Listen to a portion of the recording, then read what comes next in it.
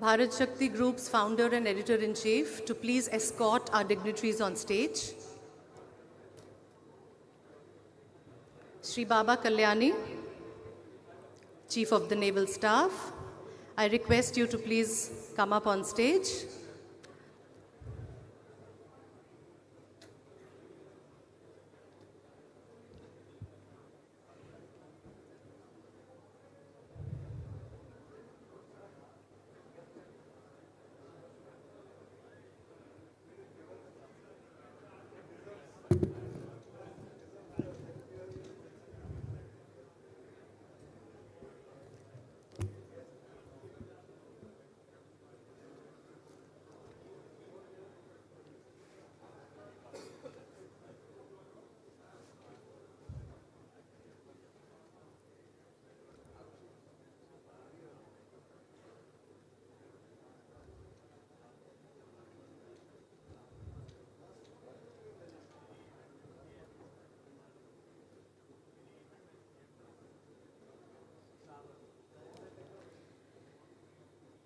Once again, ladies and gentlemen, a very, very warm welcome to you all to the 10th edition of the India Defence Conclave.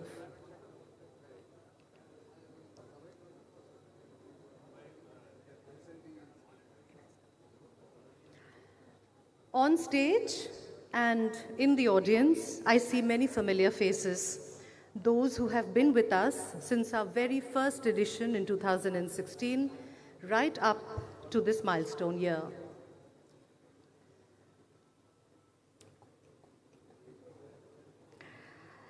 To all of you, veterans of the Bharat Shakti journey and those joining us for the first time, thank you for standing by us and helping us grow from a one-portal startup to 3 niche specialized online platforms today. Over the last decade, the India Defence Conclave has evolved from a focused interaction between defence attachés and industry into India's foremost strategic forum on national security, self-reliance, capability building, and technological transformation. It has been a remarkable journey. From its inception in 2016 to this milestone 10th edition in 2025. Bharat Shakti's vision led to the India Defence Conclave, earlier known as the Defence Attachés Conclave, into a space where dialogue meets delivery, bringing together the armed forces, policymakers, industry leaders, innovators, and global partners in one powerful conversation. Through the years, the conclave has mirrored India's defense evolution, from showcasing indigenous capability to shaping procurement policy, from fostering exports to nurturing innovation and startups, from discussion to execution. Many of us, I'm sure, will remember the moments that have defined the conclave's identity. The debut gathering of defense attachés and service leadership, the rise of Atmanirbharta as a central theme, the participation of successive chiefs of the armed forces, and the steady inclusion of global partners who now see India as a trusted defense hub. We at Bharat Shakti take pride in the fact that we were the first to start, way back in 2016, the only organization then to bring together Indian MSMEs, foreign and Indian OEMs, the foreign defense attachés under one roof to showcase India's defense capabilities to the world. Today, similar conclaves have mushroomed across the calendar year, but we remain grateful to our partners and delegates for continuing to see value in what we do and for staying by our side through every edition. Importantly, we remain the only conclave that has, year after year, seen the participation of, besides industry stalwarts, all 3 service chiefs, the Chief of Defense Staff, and our special guests, the foreign defense attachés. This year's overarching theme, Future Forward, Building Global Partnerships and Indigenous Strength, reflects the dual trajectory that defines India's defense outlook today. It is about deepening global cooperation, even as we strengthen domestic capabilities, about harnessing partnerships that strengthen Atmanirbharta, and about ensuring that India's defense sector continues to take long strides with both confidence and conviction. We have a packed agenda ahead: 6 knowledge sessions, multiple keynote addresses, and exclusive one-on-one interactions, in addition to the presentation of the Bharat Shakti Lifetime Achievement Award.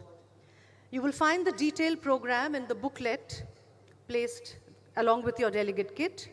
And for your convenience, the profiles of our distinguished speakers and panelists will appear on the screen as we move from session to session. I would also like to draw your attention to the information kiosks in the exhibition area.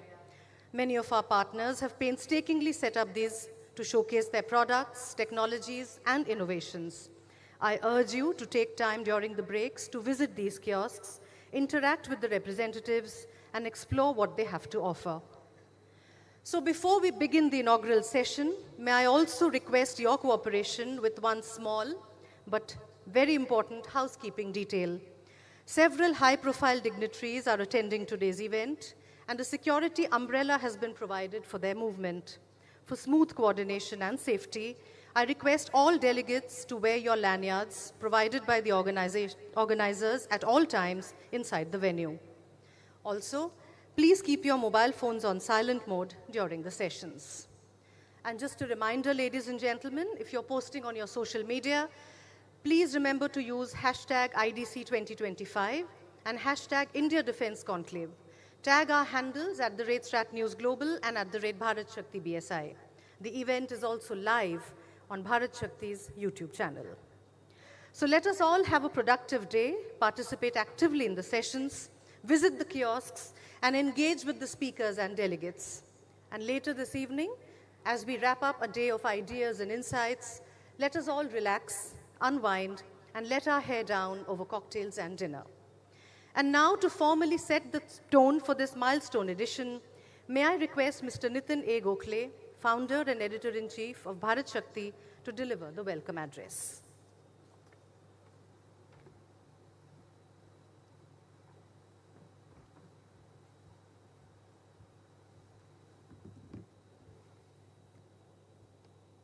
Thank you, Nilanjana.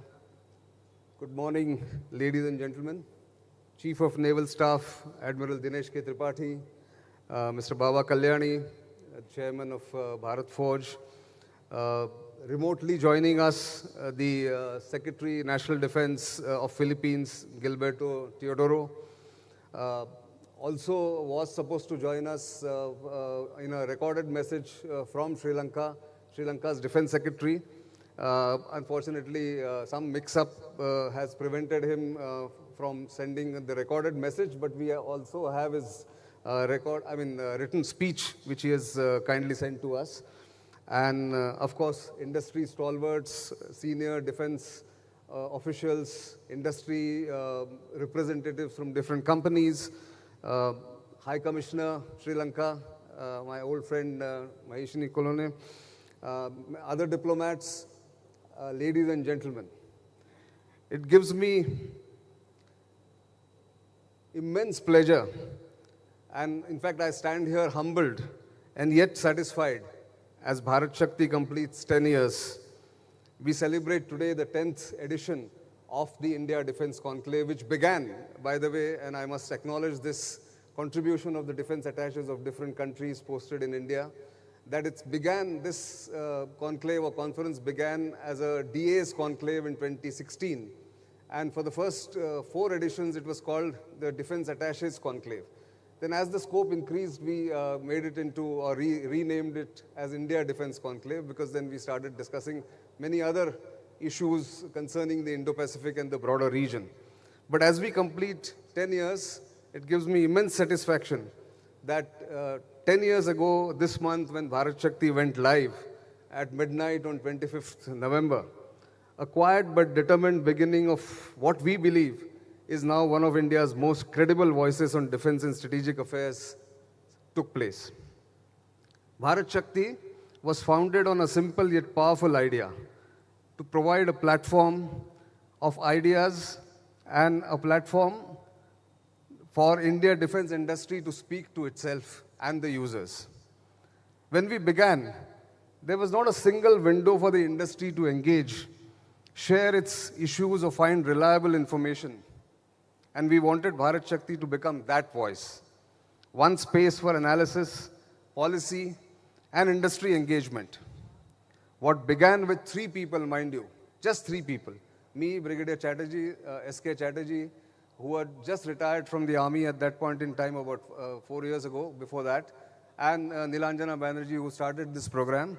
Only 3 people with a conviction in India's potential for self-reliance in defense. And we quickly grew into a full-fledged media and analysis collective. Over the years, Bharat Shakti has become synonymous with credible journalism, sectoral insights, and informed commentary on India's defense ecosystem. Its readers include policymakers, serving and retired military officers, industry leaders, and professionals involved in procurement and policy making. My biggest satisfaction, however, is that we have managed to maintain credibility. We have never ever compromised on facts or integrity. The platform's growth has mirrored India's own trajectory in defense indigenization and self-reliance, aligning naturally with the government's Make in India initiative launched in 2015. From the first conclave in 2016, inaugurated by then Defense Minister Manohar Parrikar, to annual events that bring together the armed forces, the industry, and as we can see here, foreign defense attaches, Bharat Shakti's gatherings have become must-attend forum for the ecosystem. Now, as we enter its 11th year, we are preparing for the next phase. Plans are underway to revamp industry-focused content, expand the YouTube channels, through Hindi and other language explainers and documentary-style field films, launch a new series like Women in Defense, and training India's best on premier military institutions. There is also a push to connect with younger audience, not only through digital storytelling that as we do, but also through on-ground initiatives. We are looking at Bharat Shakti clubs in Tier 2 and Tier 3 cities, which have defense corridors or defense presence, like Coimbatore, Lucknow, Kanpur, Pune, Nashik. As the organization steps into its 11th year, the team remains rooted in its founding philosophy, to be a trusted, insightful, and forward-looking platform that bridges the gap between policy, industry, and people. We may have started small, but we have always aimed high, with credibility, class, and conviction. 10 years on, that spirit endures. The same quiet determination that lit up the midnight of November 25, 2015 now shines brighter than ever, guiding Bharat Shakti into its next decade of service to India's defense and strategic community. At this stage, all that remains for me to say is thank you to all of you, to those who have helped us along the way in completing this decade-long journey. The sheer number of people and organizations that have supported us and continue to support us prevents me from naming all of them. But this packed auditorium is a testimony to everyone's confidence in us. For that, me and my team, now 40 strong, remain forever grateful. As you can read in the program booklet, we have a packed day ahead. 6 knowledge sessions, 2 big interactions, 1 award ceremony. Hopefully, all of you will be able to network during the breaks, establish connections, and carry forward the good work in a collaborative way. Do join us for a drink and dinner at the end of the day to interact more informally. Once again, a hearty welcome to all of you. Thank you very much. Jai Hind.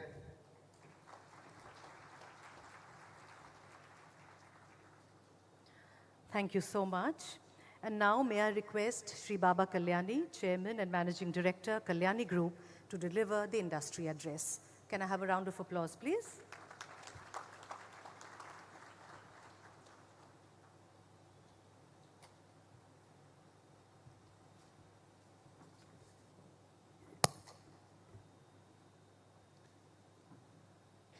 Admiral Dinesh Tripathi, Chief of the Naval Staff, High Commissioner of Sri Lanka, Honorary Gilberto Teodoro, Junior Secretary, National Defense, Republic of the Philippines, ex-Chief Air Marshal Baduria, ex-Chief of the Army Staff, General Pandey, senior officials from the Ministry of Defense and Indian Armed Forces, other serving veterans and defense personnel, Nitin Gokhale, Nilanjana and the team of Bharat Shakti, distinguished guests, ladies and gentlemen. At the outset, I'd like to extend my very warm congratulations to Bharat Shakti for envisioning and executing this 10th edition of Indian Defense Conclave with such precision and purpose. It's not every day that you see the armed forces, top defense policymakers, industry leaders, all under one roof, not just talking strategy, but synergy. That's not just a conclave, but I think it's a statement for the future. Before I begin with my talk, last week was a fantastic week for our country. Yesterday, we had the inauguration of ESTIC 25. The Honorable Prime Minister was there, and he inaugurated the Viksit Bharat program for 2047. Also announcing a 1 lakh crore R&D fund for the private sector. It's a fund that will be given to the private sector based on projects with a 50-year moratorium. So 1 lakh crores for 50 years would be many lakh crores in that time frame, and that will just bring up, almost bubble up, all the energy of our scientists, entrepreneurs, and engineers who want to make things happen. Second, ISRO launched on November 2nd the satellite CMS-03, also known as the GSAT-7R, the launch vehicle LVM-3M5, which was India's most powerful rocket, nicknamed Bahubali. Launch site was the Satish Dhawan Space Center in Sriharikota. The weight of the satellite was 4,410 kilograms, never done before. And the purpose was military communication satellite for the Indian Navy. So that's why I said, Admiral, that Navy has a lot of credit in this week. The Indian Army Exercise Trishul, which is the tri-services exercise from 30th October to 13th November. Location Rajasthan, Gujarat, Creek and desert sections, Northern Asian, Arabian Sea. Participants, Indian Army, Navy, Air Force, and Coast Guard. This is the first time, I think, a major tri-services drill has taken place using new technologies, all indigenous technologies. And lastly, the biggest Atmanirbhar message that we got was the women's cricket team winning the World Cup on Sunday with an Indian coach. So it's been a great week, a great Sunday, a great couple of days for India. I stand before you not just as an industrialist, but as someone who has walked the factory floors, seen the pulse of innovation, and felt the urgency of transformation. We are the first Indian multinational in India. Not many people may know that. But this is what we are. Very nationalistic, very driven by Indian technology, very driven by Atmanirbhar mission. Not long ago, an incident brought into sharp focus the critical importance of technological sovereignty. Maybe many of you don't know about this. A reminder that in today's interconnected world, control over technology is as vital as control over territory. A few years ago, we discovered, actually it was just 2-3 years ago, we discovered that the humble attendance machines in our government offices, those little devices we barely ever notice, were quietly sending back data to China because they had all Chinese chips. Every CCTV camera on our street was made in China. Every phone had chips made in China. And many of these chips are double stamped in Singapore to show that they are made in Singapore. Every drone in our sky has chips made in China. Foreign made, foreign control. That was a wake-up call, a reminder that sovereignty in the 21st century isn't just about borders, it's about bytes, chips, and codes. And yet, in this moment of uncertainty and vulnerability, we see opportunities. India today stands at the cusp of transformation. We aspire to grow our economy from $4 trillion to between $30 to $35 trillion. That's the whole ambition of the whole Viksit Bharat program by 2047, which is not very far away. It's just 22 years away. But this journey cannot be powered by services alone, especially when 60% of our economy today depends on services, which limits our ability to build scalable, value-added manufacturing and a products nation. That was the theme of yesterday's discussions with the Honorable Prime Minister. To truly transform, India must become a products nation, one that designs, one that develops and manufactures its own technology. Just like our cricket team or this big satellite that was launched in the biggest launch vehicle by ISRO. Unfortunately, there remains a widespread misunderstanding about Make in India. Nitin mentioned about the Make in India in 2014. Make in India has often been reduced to mere assembly, where imported kits are simply put together, offering little value addition. In contrast, Made in India demands a full stack capability, indigenous design, indigenous IP creation, and an end-to-end manufacturing without the shift. India risks remaining a service-led economy, unable to build the resilient, innovation-driven industrial base required to be a global leader. The Honorable Prime Minister's announcement yesterday of 1 lakh crore RDI fund is a bold step in this direction. For the first time, we are seeing public capital flow into private innovation. This entire fund is for the private sector, ladies and gentlemen. This is not just funding. It's a fuel for ambition.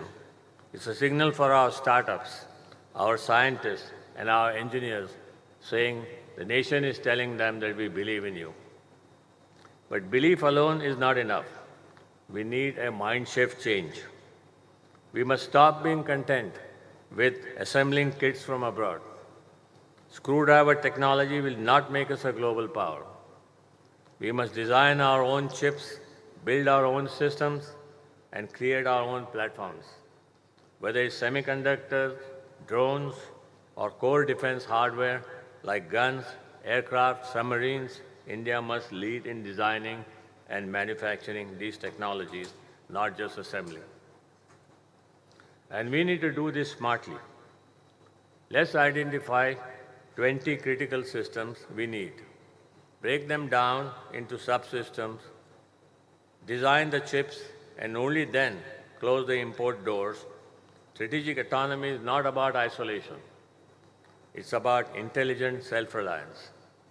We also need to rethink how we support our startups. Today, a young company with a breakthrough in defense products is asked to furnish a bank guarantee almost equivalent to the order it receives. That's not encouragement. That's discouragement. We must create credit support, reform ESOP taxation, and build a nurturing ecosystem where innovation thrives. And finally, we must look outwards. China's rise with Huawei was no accident. It was the result of a strategic demand aggregation of the state-backed industrial policy. The Chinese government awarded Huawei the entire domestic telecom business, provided massive credit support, and ensured its products were adopted across the public and private sectors. This created a robust home market, enabling Huawei to scale rapidly, invest in R&D, and become globally competitive. We have to replicate this model across its defense and strategic technology sectors. We have the talent, we have the trust of global markets, and most importantly, we have a large domestic demand base. By aggregating government procurement and channelizing it to Indian companies, we can empower them to scale, innovate, and export. Let's give the world an Indian product that they can rely on, secure, sovereign, and build for global leadership. Let me leave you with this thought. When we began our journey in Bharat Forge, I started working almost 53 years ago in 1972. We didn't have billions in the bank or global partnerships tied up. What we had was belief in our people, in our engineering, and in India's potential. From a modest forging unit, we built one of the world's most respected defense and engineering enterprise. We made that possible because we had aspirations. As I often say, in the long run, aspiration is greater than resources.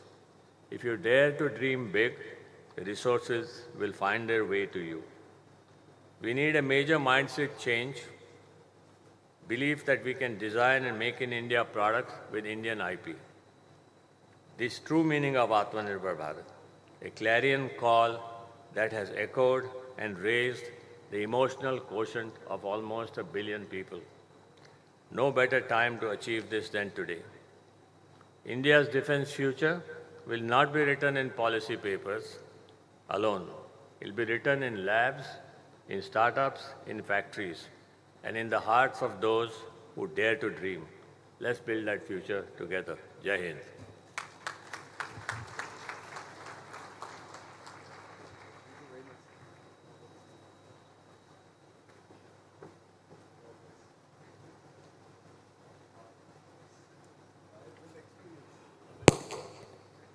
Thank you so much, sir. And now we have a message from Air Vice Marshal Sampath Tuyakonta, retired, the Defense Secretary of Sri Lanka. He was unable to record a message due to unavoidable circumstances, but he's graciously sent a message to us, and we've made a graphic out of it, which we will play on the screen, and I will also read out the message for all of you. Chief of the Naval Staff, Indian Navy, esteemed founder of Bharat Shakti, Mr. Nitin Gokhale, officials from the Ministry of Defense of the Republic of India, defense attaches representing our partner nations, members of think tanks, defense analysts, distinguished guests, ladies and gentlemen, good morning to you all. At the outset, let me express my heartfelt gratitude to the founder of Bharat Shakti, Mr. Nitin Gokhale, for granting me the opportunity to deliver this special address at the inaugural session of the India Defence Conclave 2025. It is both a privilege and an honor to address such a distinguished audience, representing a cross-section of defense and security leadership from India and abroad. This year's theme, Future Forward, Building Global Partnerships and Indigenous Strength, is not only timely, it is visionary. It represents a dual imperative for our region, the need to deepen strategic collaboration across borders, while simultaneously cultivating self-reliance through indigenous capabilities. In an era defined by rapid technological evolution, unpredictable geopolitical currents, and unconventional security challenges, this dual approach is not optional, it is essential. Platforms like Bharat Shakti, with their focus on defense and security in the Indo-Pacific, play a pivotal role in fostering discourse, understanding, and partnerships. They act as vital bridges between governments, military institutions, industry, and civil society, offering a space where informed debate leads to actionable outcomes. Today, we stand at a defining moment for the Indian Ocean region, a region that remains central to global trade, energy routes, and maritime stability. The ocean has become a critical battleground where traditional threats like piracy now converge with modern dangers such as sophisticated cyber attacks, climate-driven crises, and evolving asymmetric warfare that defies conventional defense strategies. In addition, the world today faces multiple challenges: geopolitical frictions, economic uncertainty, and non-traditional security threats, such as climate change and pandemics. These challenges are not confined to borders. They highlight that no nation can withstand such challenges alone, but we can overcome them together through cooperation. In this context, the Indo-Pacific is the region of immense strategic importance. It is home to diverse cultures, economies, and security perspectives. This diversity is not a source of division, but of strength, if we approach one another with mutual respect and open dialogue. In this background, India and Sri Lanka have a strategic role in regional peace and stability due to our strategic position in the heart of the Indo-Pacific. Both countries have long served as crossroads of trade, culture, and dialogue between East and West. This position gives India and Sri Lanka a responsibility and an opportunity to act as a bridge of peace and cooperation in the Indo-Pacific. We firmly believe that the Indian Ocean must remain a zone of peace where maritime routes are secure, open, and free from conflict. Together, we can ensure that the Indo-Pacific is not a theater of rivalry, but a platform for inclusive growth, security cooperation, and shared prosperity. To address contemporary security issues, future defense cooperation goes beyond traditional joint exercises or intelligence sharing. It means building a shared vision of regional security that leverages both innovation and partnership. It means strengthening trust among nations, enhancing maritime domain awareness, and investing in resilient supply chains and digital infrastructure. Furthermore, the global experience of COVID-19 and more recently the cascading effects of health and environmental emergencies have taught us that national security can no longer be viewed in silos. Health security, food security, energy security, and climate resilience are now part of our collective defense calculus. No nation can do it alone. But just as vital as global cooperation is the call to develop and invest in indigenous capabilities. India's strides in defense manufacturing, technology innovation, and the Atmanirbhar Bharat initiative are inspiring models for the region. Indigenous strength is not isolation. It is the foundation on which strong, equal partnerships are built. Local capacity, when fused with international collaboration, ensures both strategic autonomy and mutual interdependence. A recent example of this spirit is the continuing cooperation between India and Sri Lanka on the defense cooperation signed in April 2025. This is a testament to our shared historical relations and to our collaboration and partnership for the way forward. These dialogues have matured into multi-pillar frameworks encompassing not just naval security, but humanitarian assistance, counter-terrorism, environmental protection, and cybersecurity. I'm pleased to note that these initiatives are not only continuing, but expanding, drawing in new partners and new dimensions of cooperation. The cooperation and relationship between the two nations are not new to us. India and Sri Lanka share a deep-rooted relationship built on centuries of cultural affinity, mutual respect, and strategic partnership. Our ties extend beyond geography. They are anchored in shared values of democracy, peace, and regional stability. In recent years, defense cooperation has emerged as a vital pillar of our partnership, marked by joint training, maritime security collaboration, and humanitarian assistance. Together, India and Sri Lanka continue to uphold the spirit of the Indian Ocean as a zone of peace and prosperity, reaffirming our collective commitment to a secure and sustainable future for our region. Going forward, the focus must be on building ecosystems of trust, where data sharing, joint training, technological co-development, and crisis response mechanisms are the norm rather than the exception. These must be backed by real political will and institutional frameworks that can adapt to the evolving security landscape. I would now like to take this opportunity to commend the organizers of this year's conclave for assembling an impressive gathering of thought leaders and practitioners. Events of this nature serve as incubators of ideas and strategic thought, capable of influencing policy and practice far beyond today's discussions. In closing, let me reiterate that the path forward lies in a harmonious balance between global collaboration and national capability, between advanced technology and time-tested principles, and between the vision of a secure region and the hard realities we must navigate together. To all participants of the India Defence Conclave 2025, I wish you a deeply engaging and rewarding experience. May your discussions be fruitful, your networks be strengthened, and your insights be enduring. Together, let us move forward towards a more secure, collaborative, and self-reliant Indo-Pacific. Thank you. Have a great day ahead. I suppose I read it a bit faster, but I think you all heard me, and now I think just a couple of lines left. Sorry? I did well, thank you.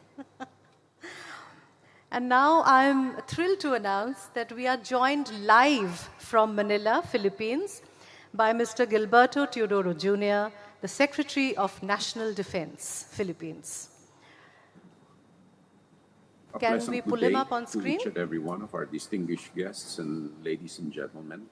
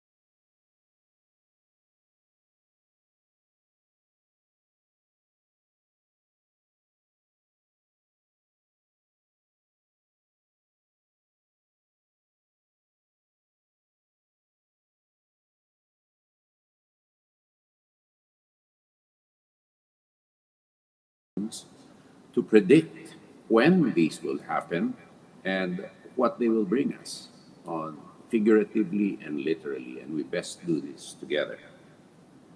I first met Nitin, if I may call him that, when he interviewed me at the sidelines of the momentous visit by President Marcos and a majority of the members of his cabinet, me included, to India earlier this year, where we inaugurated our comprehensive partnership. Might I say, though, that it is comprehensive in name, but strategic in its moorings and its nature. And in this visit, President Marcos stated that we approach the forging of such relationships with great deliberation, less of caution, but more of adherence to very high standards of mutual and strategic trust, of common cause, of clear alignment of interests, and indeed of a track record of being responsible players in the international arena and the global commons.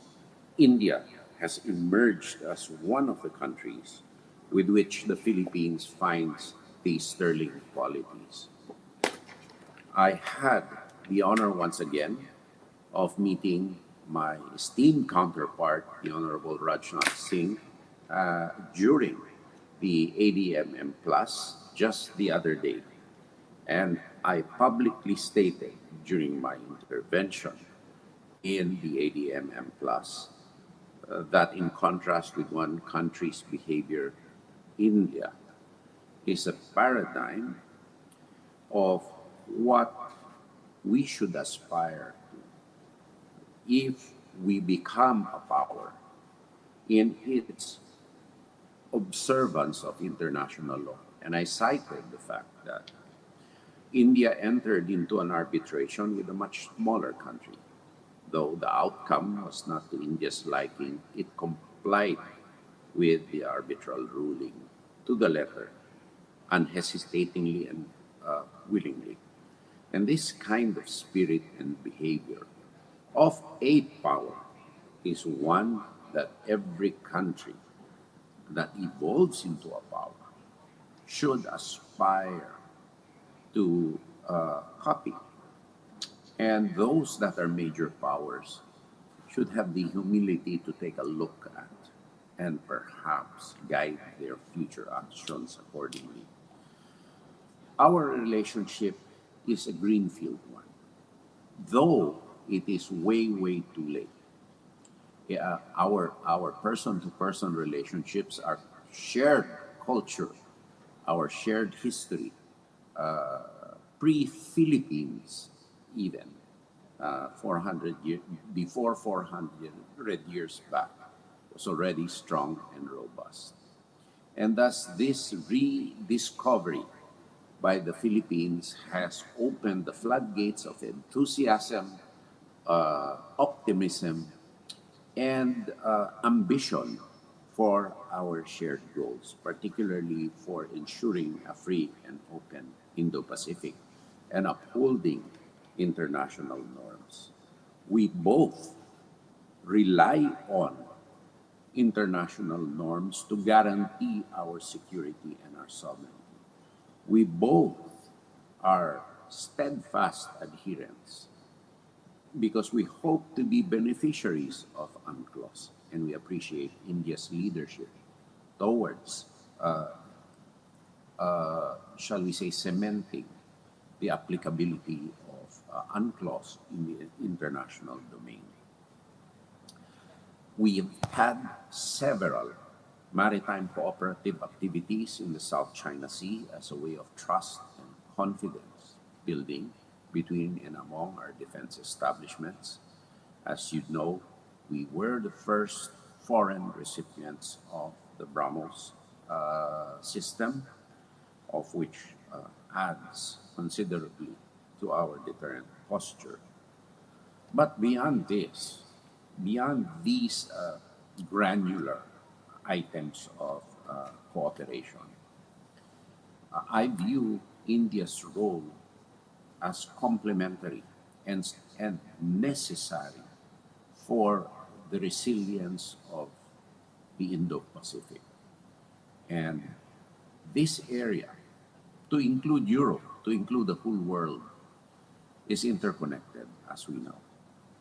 For the Philippines being an archipelagic country, a net importer of all the things that we need for daily life, with a huge population, with 20% of our territory being land and 80% water, we do need connectivity, we do need trade, we need to secure our supply chains. We need to cooperate with India on healthcare, on food security, on energy security, on connectivity, on disaster risk reduction and resilience. And we need India to help us bridge the gaps of our sources and destinations of our supply chains. And most importantly, we thank India for helping to secure the most valuable component of the Republic of the Philippines, our people. One in probably 3 or 4 vessels in any ocean in the world has Filipino seafarers.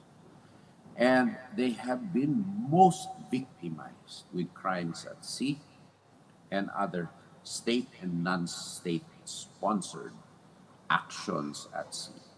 Most recently by the Houthis hostage several Filipinos. And in this, India has been at the forefront of helping secure our people in the Indian Ocean, for which we are very thankful.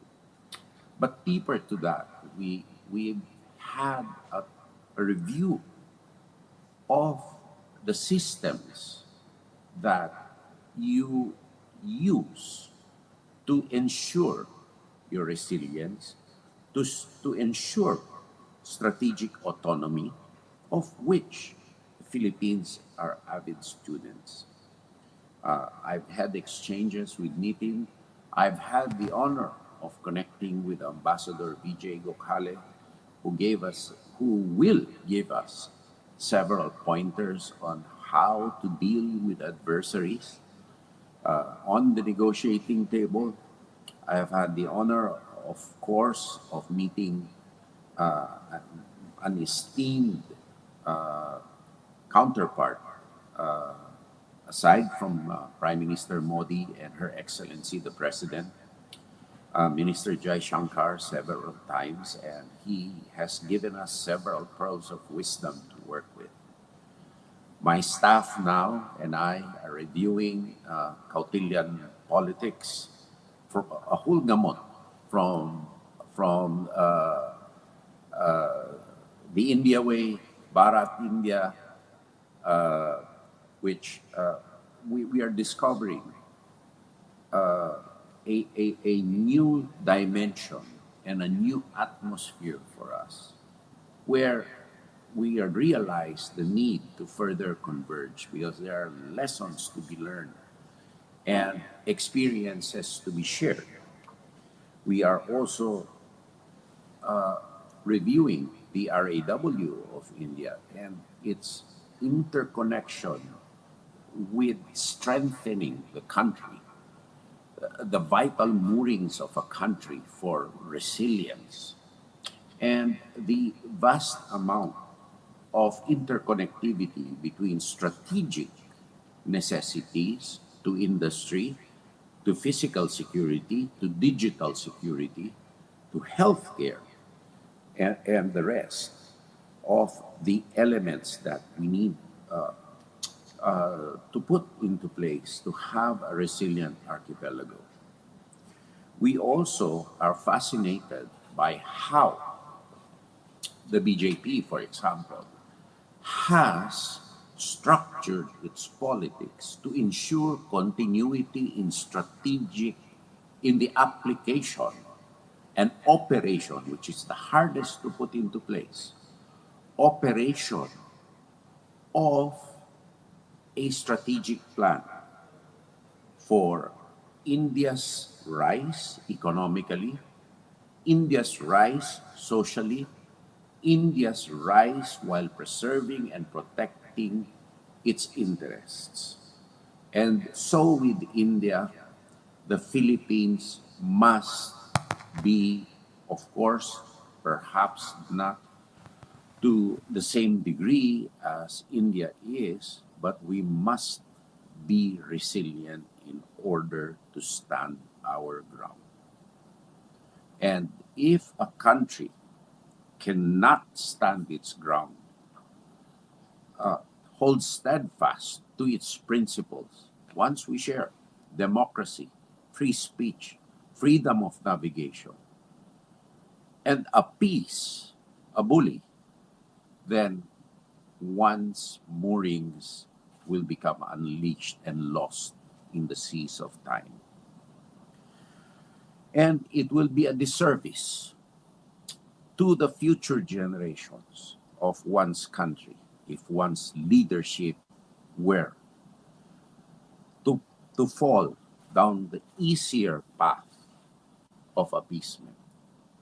And in this, India's example is a sterling example on how we should hold fast our own national resilience, our own projections in the international community. And both India, the Philippines, and other like-minded partners go forth to resist attempts to redefine the world order towards the selfish agenda of irresponsible large powers. And I believe India shall be at the forefront of a principled collective movement towards resisting these unilateral attempts to justify oppression, to justify expansionism, to justify, shall we say, a monopolitical cultural imposition on the people and on the world to justify a political or a personal end. This is a very dangerous phenomenon which, if left uncalled out, will continue to perpetuate and may be accepted tragically as a norm in the future. We hope to converge in several other areas. And it is my job now on the defense ecosystem, given the opening floodgates of interest, to put some structure and to put discipline into the engagement so that our partnerships become enduring, principled, sustainable, and governable. We have been reliable partners for the past 75 years. I'm optimistic that both bilateral and multilateral engagements will converge, not only by necessity, but more so by choice, because it is a freedom that we both have the luxury of enjoying at this time if we fight for an international system that will guarantee respect for the choices that not only we make as officials, not only you make as influential members of the Indian society, but a normal person, an ordinary person, can make. And I'm so inspired by the story of your president, how she was able to overcome adversity and difficulty, and how a society was able to allow talent to be developed, talent to be developed not only insofar as personal development is concerned, but developed for leadership, developed for a living symbol of equality, egalitarianism in a society, and a living tribute to what India has become in today's day and age. As I am facing a crowd of distinguished defense and military officials, colleagues, I would like to end my remarks by referencing a respected person, National Security Advisor Ajit Doval. In particular, I would like to echo the important distinction he made between individual morality and actions of the state.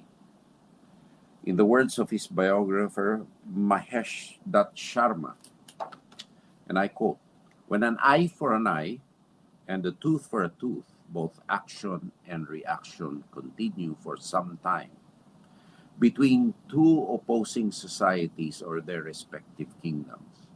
Both begin to act more cautiously. Both states go on to save themselves from being blind or toothless. Thus, the eyes and teeth are better protected.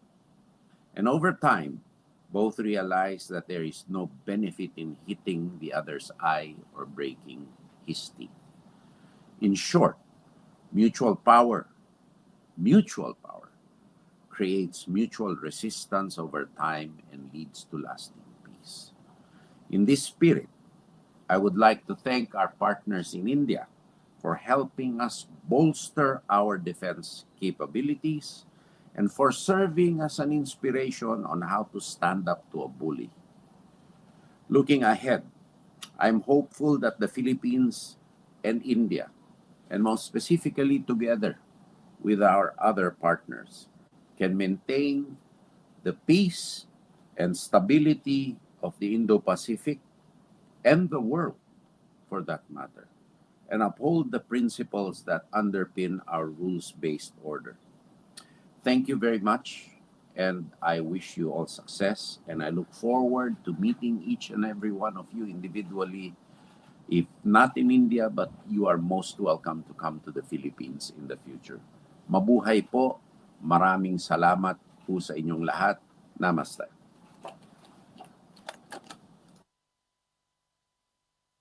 Thank you so much, Mr. Teodoro, for those valuable insights and for the reminder of the freedom both the nations are privileged to have. Thank you so much for that. And now let's move on to the inaugural address, someone who has always stood by our side, the Chief of the Naval Staff, Admiral Dinesh Kumar Tripathi. Can I have a round of applause for him, please?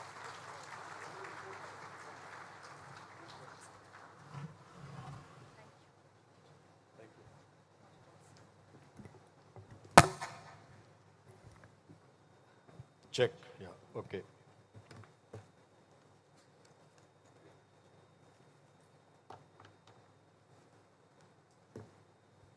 Her Excellency Maheshini Kalone, High Commissioner of Sri Lanka to India,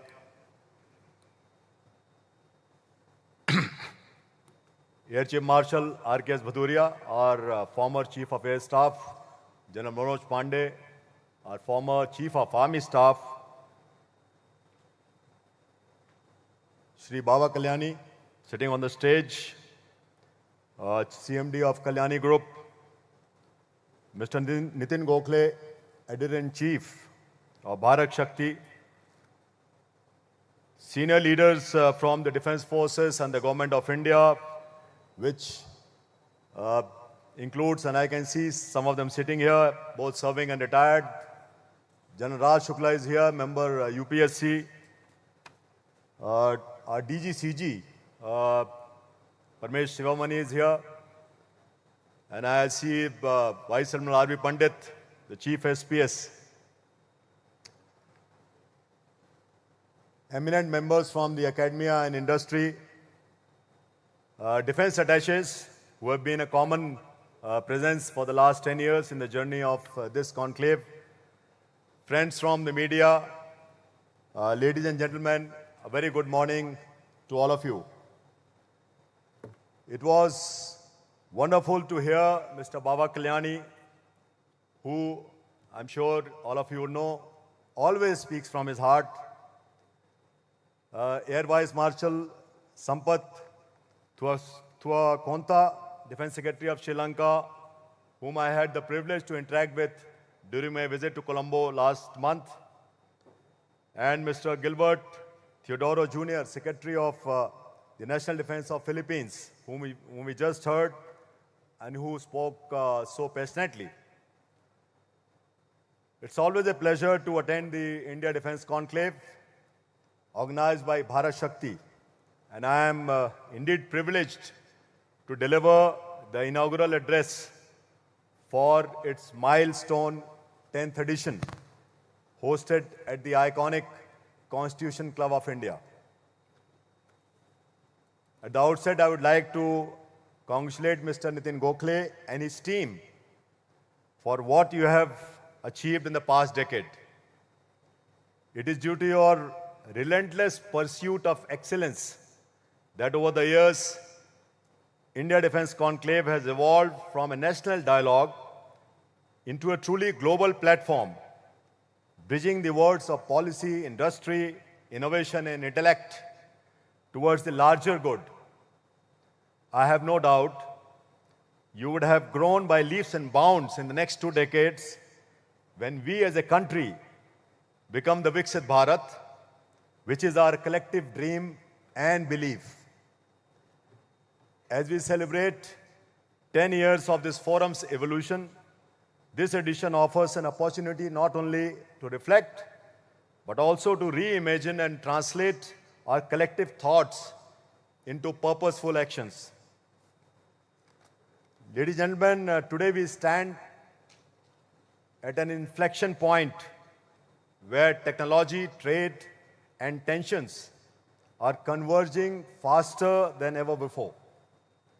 This accelerated interdependence may be generating a strategic flux far more dynamic than the pace at which institutions and norms can adapt. In this evolving landscape, we witness the growing relevance of two seemingly contrasting but deeply complementary dynamics. On one hand, it is neo-localism, a renewed emphasis on rooted capability and indigenous strength. And on the other, globalization. I'm sure some of you must know a concept articulated by sociologist Roland Robertson, emphasizing the fusion of local depth and global engagement.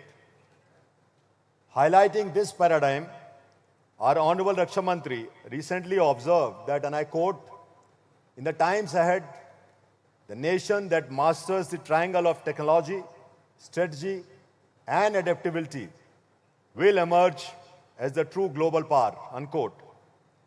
This strategic triad calls for an approach that is grounded yet global in outlook, sovereign yet interconnected.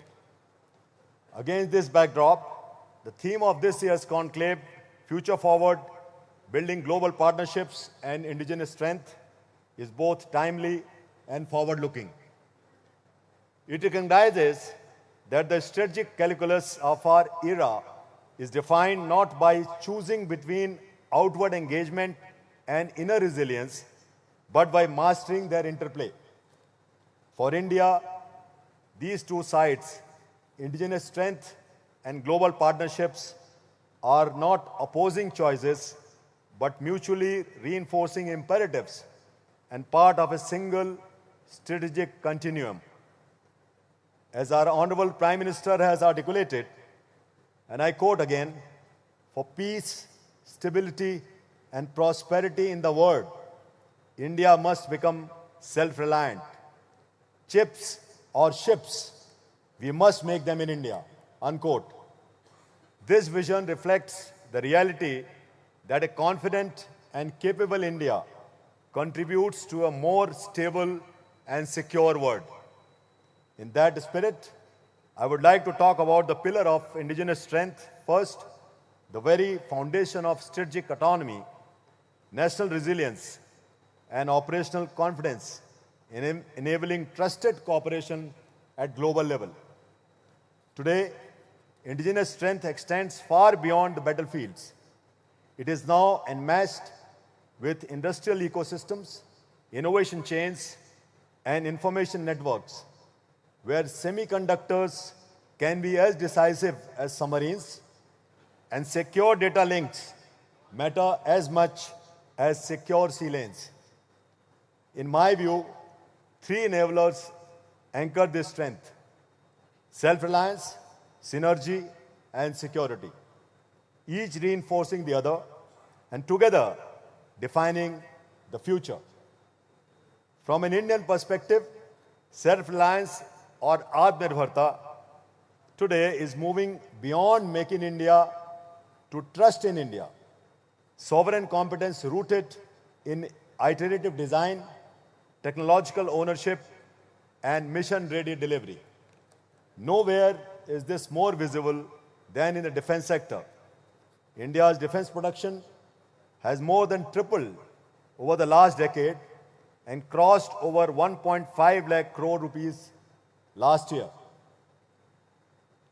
Indian Navy, on its part, has embraced Atmanirbharta not only as a strategic imperative, but also as an investment towards future assurance. We have progressively strengthened our Warship Design Bureau, deepened industry partnerships, and accelerated innovation in concert with MSMEs, startups, and academia, building sovereign capabilities across the maritime domain. Due to these efforts, today, 19 shipyards in the country are capacity cleared for defense shipbuilding. And on an average, one new indigenous warship or submarine is being added to the Indian Navy every 40 days. As we look to become a 200-plus ship Navy by 2035, all of our 52 ships presently on order are being built in Indian shipyards. Moving beyond platforms, our aim is to take Atmanirbharta to component level and build a fully Atmanirbhar force by 2047. Yet, strength from self-reliance in isolation is insufficient. It must be amplified by synergy and shared purpose. In contemporary security ecosystems, strength no longer resides in siloed excellence, but in integrated competence, where capabilities, people, and processes align as a coherent force. Advantage belongs to nations that dissolve boundaries between services, industry, and academia, and convert individual proficiency into collective power. India's emerging maritime sector is a shining example of how strong synergy among all stakeholders and across strata can drive domestic capability and capacity. From unified port-led development to digital systems that knit together trade, transport, and technology, this coordinated maritime momentum is advancing India's rise despite turbulent tides. This national experience underscores a deeper tenet that true synergy must operate both vertically and horizontally, aligning research with needs, industry with capability development, and operators with the teams that design and build their tools. For the Indian Navy, this translates to working as one maritime enterprise with sister services, maritime agencies, and industrial partners to create seamless operational and technological solutions. Just for example, the National Maritime Domain Awareness, or NMDA project, being steered by the Navy, our Navy, all Indians Navy, will link all maritime stakeholders, including about 7 government ministries and over 15 national agencies. Self-reliance and synergy finds its fullest expression towards indigenous strength when it translates into credible, continuous security for our nation as well as for the region. Indigenous strength ultimately derives its meaning from security, the ability to deter aggression, safeguard national interests, and uphold a stable, rules-based order. At its core, security is where industrial effort, operational readiness, and strategic foresight converge. For a maritime nation like ours, this means persistent presence, credible capability, and rapid response across the region, with missions ranging from deterrence and crisis management to humanitarian assistance and disaster relief at scale. As the principal manifestation of India's maritime power, the Indian Navy remains mission deployed and combat ready over expanded geographies for extended periods of time, displaying poise and preparedness to respond to any emerging scenario, to maintain order and peace in the global commons, especially in the Indian Ocean region. Our forward deployed units, the true ambassadors of India's indigenous strength, not only safeguard our national interests, but also uphold stability as the first responder and preferred security partner across the region. With this, let me turn to the second pillar, which is the partnership. Today, this ethos finds expression in inclusive vision Mahasagar, or mutual and holistic advancement for security and growth across regions.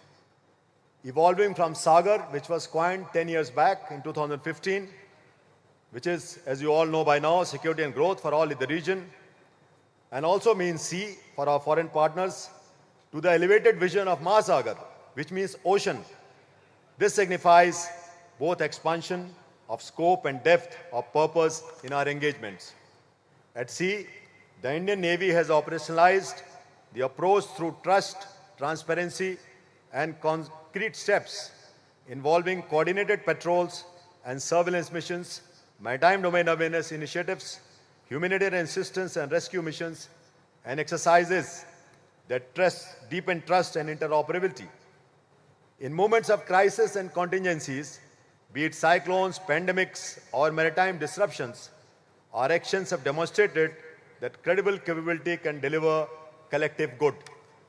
At the same time, we are actively supporting functional groupings and frameworks founded on issue-based convergences like IPOI, IORA, IONS, and BIMSTEC, just to name a few, to generate solutions calibrated to regional realities and partner priorities. As we assume the chair of IONS and command responsibilities within the CMF next year, we will work to deepen information sharing and collective maritime response. We also look forward to advancing this cooperative spirit during Milan 2026, which will be held in Vizag in February, where more than 55 global navies are likely to converge in India to strengthen shared readiness and mutual trust. Looking ahead, our partnerships must move beyond cooperative coexistence to what scholars call as collaborative resilience, a system state in which capability and shared purpose enable us not only to survive shocks, but to transform them as launch pads for further growth. This will involve building institutional linkages, industrial networks, and interoperable frameworks that absorb disruption, adapt to change, and enhance regional resilience together across the region. As we advance towards our vision of becoming Viksit Bharat by 2047, partnerships for us would never be alignment of convenience, but remain a convergence of purpose and principle. Our endeavor would be to translate indigenous strength and purposeful partnerships to nurture a region that is free, open, inclusive, and rules-based, not by circumstance, but by collective choice and sustained commitment. After all, future belongs to societies that learn continuously and cooperate deliberately. Let me conclude by a quote widely attributed to Peter Drucker, and I quote, "The best way to predict the future is to create it," unquote. By fostering informed discourse and trusted collaboration, forums like the India Defence Conclave help build the foundations of such a promising future. As we set the ball rolling for an engaging day of dialogue and discussions, I wish the Conclave every success. May the 10th edition of India Defence Conclave inspire new ideas, unlock new collaborations, and reinforce our collective resolve to build a secure, resilient, and prosperous shared future. Before concluding, I would like to thank once again Mr. Nitin Gokhale for affording me this opportunity. I wish Bharat Shakti all the very best. Skyrocketing growth. See you in 2047. Thank you, ladies and gentlemen, for your patient listening. Thank you very much.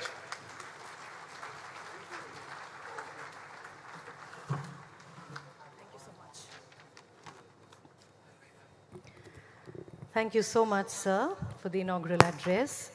And with that, we have come to the end of the inaugural session of the 10th India Defence Conclave.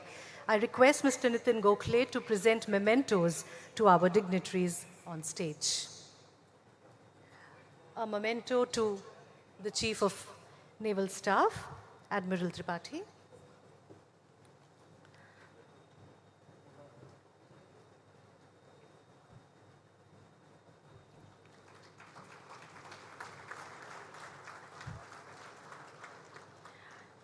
To Shri Baba Kalyani, Chairman and Managing Director, Kalyani Group. Nitin, I would also like to inform you that the CNS also has something for you before we huddle for the photograph.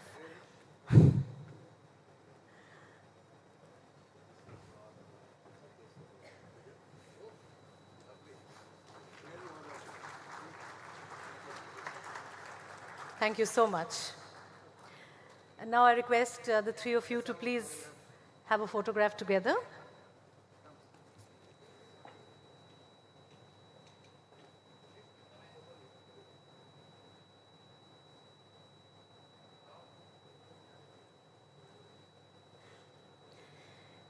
And now, ladies and gentlemen, we will take a short break for tea, which is laid out in the exhibition area outside, near kiosks 12 and 13. That's Skytail and Shiva Texian.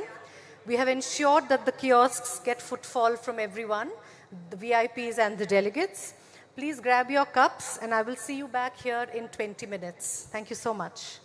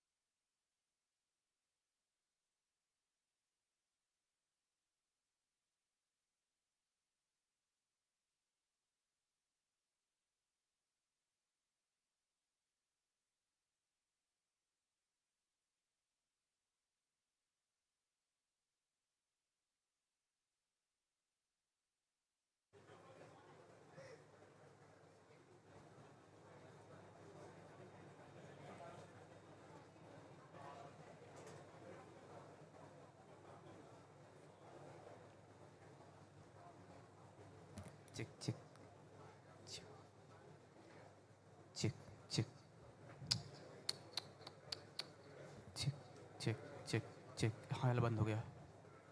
Check check check. ये front से आ रहा है. 1 check.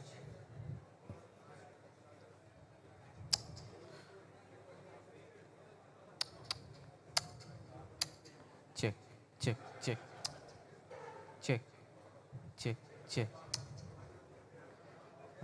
Check check. हाँ पता है ये क्यों वहाँ से ना, यहाँ से मैं बोल रहा हूँ ना, सामने से टकरा के आवाज़ वापस आ रही है. चेक.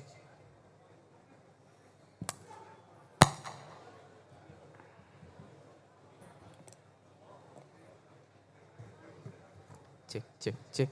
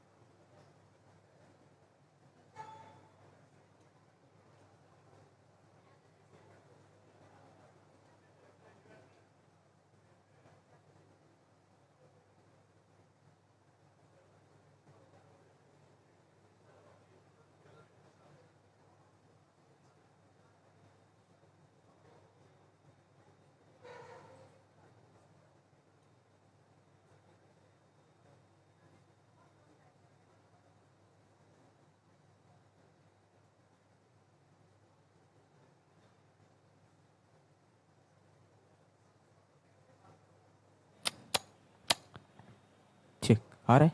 सुनो. 1 2 check check check check check check check check. Hello hello hello hello. एक टेक टी टी. Hey check check. नहीं आया. 1 check check.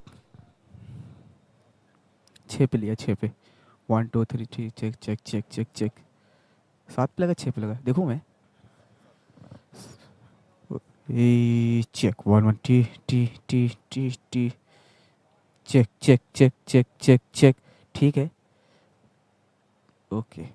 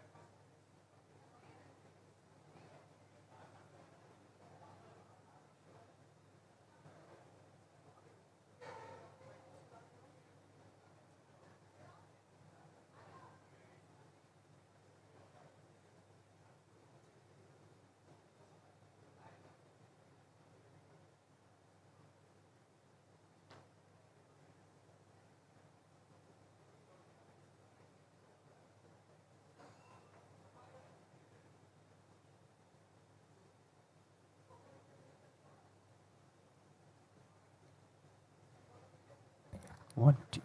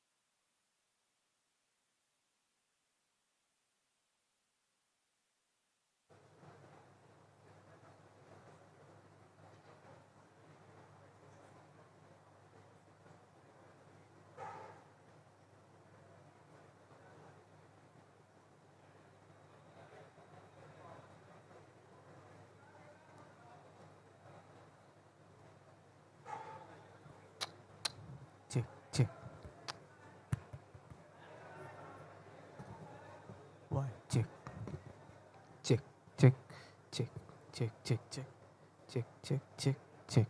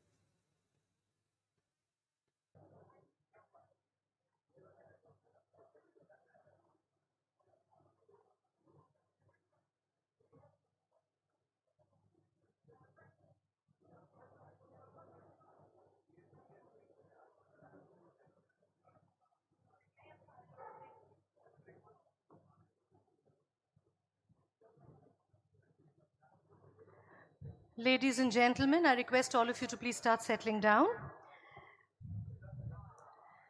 I welcome you back from that tea break after the inaugural session. I request all of you to please start settling down. Let us begin the first knowledge session of the 10th India Defence Conclave.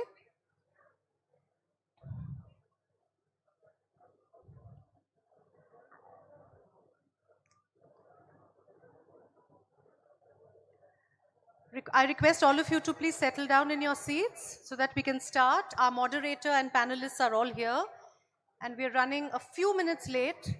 We want to come back to schedule as soon as possible, please.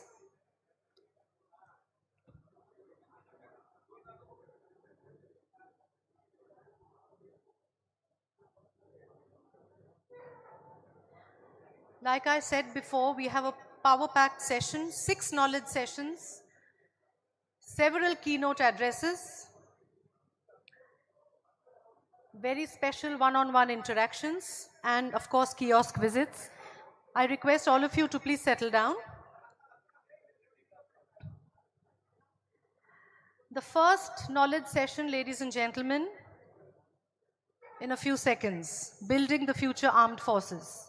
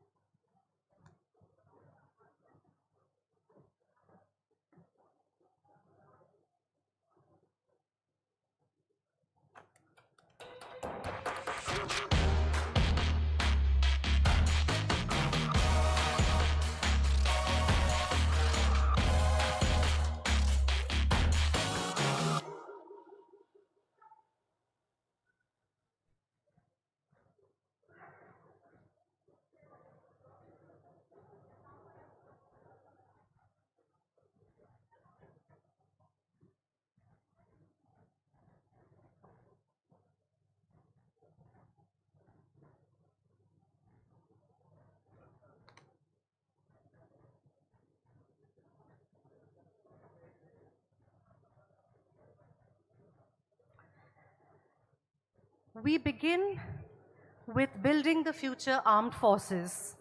Ladies and gentlemen, this is the first knowledge session of the 10th India Defence Conclave.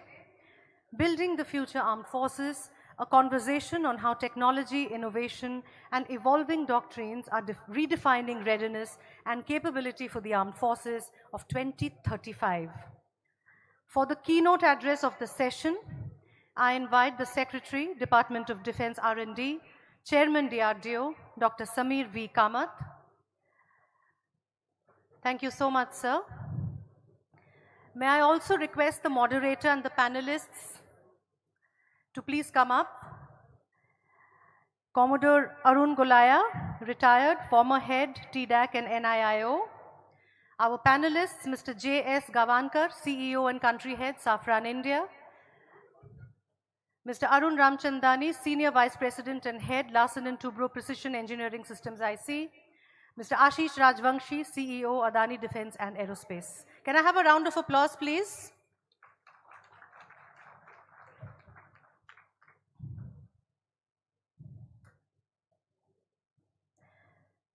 Sir, I invite you to deliver the keynote address.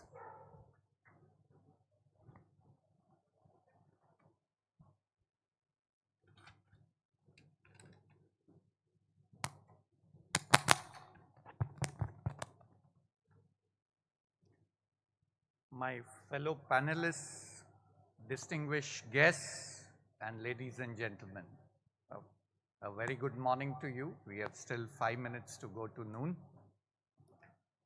It's indeed an honor to be part of this panel discussion today on a very important topic which not only defines our national security but our national destiny. Building the future armed forces, which is the theme of this discussion, is going to be very critical if our country has to become Viksit by 2047. So unless our nation is kept secure, economic growth is not possible.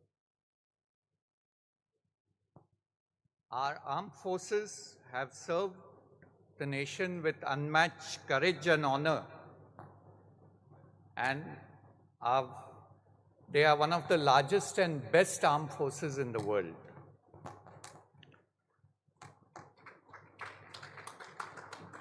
However, with the way technology is changing, unless we build an armed force which is capable of absorbing the technological changes which are happening and able to fight the future battles, we will not be able to keep our nation secure, especially considering the geopolitical uncertainty that is currently present in the world. The wars of tomorrow will be fought not only with aircraft, ships, guns and tanks, they will also be fought with data, software code, satellites, artificial intelligence, quantum technologies. The battlefield will also not be limited to air, sea and land, but will include the cyber domain, the space domain and the information domain. The future wars are going to be hybrid and multi-domain.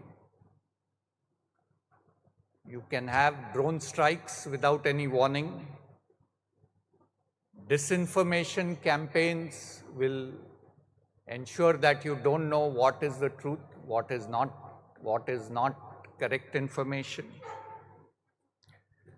You are most likely to have cyber attacks before any major war happens, which will not only cripple your infrastructure, the military infrastructure, but also your civilian infrastructure.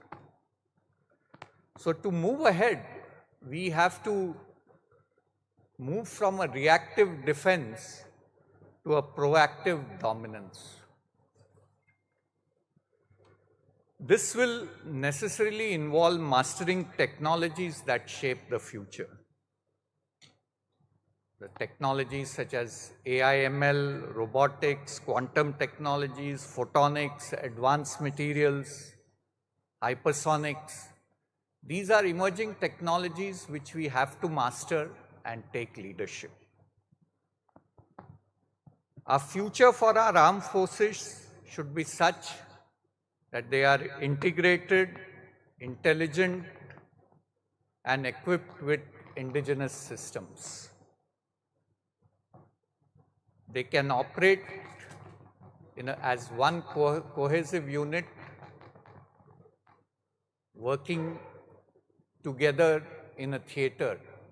And I'm sure in the years to come, we will evolve into the theater commands which have been talked about for the last few years.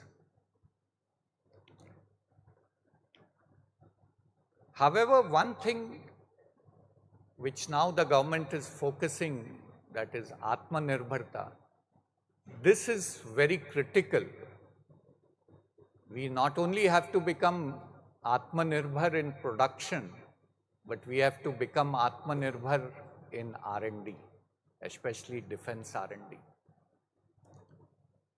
For this to happen, we have to have the whole of nation approach. So far, we have been focused mostly in either importing the systems or importing the technologies which go into the systems. But a time has come where DRDO, academia, large industries, small industries, startups, as well as the armed forces, we work together to ensure that we develop all the critical technologies that we need for our systems within the country. We not only need to build capacity, but we also need, we not only need to build capability, but we also need to build capacity. The recent wars have shown that the assumption that most wars will end in a week or 10 days is no longer true. So we need the ability to have production capacity which can do surge production when the requirement exists.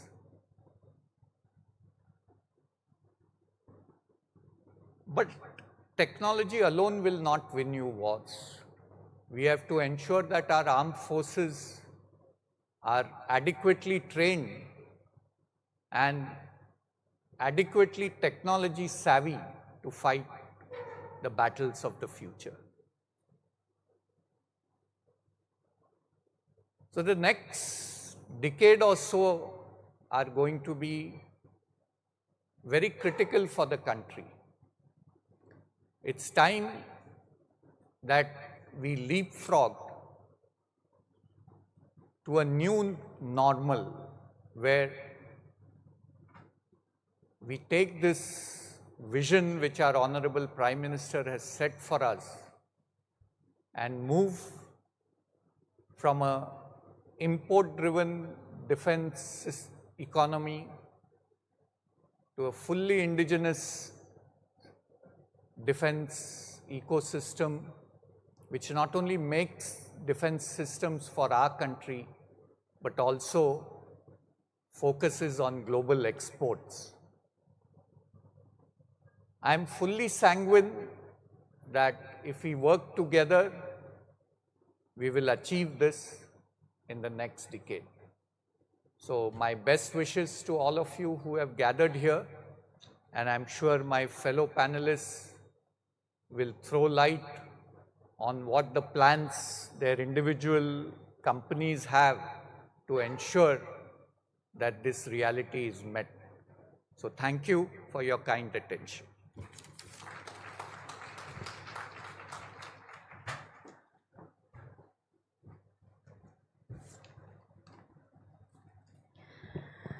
Thank you so much, sir. And once more, let me quickly introduce the moderator and the panelists to you all. The moderator of this session is Commodore Arun Golaya. The panelists are Mr. J.S. Gavankar, Mr. Arun Ramchandani, and Mr. Ashish Rajvanshi. And I hand over the session to you now, sir.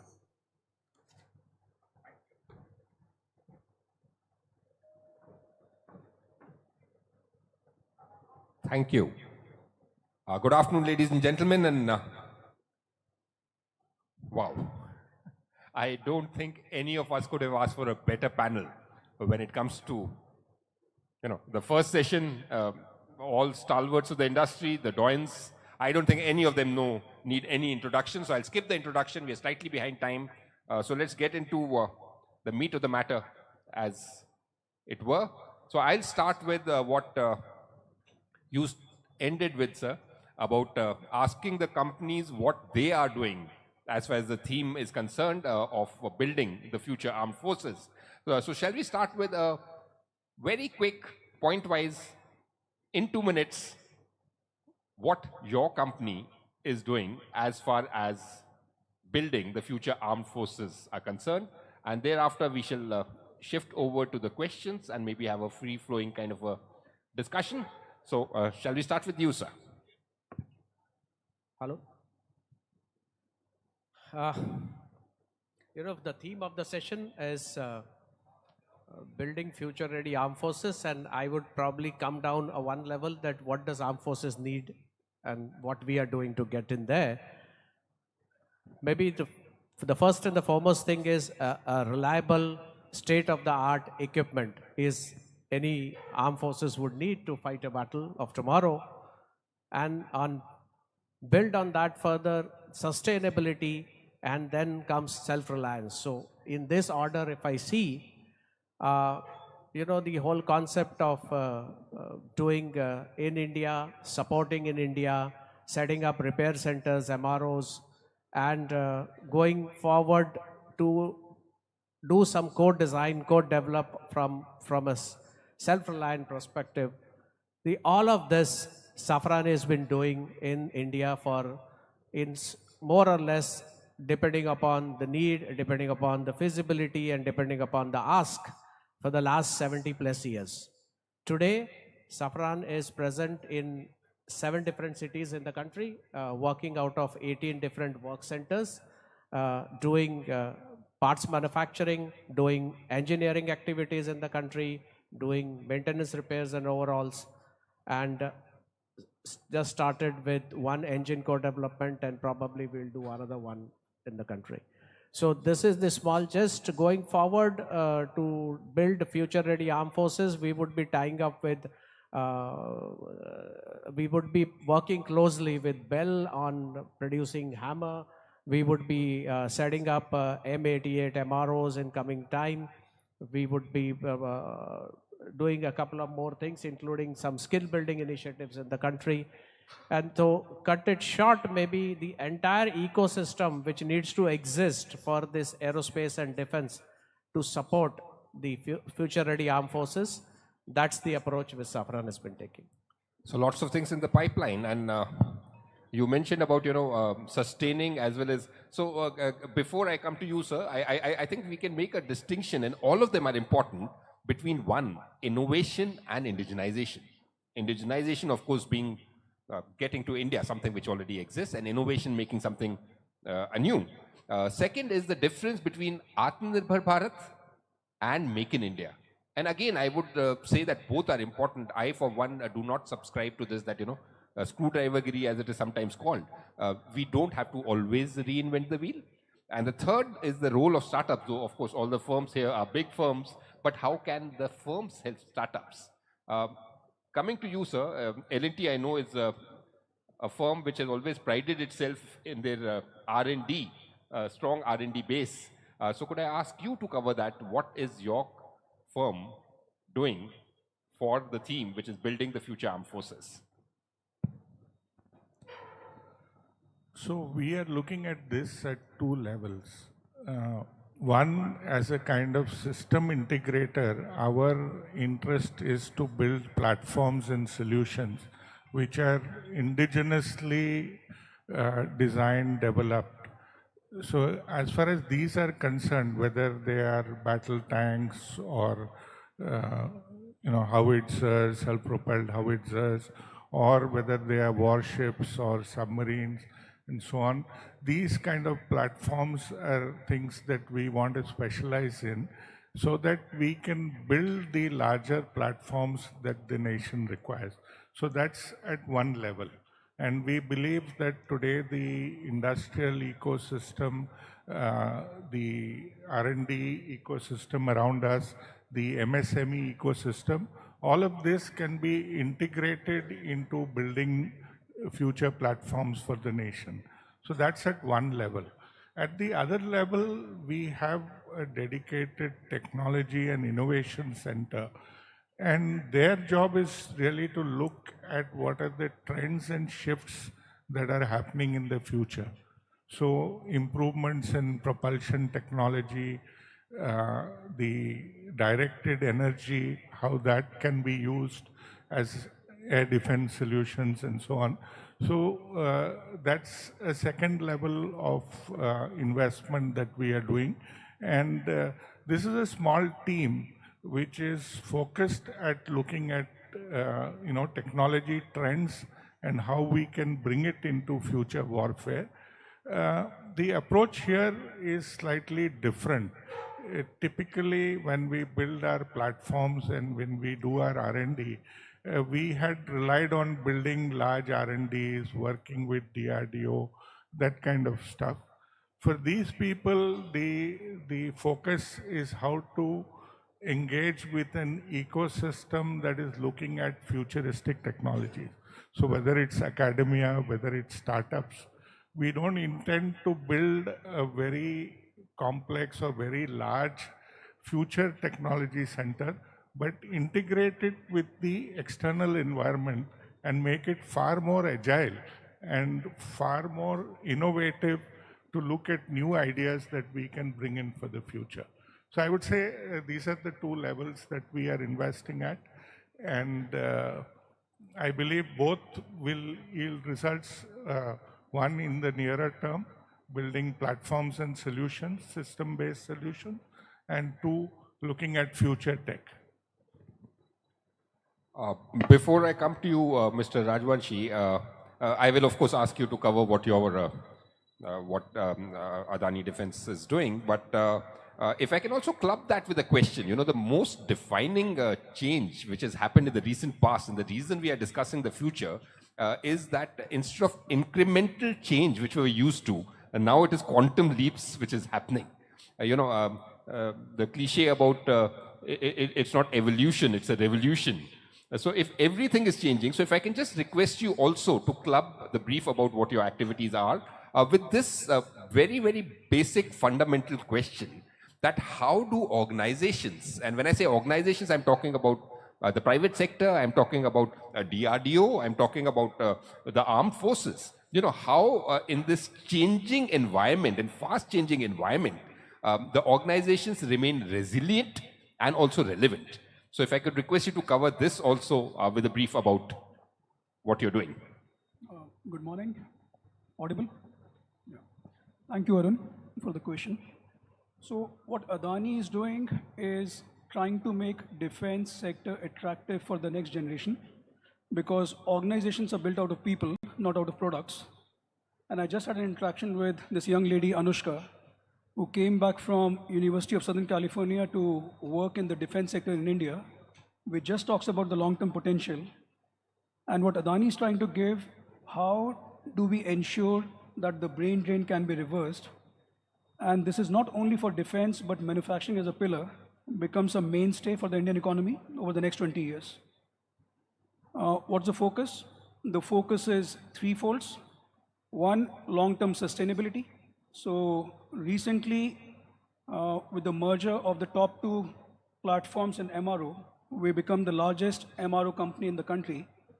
And this is not about a 1,000 crore business or a 2,000 crore business. This is about when we are reaching out to a customer and talking about any platform, it cannot be decoupled from long-term sustainability, the maintenance repair overall over the next 40 years. And we want to take that accountability to stand with the customer for the next 50 years. So that's a very key, important focus for Adani.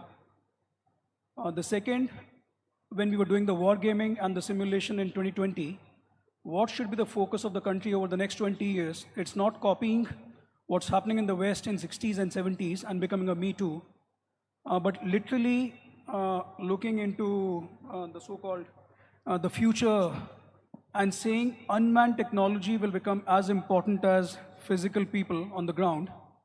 And over the last 6 to 7 years, that's a key important area for Adani across unmanned aerial, unmanned water, unmanned ground, where we have been building capabilities. The third one, and we take pride in being the largest in the private sector, is missiles and munitions. So Russia-Ukraine happened much later, Israel-Hamas happened much later, but the whole philosophy of the staying power in the war comes from ammunition.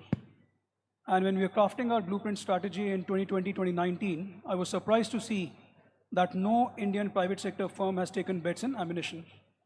So standing today, we are the largest in Southeast Asia across small caliber, large caliber, and very soon medium caliber. And we're not stopping there.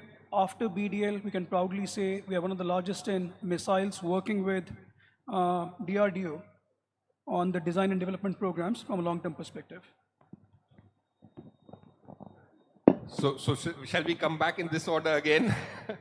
So let me change tack. We've had the broad level bird's eye view, but coming down to the nitty-gritties. And this question is for you, sir. I feel that though, there's been a lot of change in the in the last few years, there's a lot which also needs to change, especially when it comes to, say, innovation. IDEX has been a game changer for the startups, but I don't think there has been a equivalent thrust on the bigger projects per se. Procurement, yes, but when it comes to R&D, long-term funding for R&D, of course, DRDO is doing a fantastic job, but for the private sector to come into R&D, so something like a game changer like IDEX for the bigger firms, what would be your views on that? And second, if I can ask, again, merge two questions, sir, just to save time, because there are a number of startups here, and I'm sure they all want to know what big firms like yours can do to help startups. How do you engage with them? How can they engage with you? Because, it's finally the whole ecosystem which has to come up together. And startups do have their advantages, especially, the speed at which they can move. So if I can request you to answer both these questions together, sir. Yes. So, as Dr. Kamath said, today is the time for a whole of nation approach. And I think this is the crux and the most relevant issue today. If you ask me that how do we trigger private R&D spending and how do we support it, see, it's very clear that industrial R&D in India is lagging the global levels. And it's clear that more money, private sector money needs to get into R&D.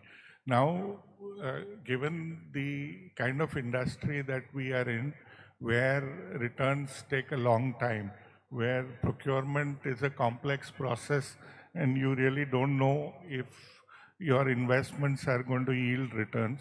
If you look at how the Western world has developed their advanced weapon systems, it's always been funded by the government. So what is the enabling mechanism that we have to give impetus to private R&D?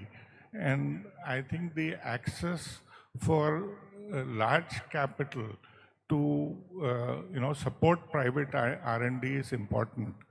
Especially over the long term, sir. I mean, definitely for the long term, because all of these are going to take time for yielding returns.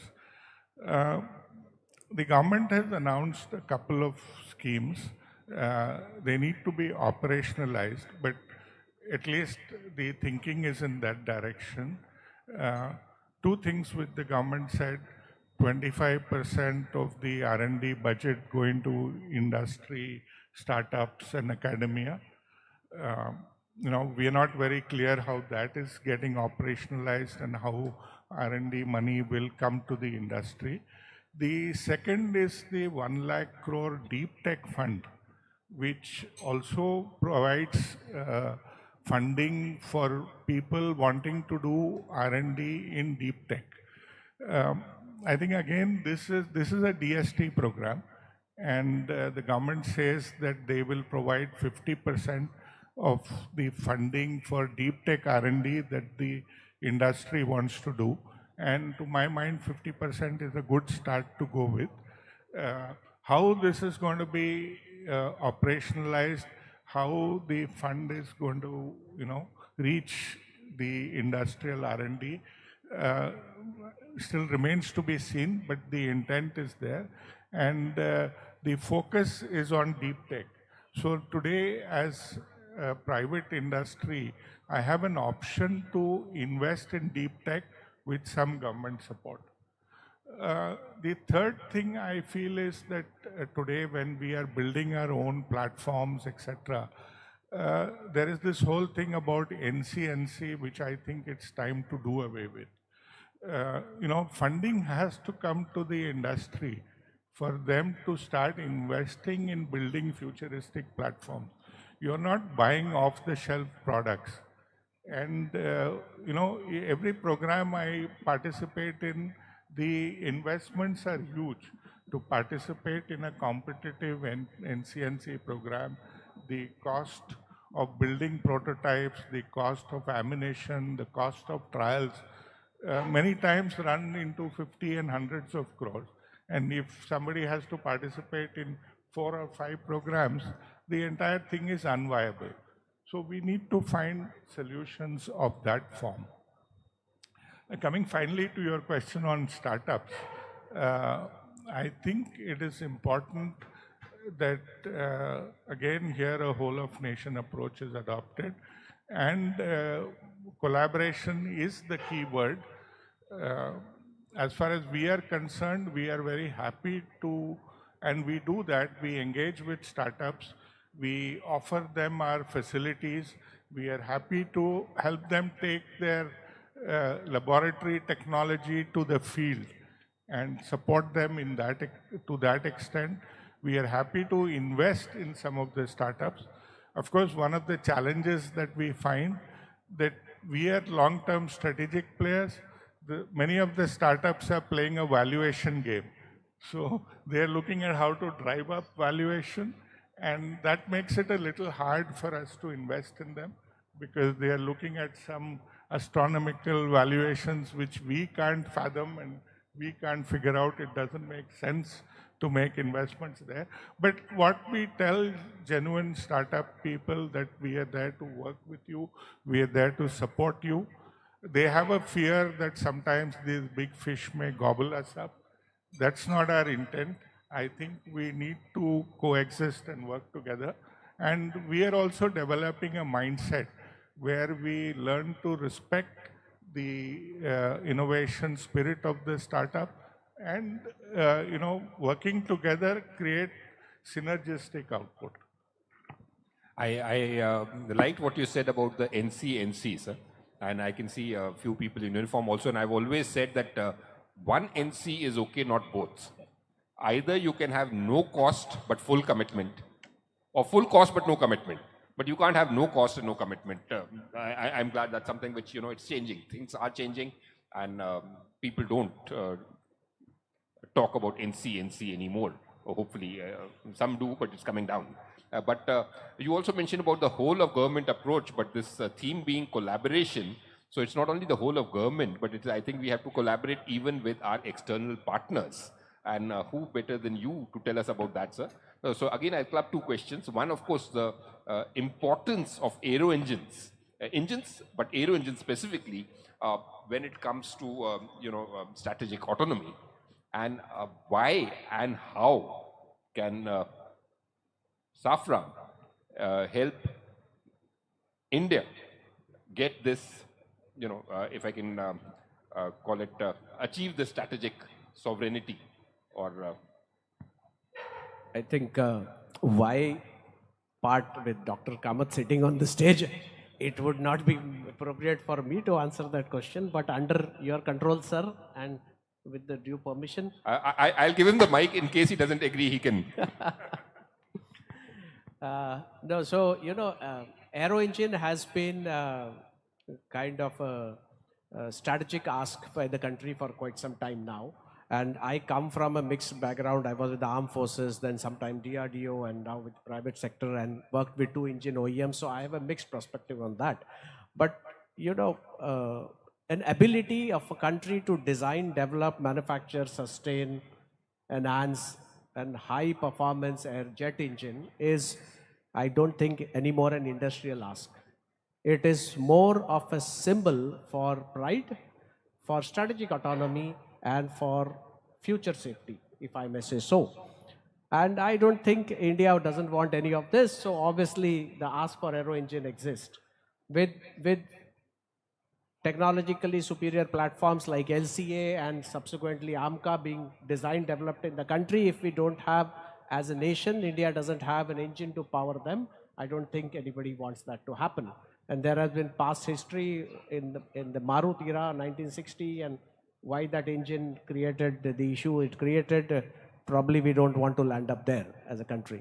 So obviously we need to have that. It also makes some kind of geopolitical sense because, in today's world, which is more of a, what the acronym used called BANI, where we have kind of uncertainty floating on everything, and there is no cause versus effect relationship anymore existing in the global geopolitics.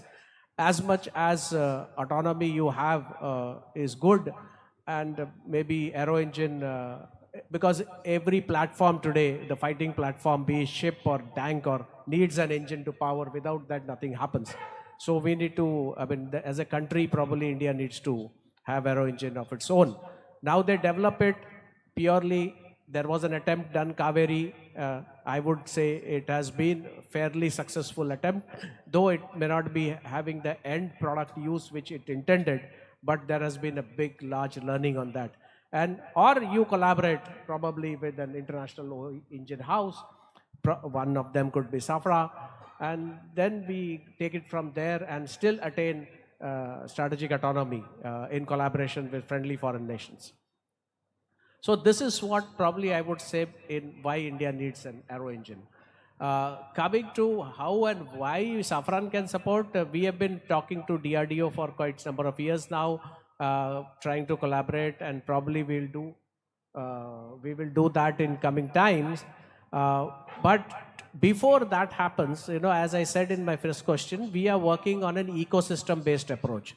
So we have let me be focusing only on engine. But engine development needs many other things. We need skilled manpower. We need engineering talent on the domain. You need some production-ready industry support, MSMEs, and we need MRO support to understand engine maintenance and things like that. So we have been infusing through direct FDIs, through joint ventures in the country, through supplier relationship with known Indian defense houses, so that we are making the ground ready at a time when India has to design and manufacture their own engine. They have in-house supports available, which is not necessarily Safran as a company, but Indian industry working with Safran today, 4 years from later could work directly with the Indian Defense, DRDO, and things like that. So our approach is whole of the ecosystem, and we are working towards that. Before the end of this year, you would hear that we would be operationalizing our largest civil commercial LEAP engine MRO in the country. We would be groundbreaking for the military engine MRO in the country. We are already working with HAL on the MRO for helicopter engines. We are co-developing with HAL on the next generation Aravali engine. We probably would work on jet engine. So once this progression happens, it's a stepwise approach, and that's why I think we could be a good partner if the country wants to develop an engine. So this panel is a moderator's dream. He says we are working with DRDO, and I just have to look the other side and say. So what we'll do is, only for the shortage of time, I think I'll ask one further question to Mr. Rajwanshi, who got only one question, everybody else got two. So let me ask you one question, and after that I will request you, sir, to comment not only on the cooperation which is happening between you but on other speakers as well. And then we'll very quickly take on one or two questions. We just got about 5 minutes left. My question to you, sir, would be, so again, let's shift back from the nitty-gritties back to the bird's eye view. So we've been talking about the changes which are happening. Technology is changing, the geopolitics, the geopolitical changes are happening, the demographic changes are happening. So if you had to pinpoint one inflection point, one big change which is reshaping the theme which we are discussing, which is the future of the armed forces, what would you say it is and why? And while you think, so can the audience. If you have any questions, keep them ready. You won't get a panel like this again. Perfect. So let me share a recent experience. This is a couple of weeks back. One of our Sundays, my daughter was playing a game called Beat Saber. And this is played on a MetaQuest VR glasses. And what you need to do in Beat Saber is you have this music playing in the backdrop. You have these two sabers, red and yellow, in your hands.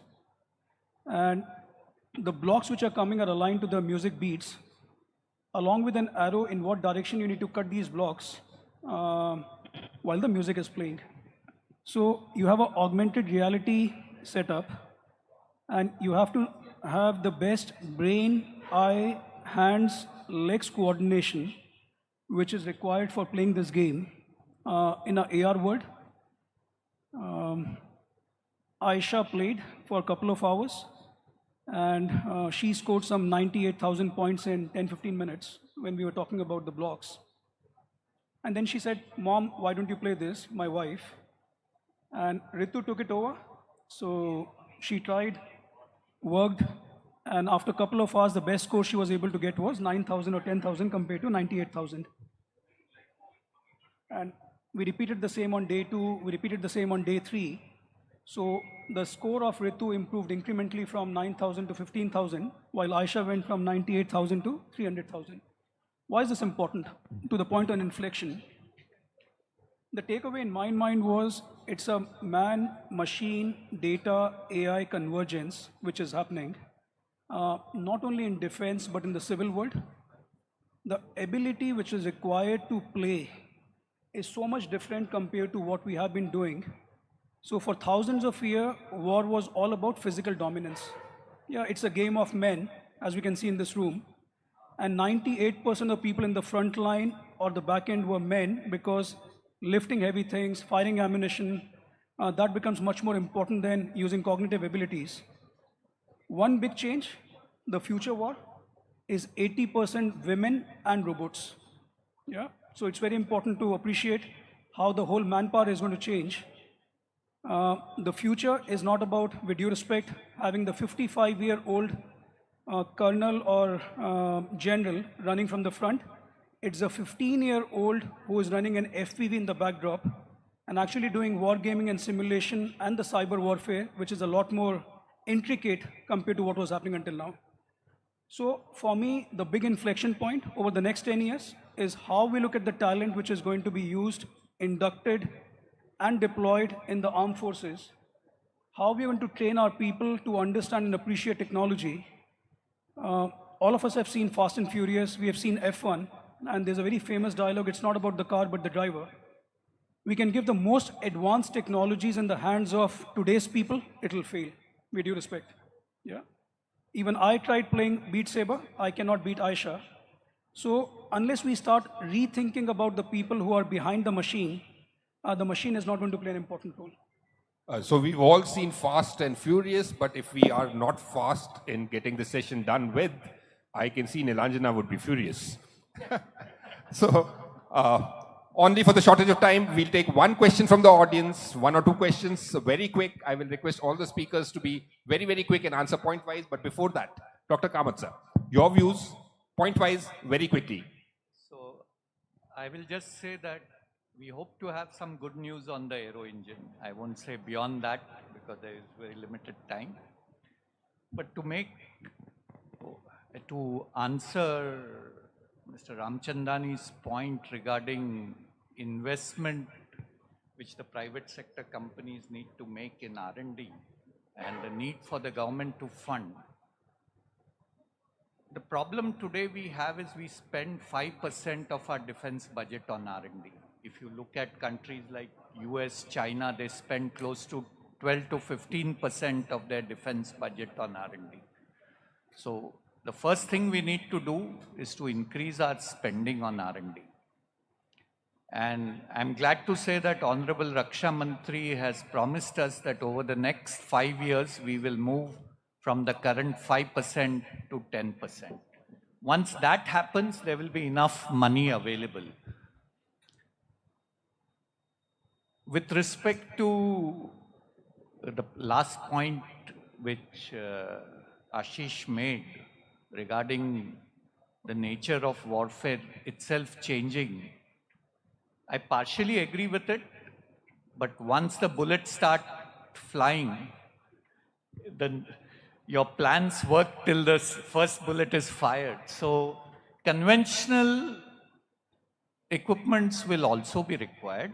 There is a need to integrate all the latest technologies, but you would need a combination of traditional technologies as well as the newer disruptive technologies which are coming in. And eventually, the wars are finally won not only by technology, but by courage, the determination to fight. There are several factors which go in, and the future battlefields will be a combination of what you see in these video games plus the conventional battlefields that we have today.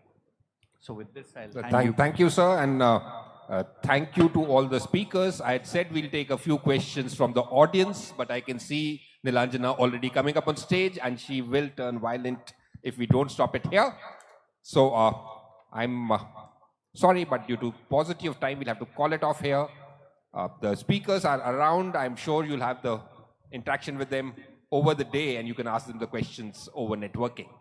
Thank you very much, ladies and gentlemen, and with that, I'll hand over back to you. So Arun, Nilanjana, I have one question for Ashish. He hasn't told us his best Beat Saber score.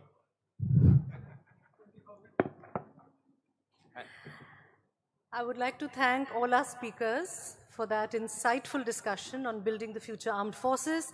This was a truly forward-looking conversation on how technology, doctrine and innovation are shaping India's military transformation. And for the record, I'm not violent at all, nothing to fear, but definitely we need to stick to schedule.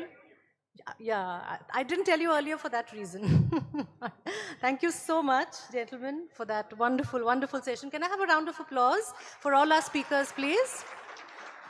And now I would like to request Brigadier S.K. Chatterjee, retired member of the founding team of Bharat Shakti, as Nitin said in the morning, to please come up and please present mementos to our keynote speaker, our panelists, and the moderator.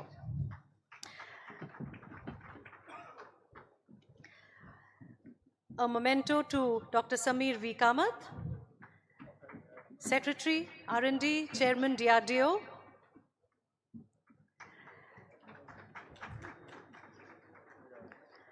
To our moderator, Commodore Golaya.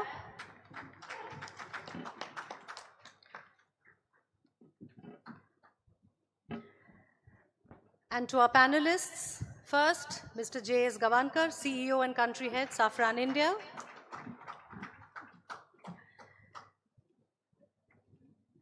To Mr. Arun Ramchandani, Senior Vice President and Head, L&T Precision Engineering Systems IC. And to Mr. Ashish Rajvanshi, CEO, Adani Defense and Aerospace. I request all of you to please come up in front for a group photograph.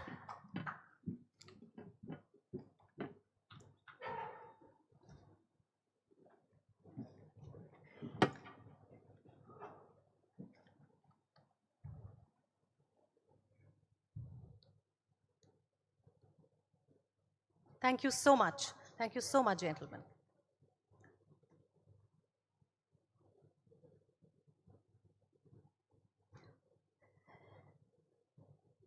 And now, thank you so much. Now let's move on to our second knowledge session. Exports as a strategic lever, India's next big push. In this session, we will look at how India's defense industry is expanding its global footprint and how strong logistics and supply chains are critical to sustaining that momentum. And just in time, we are joined by the Secretary Defense Production, Mr. Sanjeev Kumar. Can I have a round of applause for him, please? And I would like to call upon stage the moderator, Rear Admiral Sanjay Mishra, retired armament specialist, strategic analyst. Our panelists, Dr. S.K. Sundararaman, MD Shiva Texian, Mr. Nikunj Parashar. Can I finish the announcements and then you can play that? Thank you. Mr. Nikunj Parashar, founder and CEO, Sagar Defense Engineering. We were supposed to be joined by Mr. Nilesh Tungar, the CEO of Kalyani Strategic Systems Limited, but unfortunately he is stuck in Pune on urgent work. He couldn't make it. In his stead, we are being joined by Air Vice Marshal N.B. Singh, retired, Advisor Defense, Kalyani Strategic Systems Limited. And our next panelist, Commander Shravan Kapila, retired, Head Defense and Aerospace, Jina and Company.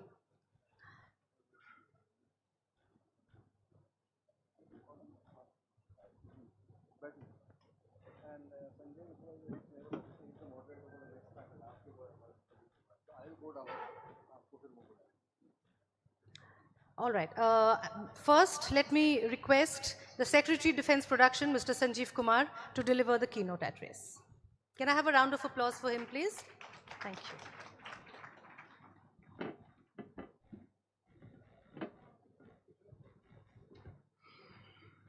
Thank you very much. Good afternoon to all, ladies and gentlemen. It's my pleasure to be here. I've been told today that this is the 10th episode of Bharat Shakti platform on which we all are meeting. And today's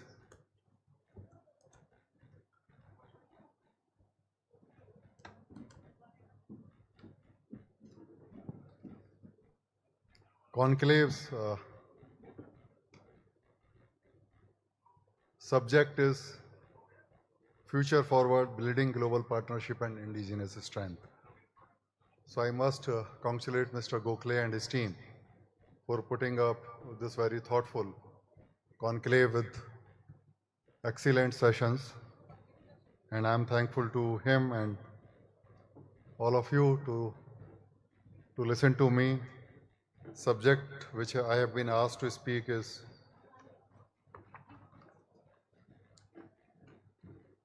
export as a strategic lever, India's next big push. So what I gather from this subject is that I have to speak about India's journey in defense manufacturing, focusing on export and how it is important, relevant for our future and also as a strategic lever. So thank you very much for giving me this topic. So as we understand that the journey of Make in India in defense in last decade or so has been very significant. And this journey and its success can be seen from the numbers which are available in public domain. In fact, in last 11-12 years, our defense manufacturing, domestic defense manufacturing have increased by a multiple of 2.6 from almost 46,000 crore per annum to more than 1.5 lakh crore per annum in the last financial year. That shows a very robust growth of more than 11-12%. Within the domestic defense manufacturing, the growth of export has been much more phenomenal. Our export figures are like it has increased over last 10 years from almost 700 crore to 24,000 crore. Our target for export by 29-30 is 50,000 crore, whereas the domestic defense manufacturing target is 3 lakh crore by 29-30. So one can say that significant achievement has been made in last decade or so. It can also be seen by number of manufacturers, participants in the defense manufacturing ecosystem. As per our information, more than 16,000 MSMEs are actively working in now defense manufacturing ecosystem. Typically, defense manufacturing ecosystem is led by few big platform players, integrators, which are supported by a large number of tier 1, tier 2, tier 3 companies. Similarly, that type of ecosystem is developing in India. How we could achieve this, if you allow me to speak for a few minutes. It has been done by, I must say, very bold policy tools, policy initiatives, which Government of India led by Honorable Prime Minister and Honorable Raksha Mantri ji has crafted for us. First and foremost is push on acquisition of defense platform from indigenous sources. As I'm sure most of you would be aware that 75% of the defense capital acquisition budget is reserved for the acquisition from Indian sources. Then Indian sources are of two types, IDDM and Indian. So within that, the push is on for equipment platform which has been indigenously designed, developed and manufactured. Because what has been the objective of this Make in India? The main, foremost, or probably the single objective, if I allowed to say, I'm saying the word probably, is having self-reliance. So self-reliance would come when we have total control over our platform and we have total control of component assemblies, sub-assemblies, which are getting integrated our platform. Why this control is necessary? All of you are very knowledgeable person. I need not really spend much time on that. But this fine distinction generally we lose when we start talking about Make in India. Make in India on the basis of a technology which is developed within India with total control over software, over future vertical, horizontal integration, control over supply chain, where there is no vulnerability even to friendly countries beyond a point can be called self-reliance, and IDDM is for that.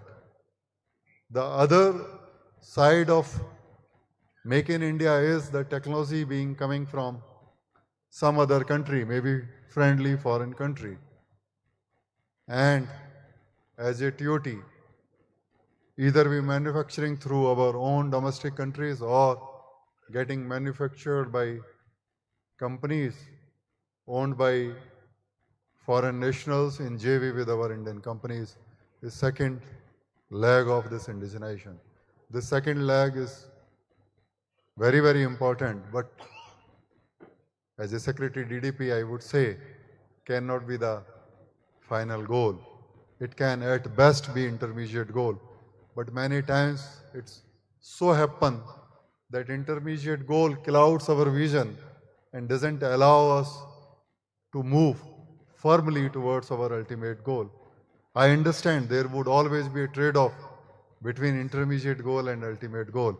That's why the policy makers, decision makers, industry leaders, and the opinion makers, including conclave like this, need to clearly bear in mind that where we need to reach ultimately and whether the intermediate steps which we are taking are conducive for that ultimate journey, ultimate objective, or like a sugar pill making us addictive for intermediate goal and taking us away from our final goal. So having said that, I would say that IDDM, the things which are indigenously designed, developed, should be our ultimate goal, and we should all, policy maker, user, manufacturer, opinion maker, need to move in that direction with firm steps and full confidence. Intermediate goals should be integrated in our strategy to achieve the immediate objectives. With these words, I would say that demand has been created by taking a bold policy initiative of 75% by Indian, which slowly should move to IDDM. And then demand also has been created by bringing in lots of components, subcomponents on our Srijan portal by both, that is our DPSUs and also by our armed forces, giving opportunity to MSMEs for entering in the defense ecosystem by manufacturing those components. And a good success, significant success has been achieved. This market, defense market, is characterized by single purchaser. That's why it becomes necessary that first demand need to be created. Then only we can think of asking private capital, private resources to come in. And in my view, these 2-3 steps were the most important steps. Unlike in other market where there are many multiple purchasers, multiple sellers, there people enter as a supplier, taking calculated risk with the understanding and option of either selling to a purchaser 1 or to purchaser n, or even creating new need, new demand in the market, new purchaser, which is very unlikely to happen in this market. That's why after 2014, the significant step was taken, and it's really yielded good results. Having created demand wouldn't have been enough unless we allow private resources, private entrepreneurs to come in much more easily than it was happening earlier. So since then, in last 10 years or so, large number of initiatives have been taken by government to simplifying licensing process. Many equipment, many component, subcomponent have been delicensed from defense licensing perspective.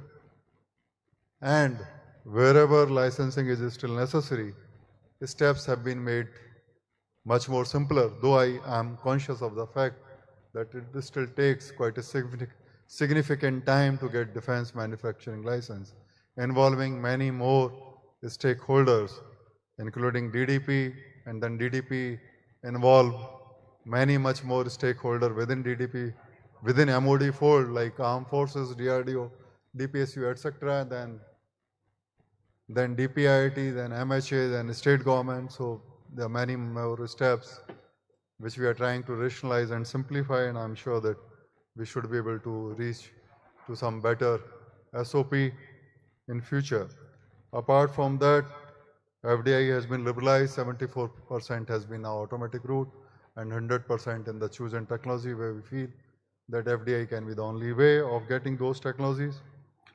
Also, to seamlessly transfer technologies to the private manufacturing ecosystem, schemes like TDF and DCPP by DRDO has been playing very important role, and a scheme like IDEX and Aditi has also played significant role in attracting large number of innovators, young entrepreneurs into the defense manufacturing ecosystem, and large number of projects are being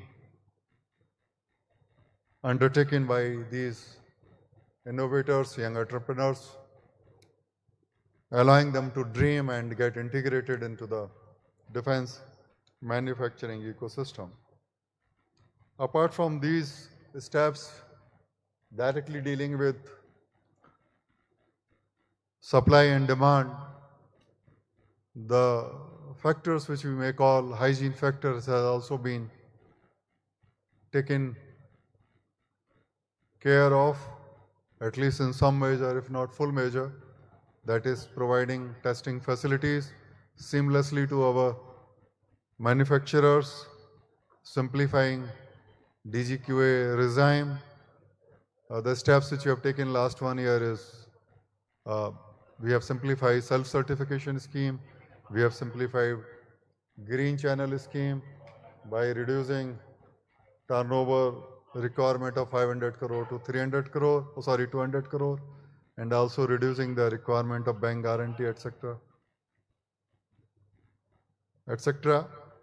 So these steps has also been taken. Online testing portal has been created, which was inaugurated by Honorable Raksha Mantriji in the Aero Show, March 2025, where we have onboarded all the labs which are owned by DRDO, DGQA, DPSUs, and also service headquarters.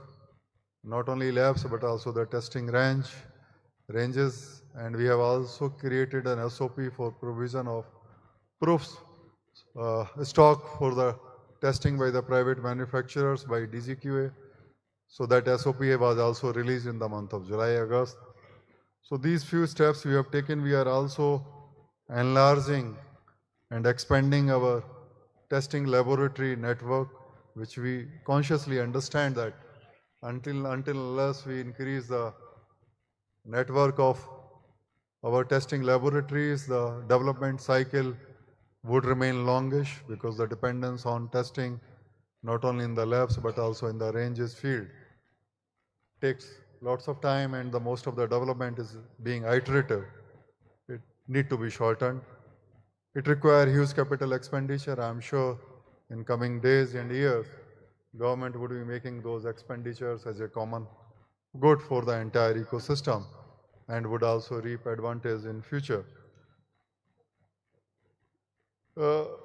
Coming to the issue of export, basically export authorization process has been simplified a lot in two stages in this year. First was done in March 2025. The latest simplification happened in October 2025.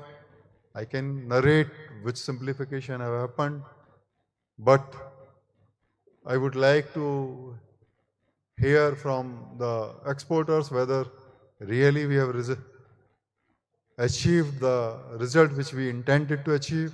But the data which is with me shows now that 80% of the applications are getting cleared in less than 10 days. 20% of the applications are still taking time, ranging from 3 weeks to a month and sometimes more than a month. We are working on that. The issue is of consultation with other stakeholders, notably embassies and MEAs and sometimes other stakeholders. We are trying to come up with certain more protocol where we can try to bestow the self-clearance mechanism for at least trusted export houses.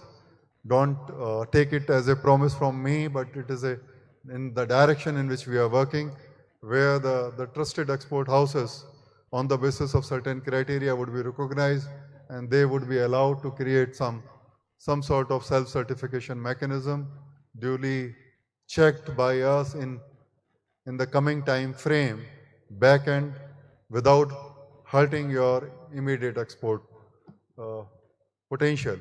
Moreover, I have learned that many of our companies have become a stable partner of foreign OEM as a stable supplier of certain assemblies and component.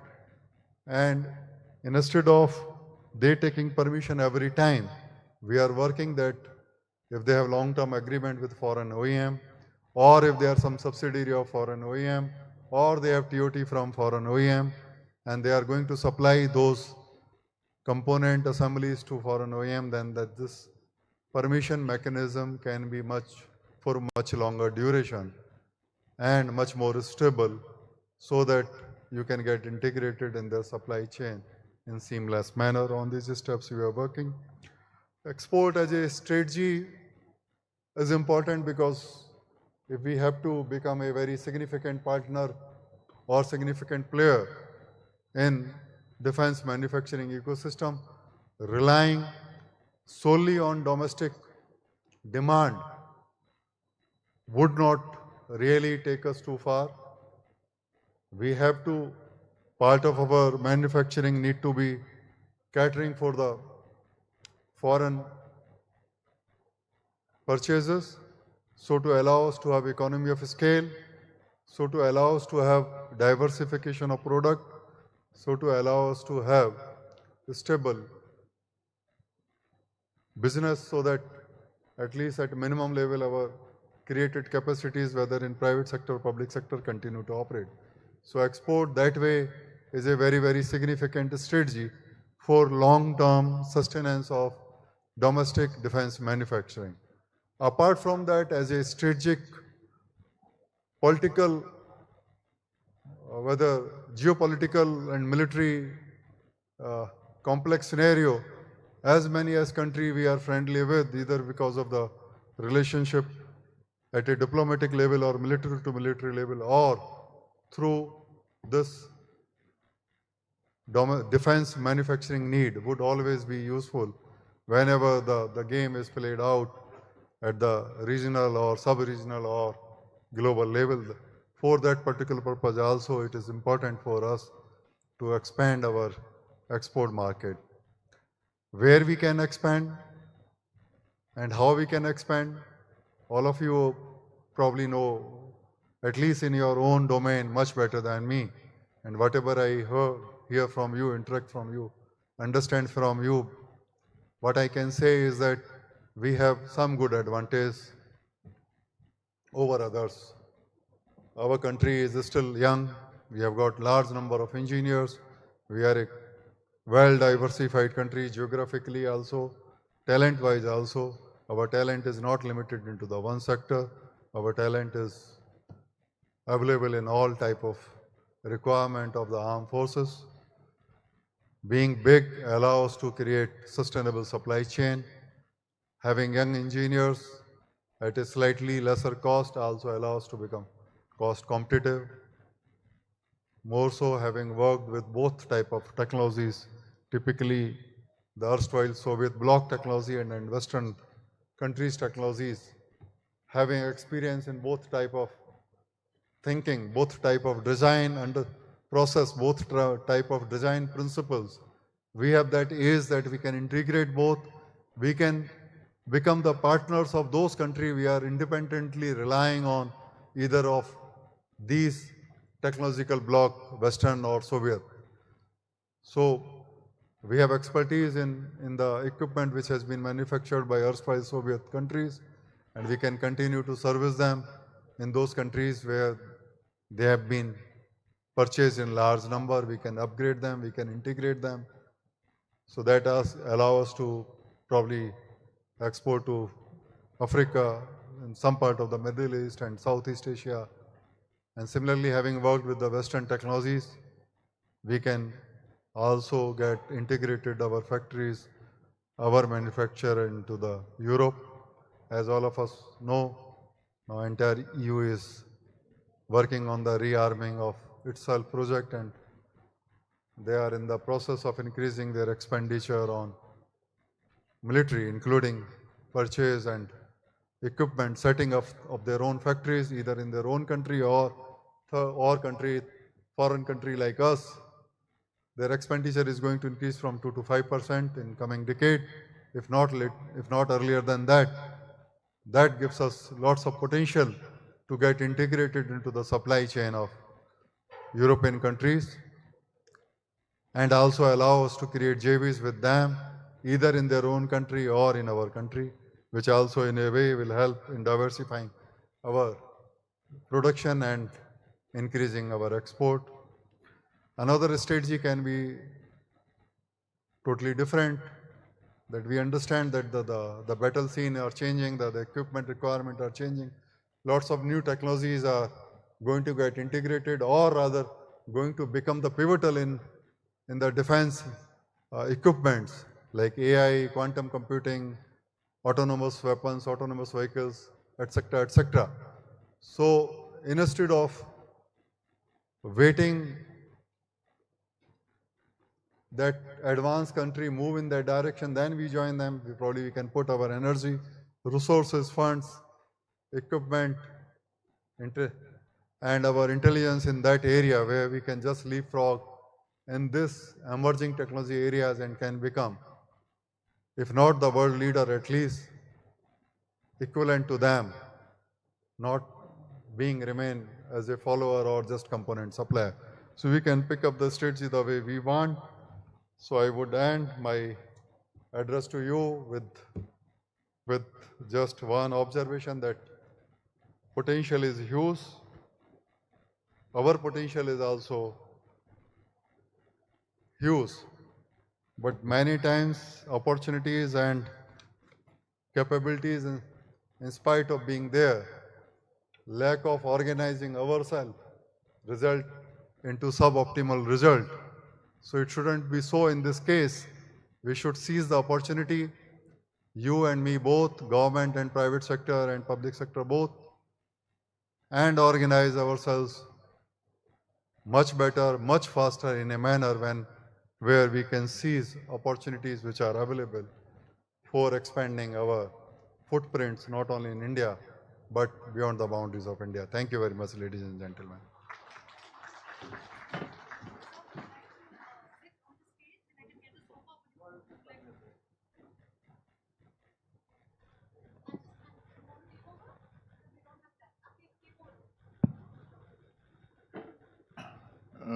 Thank you, Secretary DP, for a very illuminating talk on the policies.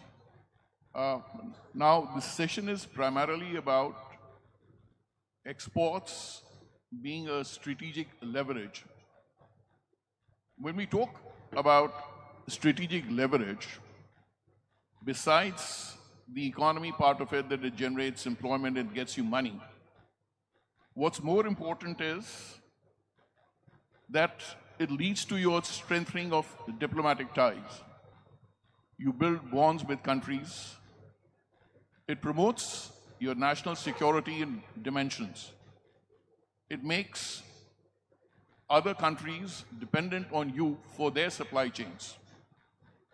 And for all that, what you require is innovation and research. To speak of some figures, in 23-24, the exports were 23,622 crores. Yeah.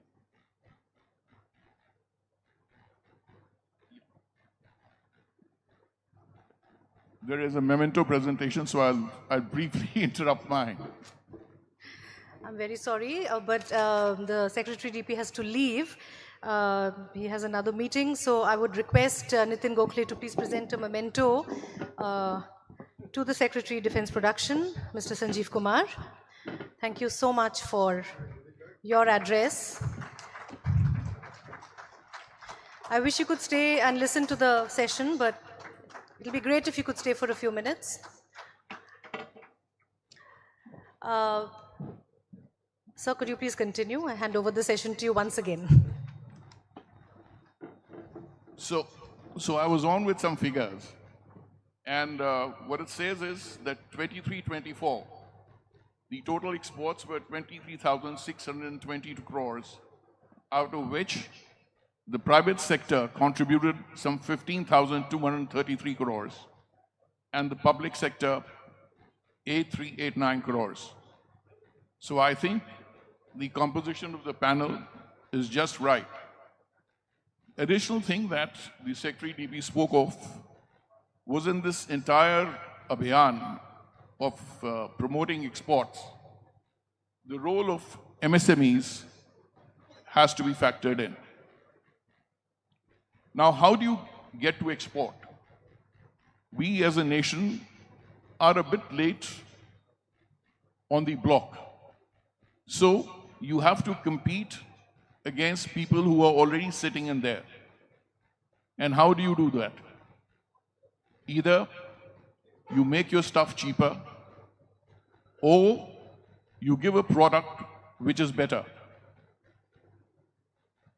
The other thing is that when you're looking at only aggregating products, you are dependent, insofar as your supply chains are concerned, on various other countries, which again would have some kind of a diplomatic influence on them. So these are certain things that we have to look at. In the previous session, we were talking about R&D. If I remember correctly, I have not checked, but the R&D budget of Samsung as a corporation is more than the R&D budget of Government of India. So that's the kind of money that R&D actually requires. And till the time we don't address this issue, we can project that we'll be 30,000 crores or we'll be 50,000 crores in 2029. But then you are actually not using it as a strategic leverage. You're probably being just a part of it, where some sanctions here and there could probably saddle you or your economy with the kind of constraints that we are seeing of late. Another thing that's important is, which normally we don't look at, is the logistics management. How you get your stuff from one particular country to the other country is an issue that all of us have to factor in. If I can pick up from what the President of Ireland was saying the other day to Palki Sharma, he said that trade used to be a binding factor. Today, trade has become more of a warring point between nations. So we are in a very different kind of a geopolitical environment, and given the geopolitics of today's world, how do we continue to promote exports and leverage them strategically? With me on this panel, we have Dr. S.K. Sundaraman, MD Shiva Texian. Do I pronounce your name correctly, sir? Mr. Nikunj Parasha from Sagar Defense. Sagar Defense has been in the name for all the good reasons of late. Congratulations for the kind of work that you've been doing. Air Vice Marshal N.B. Singh representing Kalyani. And we have Commander Sharan Kapila, he's got a 125-year-old logistics management company. So I'll request you, Commander Shravan, if you could enlighten us on what is it that you think one needs to factor in when one is looking at exports as far as supply chain and logistics are concerned. Thank you, sir, and thank you for introducing. Before I start, I would like to first congratulate Mr. Nitin Kokle and his team on this 10th edition. I think it's a significant milestone. I've been attending for the last 3-4 years, and it's grown from strength to strength. And like Admiral Mishra just said, it coincides with our 125th, and we have a vertical for the defense and aerospace industry. What the industry and why it becomes significant for us to have a specific vertical towards defense is because the requirement of defense exports are unique. And I will break down I'll tell you what are the kind of factors which are involved. One is, of course, the cargo and the nature of the cargo. Then we have government agencies involved because they give you authorizations and licenses for various things. While Mr. Sanjeev Kumar has very rightly pointed out that the Department of Defense Production has now reduced their timelines to less than 10 days for certain clearances for exports. And I think that's a step in the right direction, because I've been seeing the timelines reducing from 8 weeks to 6 weeks to 4 weeks to, and lesser. And sometimes it's even done in a couple of days. But there are more than one agency involved, because as manufacturers would know that they need to knock on separate doors to get various authorizations, which I'll get to a little later. The third thing which is involved, of course, is the carrier. It could be the aircraft or it could be by sea, and they themselves require certain paperwork. And finally, at destination, they have separate regulation and policy. And I'll give you an example. While we were doing drones for a certain company, the destination didn't have a policy on import of drones or a re-export of drones, because the drones were coming back after an exhibition. And challenges were faced because there was no policy at destination. Now, having said that, there are other factors like geography, international relations, geopolitics, the buzzword that we've been listening, and of course, global events. So amongst all these complications, I'll talk about it from the manufacturers or the exporters' perspective. While we are looking at exporting, we need to look at the compliances, and we need to look at the certifications, and we need to look at the export authorizations that are required. Why I mentioned cargo first, because if the cargo is general category, there's not much of hassle. But if your cargo comes under SCOMET, which is dual-use items, for those who are not aware, dual-use items, simply put, are items which in the hands of non-state actors could be used for inamicable activities. So if it is that, then it requires certain authorization. And the third kind is what we call as class 1, or for the layperson, it would be just ammunition and explosives. So when ammunition and explosives comes in, there are separate authorizations. Each authorization, while we are looking at exports, we have to look at the timelines, because there are timelines for each authorization to come through. And in case there's no urgency, as we are aware, each agency takes its own time because they have their checks and procedures. Sometimes for dual use items, you have to look at the destination country and get certain clearances from the other side. So once we are looking at exports, one is time and the other is cost. Now, each complexity increases the cost. Coming to geography. Geography depends if the country is landlocked or whether the country has access to a seaport. Coming to international relations, I will interlink it with the carriers. Now, if the carriers are required to carry defense goods, they are supposed to declare. So in case of air, they are supposed to take overflight permissions. In case of sea, all ports of call need to be intimated regarding the nature of the cargo. And this is where international relations comes in, or the bilateral relation comes in. For instance, if India, we were to export to country A, and a vessel were to make a call at two separate ports, B and C, the carrier would require to inform and take approvals from B and C. And those approvals are subject to bilateral relationship between India, B and C, and A, B and C. So the thing is a little more complex than it looks. While most of the things do not have much of a challenge, these things, like I said, time has to be factored in. And last but not the least, I would like to stress upon class 1, which I was mentioning, sir. Presently, we don't have many shipping lines which are taking this kind of cargo. And at the policy level and even through various agencies, including the Society of Indian Defense Manufacturers, we are taking up certain points so that we get more and more shipping lines to carry our class 1 cargo. So there are a lot of people who are manufacturing small arms ammunition, medium caliber. So these things require shipping lines to step in and do the work. So these are the kind of things that I think the manufacturers would want to consider, especially like we have a lot of startups and new people who are coming in, and they fail to factor the timelines, and sometimes the delivery becomes a challenge because it's got to do with payments and financial year ending, and so those are the things that we need to factor in before we look at exports. And I'll just finish with one thing, sir. Like we're talking of strategy, the strategic implication of exports. I think logistics, we sometimes tend to take it a little lightly, but logistics in itself is an instrument of soft power, sir. As we have seen in the past, during COVID, when we were responsible for distribution of life-saving vaccines and medication, not only in India, but globally.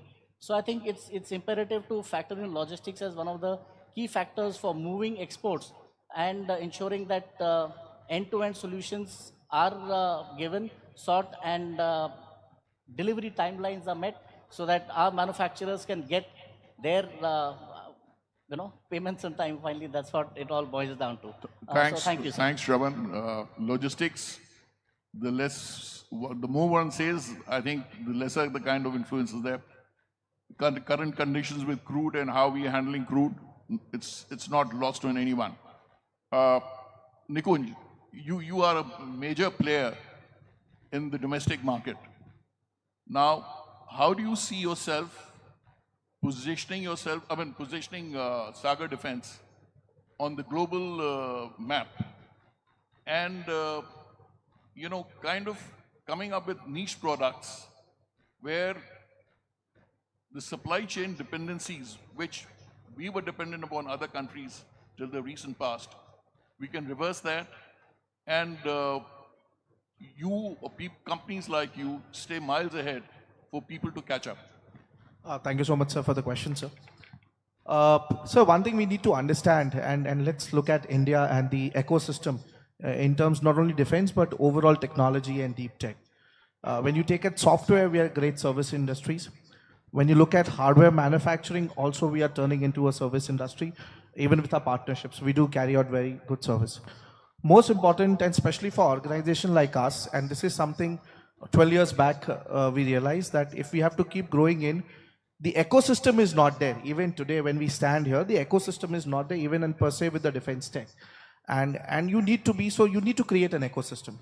What we did at Sagar was we started building our company in a vertically integrated solution organization. When you start building yourself into vertically integration scenario, what happens is you do hardware, you do softwares, and you actually do mechanical hardware. Now, it is not possible for one organization also to do that. That means you come up, set up in belts where you get your ancillary units all around. That means if an organization has to grow, it should have ancillary ecosystem around it to support. This was something, the initial realization as an entrepreneur, we realized, and from Mumbai, I shifted to Pune across to start this. When we started doing it, and when you look at technology R&D funding which comes in, yes, where we have programs and great programs like IDEX and Aditi which are running in, and which has helped us to scale today to the level where we are in, and with also confirmed orders which are going into 1,000 crore plus. What we also see is there is a dependency in certain scenarios with foreign OEMs where you need to do. We went one step ahead. We raised some investments across, and we went and invested into our key players abroad in Europe. So, we're putting it for the first time. Two major component suppliers to us, we went and invested in them and bought good equity across. That means you start securing your supply chain in. Now, this is the way we believe that if you are especially working in a defense space as an organization and you are very serious of creating an institution, you should also look at securing your supply chain. It happens in two ways. One is you securing a supply chain. Second, it is also opening your market, how the international, global geopolitics is working out and how you could position yourself for an export market. Now, this investment has in turns helped us to now, start export market in the European as well as in the American industry. And that's how, at Sagar we have been trying to do till now, sir. Good, Nikunj. In fact, you've covered quite a few points. AVM NB Singh sir, you represent Bharat Forge, and if I remember correctly, you were the first ones to get the guns off, so to speak, as far as the private sector is concerned. Now, I also understand there is a huge amount of money that you've been investing on R&D. So, how do you think that the sort of money that you've put in R&D has fructified in your getting international orders?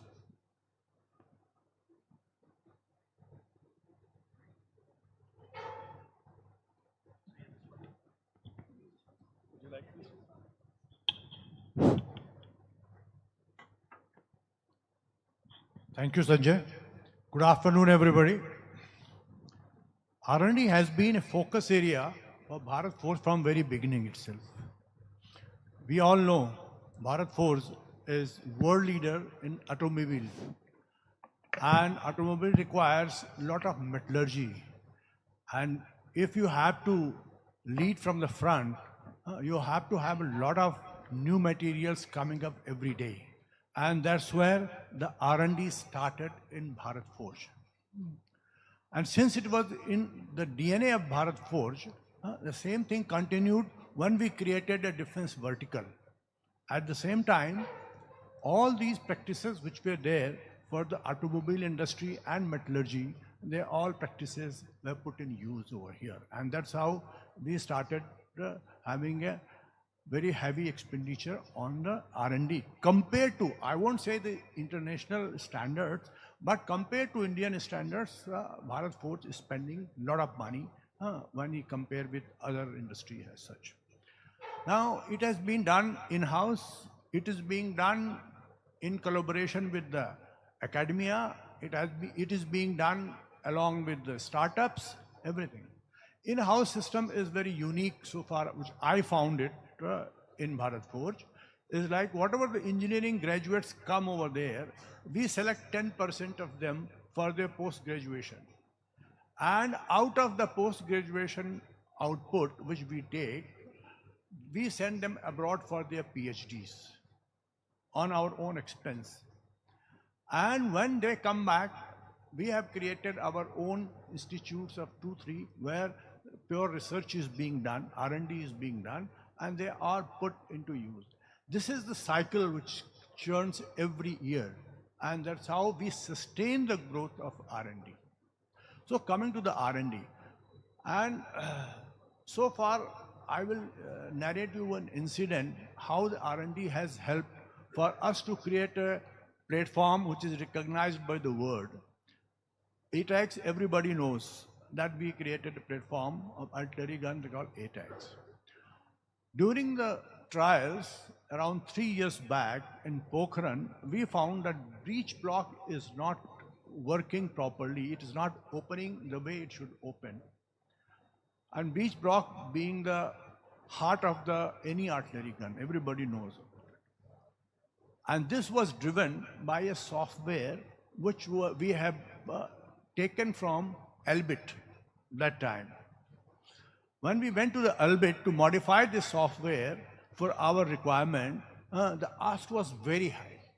They quoted the price which was much more than what we expected. Then our R&D, in-house R&D was utilized, and we modified the codes our own, and software was developed in-house. And after that, the breech block has never given a problem. So this is the effect of good and strong R&D in-house. Absolutely. How it has helped, everybody knows, we exported the first gun to the foreign country before inducting into Indian Army. That is the, you can say the proof that R&D has paid us off. That's what I want to say. Thank you, sir. Getting to Dr. Sundaraman, you were from Texian. So, strictly speaking, one would say that probably you were in a field which is not weapon-oriented, although it serves the people out there who are fighting a war. Now, what's been your experience? I would, in particular, what I would be looking at is, when you're exporting, if one goes by the famous 5 quarters, 5 force model, what's important is that you position yourself in such a way that competitors or alternative products don't come in this scenario. So you always have to be ahead. So how do you think you've been able to do the wonders that you've done? Thank you, sir, and good afternoon, friends. So I come from textiles, which is as light as you can get, I think, in this entire defense material ecosystem. I'm sitting with all hard engineering gentlemen over here, but then as long as there are people serving in the armed forces, they need to wear something, and we'll be always in business.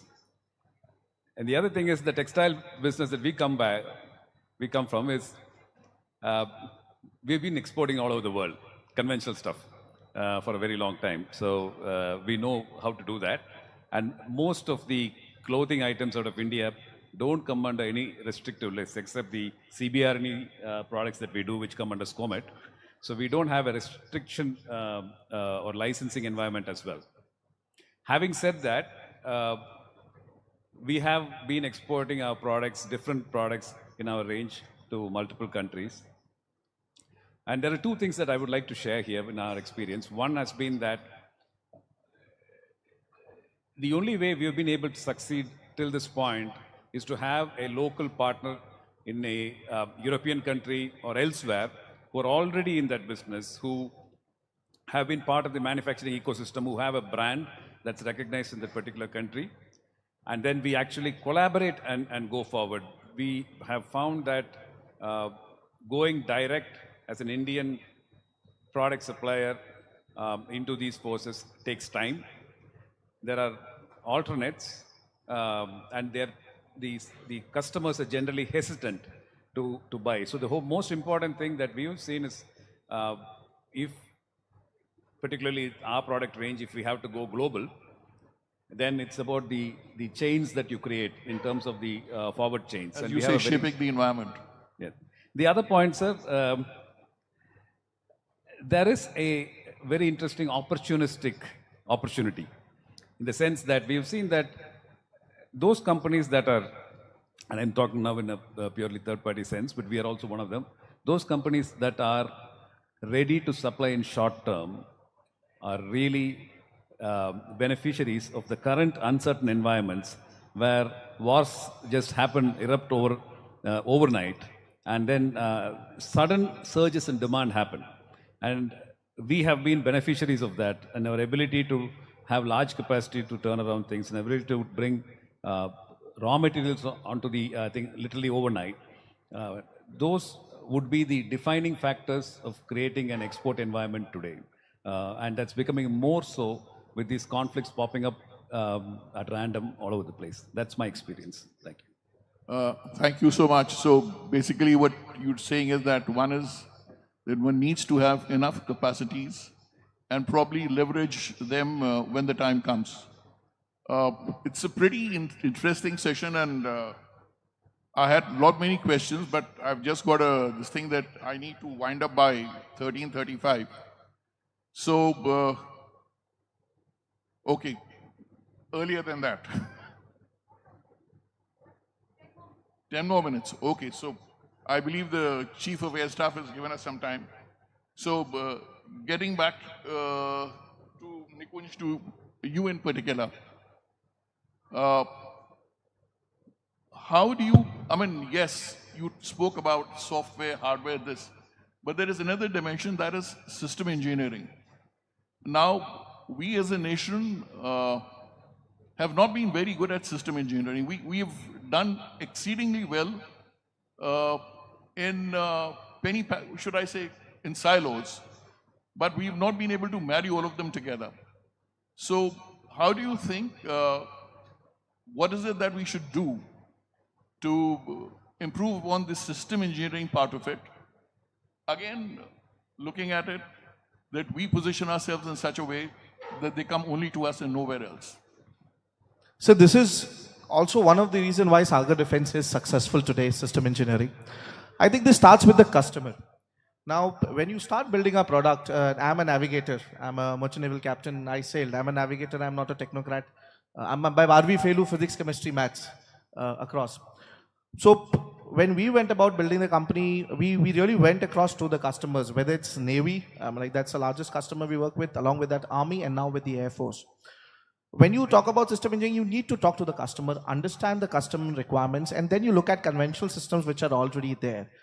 The biggest challenge what we see is all of a sudden if an organization or a startup looks at disrupting the technology or the way a system is functioning, then there is a challenge. So the first aspect of system engineering is an understanding of how and what the customer wants. When you start from there, then, and that's where we say is the ecosystem. When you talk about system engineering, what is the ecosystem is going to provide you to build that system in different building blocks. So understanding the different building blocks for doing up a system right from the lowest level and then going up high end. That's where the vertical integration again, sir, comes into play. So we worked around this with the customers, then building up the systems ground up. And second was building the sovereign tech. Now, when we look, there's a lot of open source domain technology which is available. You look at hardware, you look at platform, and also you look at software. If your dependency starts going on open source technology way too much across, then you don't land up building products which is actually should scale up. That means you're dependent on the community to go to the next level. So you could use bits and parcel of the open source technology, but then you integrate with the overall project frame, which helps you to build your end product. And that is what we have been doing in. And for that, then you go to the best people, hire the best people. That is not in terms of just IITs or NITs, but people with the right attitude, right set of frame, and the hunger in the belly to take it to the next level. That's how we do it, sir. ABM NB Singh sir, ensuring supply chains is extremely important. And when I talk about supply chains, I'm looking at back end. You know, for the kind of stuff that you do, from the raw material stage to sub-assemblies to subsystems to systems, you need to ensure that all of them are in place. Now, to get everything under one umbrella that's within the country may not be feasible. So what is it that you feel would be the best way, again considering the present day geopolitics, where all of a sudden one day you find that the rare earth elements are not coming, or you find that especially elements of advanced metallurgy like ceramics etc., difficult to lay hands on. And you need to remain competitive in the international market for your product to be acceptable. So what is the Guru Mantra that, based on your experience, you would like to share? Yeah, it's a very, very important. For any production agency, the supply chain plays a very vital role. Now, if you have to ensure that just-in-time inventory is available for your production to cut the cost, it is not feasible in the present day geopolitical situations, because there are certain items which have become very long lead. So you have to invest more money, and so far your requirement has to be divided in three parts. Or the long lead, what is second point is where second part is where you have to obtain the material from other resources, and third one is what all you can produce within your premises. So these are three categories, and you have to deal them very, very separately and differently. Like all the long lead items, you have to not ensure that it just reaches on time. This is planned in such a manner that is it reaches you at least 3 to 4 months in advance, so that at the last moment you are not stuck for those items. Because in a platform, even if one item is not available, the platform is not complete. And that's the reason some of us have not been able to, some of the industry partners who have not been able to meet the requirement of the armed forces, and there have been delays and LDs and all those things happening over there. So it has to be tackled in a very different manner. And the present day geopolitical scenario plays a very, very vital role, because everything you cannot produce within the country.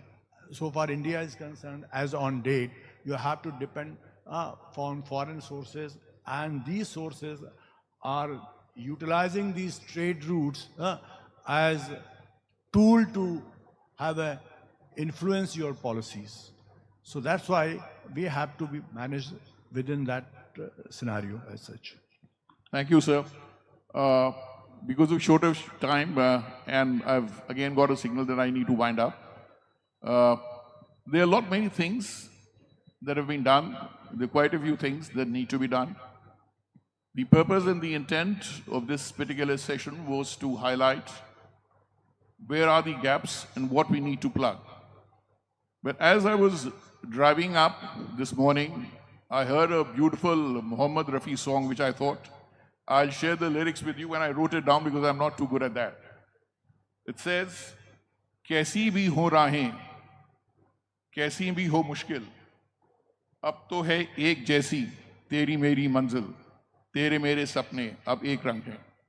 I'm sure we will be able to put ourselves on the international market sooner than later. Thank you.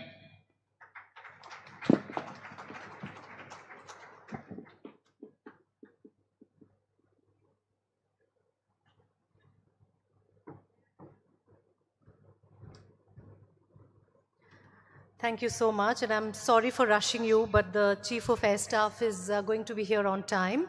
So I will request all of you to please have a quick working lunch and come back in half an hour instead of the 50 minutes that we had kept. But not right now. Please, let's first present a memento to our moderator and panelists. And to do the honors, I request Brigadier S.K. Chatterjee to please come up and present mementos. And I suggest the rest of it, what we talked about, you are talking about, it was a very interesting session. Let's take it forward over lunch. That was a very insightful discussion. And may I request you to please present a memento to our moderator, Rear Admiral Sanjay Mishra, Armament Specialist and Strategic Analyst.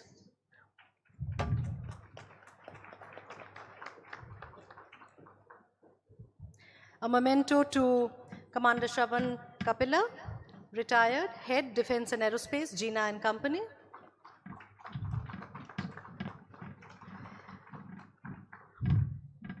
To Air Vice Marshal N.B. Singh, retired, Advisor Defense, Kalyani Strategic Systems Limited.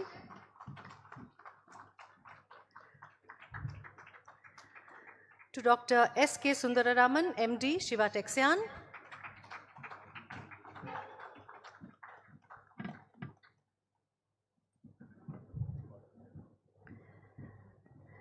And to Mr. Nikunj Parashar, founder and CEO, Sagar Defense Engineering. Can I request all of you to please assemble for a group photograph? This session looked at how India's defense industry is expanding its global footprint, how strong logistics and supply chains are critical to sustaining that momentum. It was a very interesting session, and thank you all once again for taking out the time for us. Thank you. So, can I request your support and cooperation, please, in coming back at 2:15? Yes, no, maybe? Yes, thank you. I heard a lot of yeses. Thank you so much. I'll see you here at 14:15 hours. Thank you.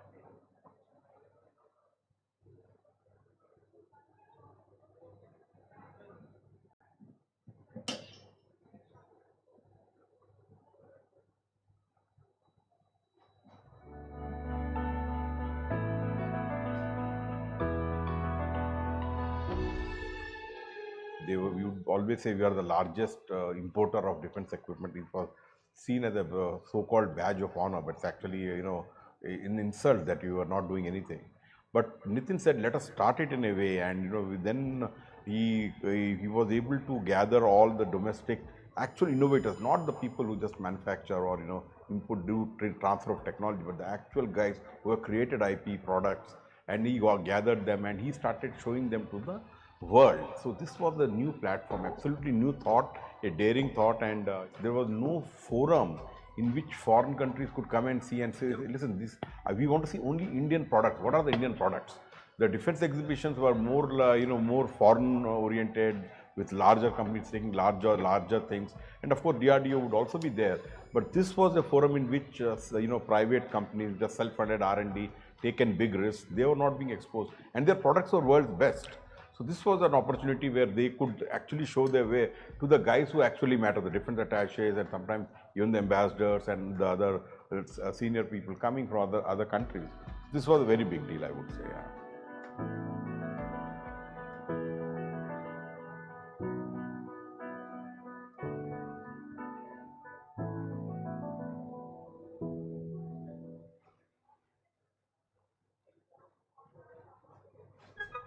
From vision to results, the conclave became the bridge between Indian creators and the world's buyers. It's always been a pleasure to attend the annual session of the Bharat Shakti Defense Conclave. It's been a great learning experience for me.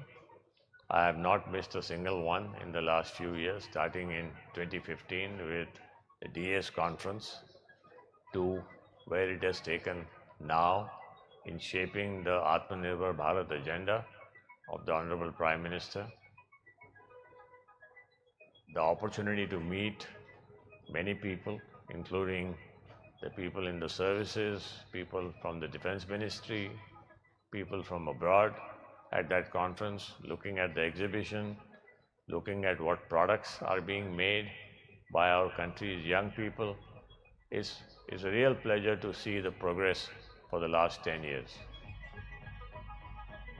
I think what differentiates Bharat Shakti's annual defense conclave from many other conclaves that are taking place is his personal understanding about the defense ecosystem, about the Indian geography, and about our neighborhood in depth, and his ability to bring all stakeholders together who are involved in this process. And this creates a very vibrant atmosphere at this conclave and a good dialogue and discussion and presentations. If you look at the three words itself, the India Defense Conclave, three words of great significance, because India matters for the world. Defense is ultimately a public good which enables a certain degree of deterrence, which contributes to regional deterrence, which contributes to Indian well-being and regional well-being. And the third word, of course, is the conclave, where from an initial conference, it evolved into a conclave where there is a free and frank coming together of minds to make India more self-reliant, to make the region more secure, and to have defense itself as a regional and global public good in which Indian armed forces, the Indian industry, Indian research and development establishments, public as well as private, play a huge role.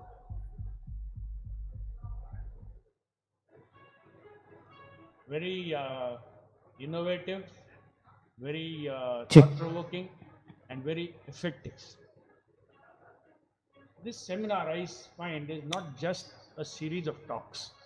It is a reminder that behind every system that we build, every new structure that we create, every decision that we make, there is a requirement to strengthen the mindsets, the participative effect of the industry, the academia, we have the huge gathering of defense attaches. We have participation by small-scale industries. We have participation by the large defense industries. So it's an, we have the best of minds being able to put together the ideas, to be able to share their insights on a whole lot of subjects. And I think having one theme subject for each edition makes a huge impact.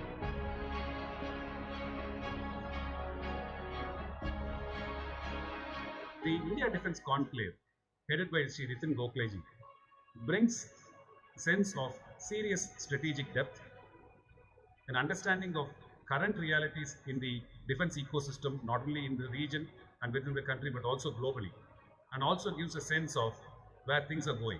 And in that sense, it's truly a knowledge event and not an exhibition showcase. For 10 years, the India Defence Conclave has brought together visionaries, innovators and leaders to redefine India's place in global defence. From import dependence to export excellence, this is India's story of strength, resilience and innovation.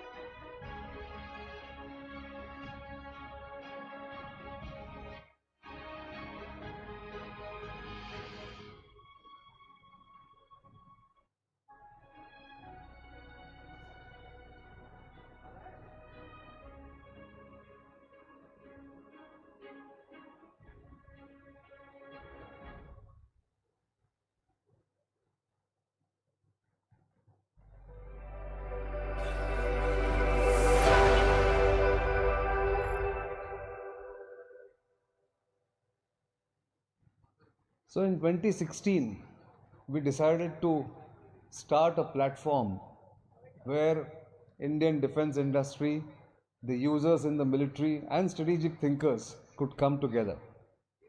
Not in a conference in closed doors, but in an open forum where they could deliberate, discuss ways to strengthen India's defense as well as India's voice on the world stage.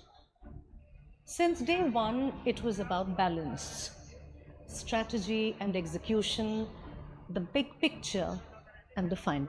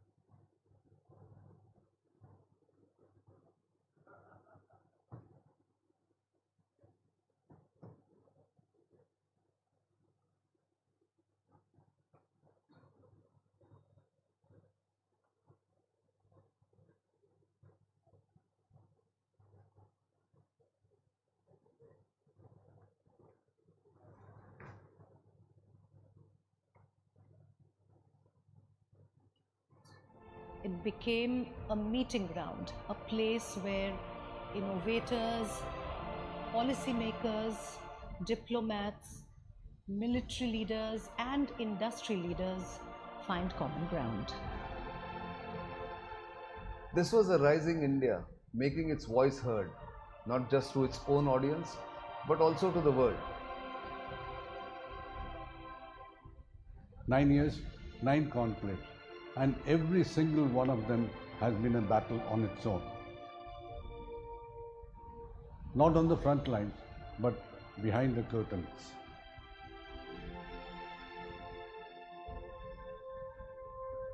We have built this year after year with a team that believes in something bigger than themselves. Now, as we complete the 10th year, there is a need to look back and look ahead. To tell the India story in a stronger voice that can reach the relevant people, not just in the Indian defense sector, but also across the globe which is in a flux. Behind the grandeur is grit. And behind the conclave is belief.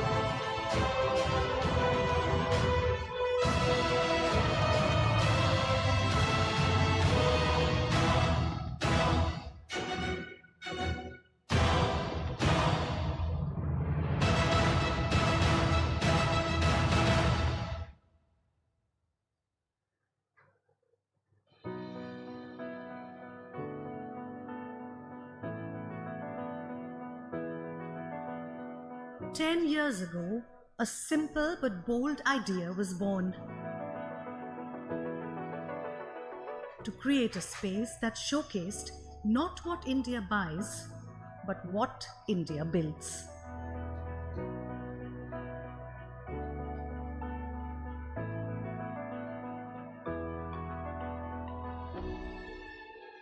We would always say we are the largest importer of defense equipment. It was seen as a so-called badge of honor, but it's actually, an insult that you are not doing anything.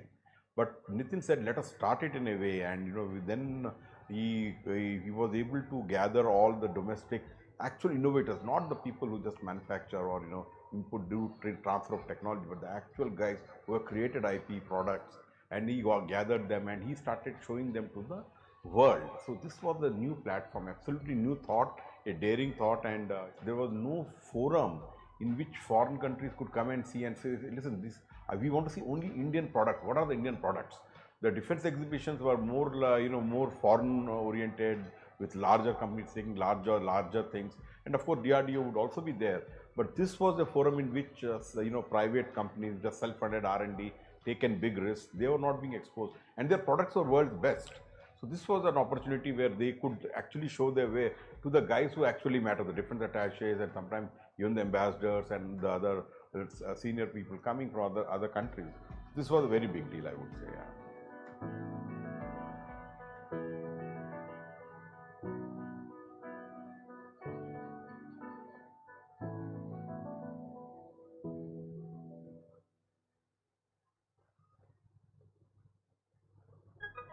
From vision to results, the conclave became the bridge between Indian creators and the world's buyers. It's always been a pleasure to attend the annual session of the Bharat Shakti Defense Conclave. It's been a great learning experience for me. I have not missed a single one in the last few years, starting in 2015 with the DS conference to where it has taken now in shaping the Atmanirbhar Bharat agenda of the Honorable Prime Minister. The opportunity to meet many people, including the people in the services, people from the Defense Ministry, people from abroad at that conference, looking at the exhibition, looking at what products are being made, by our country's young people. It's a real pleasure to see the progress for the last 10 years. I think what differentiates Bharat Shakti's annual defense conclave from many other conclaves that are taking place is his personal understanding about the defense ecosystem, about the Indian geography, and about our neighborhood in depth, and his ability to bring all stakeholders together who are involved in this process. And this creates a very vibrant atmosphere at this conclave and a good dialogue and discussion and presentations. If you look at the three words itself, the India Defense Conclave, three words of great significance, because India matters for the world. Defense is ultimately a public good which enables a certain degree of deterrence, which contributes to regional deterrence, which contributes to Indian well-being and regional well-being. And the third word, of course, is the conclave, where from an initial conference, it evolved into a conclave where there is a free and frank coming together of minds to make India more self-reliant, to make the region more secure, and to have defense itself as a regional and global public good in which Indian armed forces, the Indian industry, Indian research and development establishments, public as well as private, play a huge role.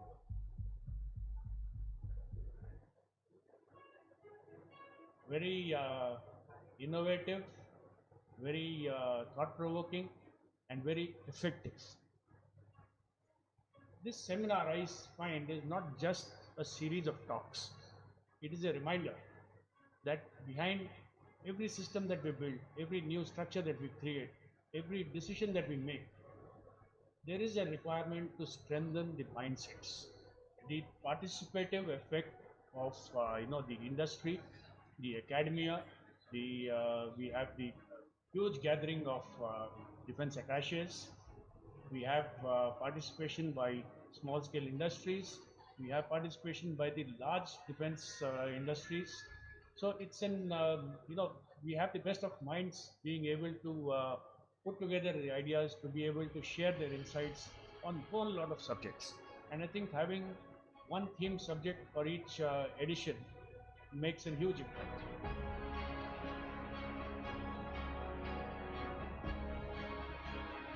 The India Defense Conclave, headed by Sri Ritin Gokhaleji, brings sense of serious strategic depth, an understanding of current realities in the defense ecosystem, not only in the region and within the country, but also globally, and also gives a sense of where things are going. And in that sense, it's truly a knowledge event and not an exhibition showcase. For 10 years, the India Defense Conclave has brought together visionaries, innovators, and leaders to redefine India's place in global defense. From import dependence to export excellence, this is India's story of strength, resilience, and innovation.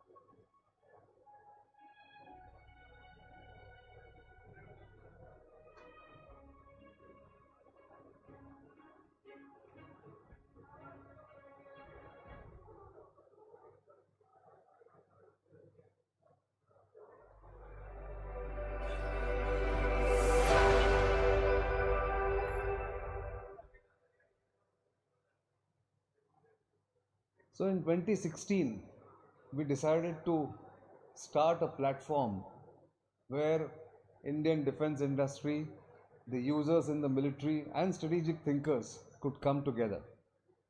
not in a conference in closed doors, but in an open forum where they could deliberate, discuss ways to strengthen India's defense as well as India's voice on the world stage. Since day one, it was about balance, strategy and execution, the big picture and the finer details. For me, there was a definite purpose to Bharat Shakti being raised. I had seen the gap that existed between policymakers, the forces, as also the industry. This was one platform which was supposed to bring all of them together. With every passing year, the size and the scope of the conference increased. Number of industries, number of ideas, but the mission was the same, to raise India's voice in the world and strengthen India's defenses. People see the conclave on the day it unfolds. What they don't see are the sleepless nights, the chaos, the pressure. Behind every handshake that you witness, there are hundreds of hands working behind the stage. The conclave became more than an event. It became a meeting ground, a place where innovators, policymakers, diplomats, military leaders and industry leaders find common ground. This was a rising India, making its voice heard, not just to its own audience, but also to the world. 9 years, 9 conclaves, and every single one of them has been a battle on its own. Not on the front lines, but behind the curtains.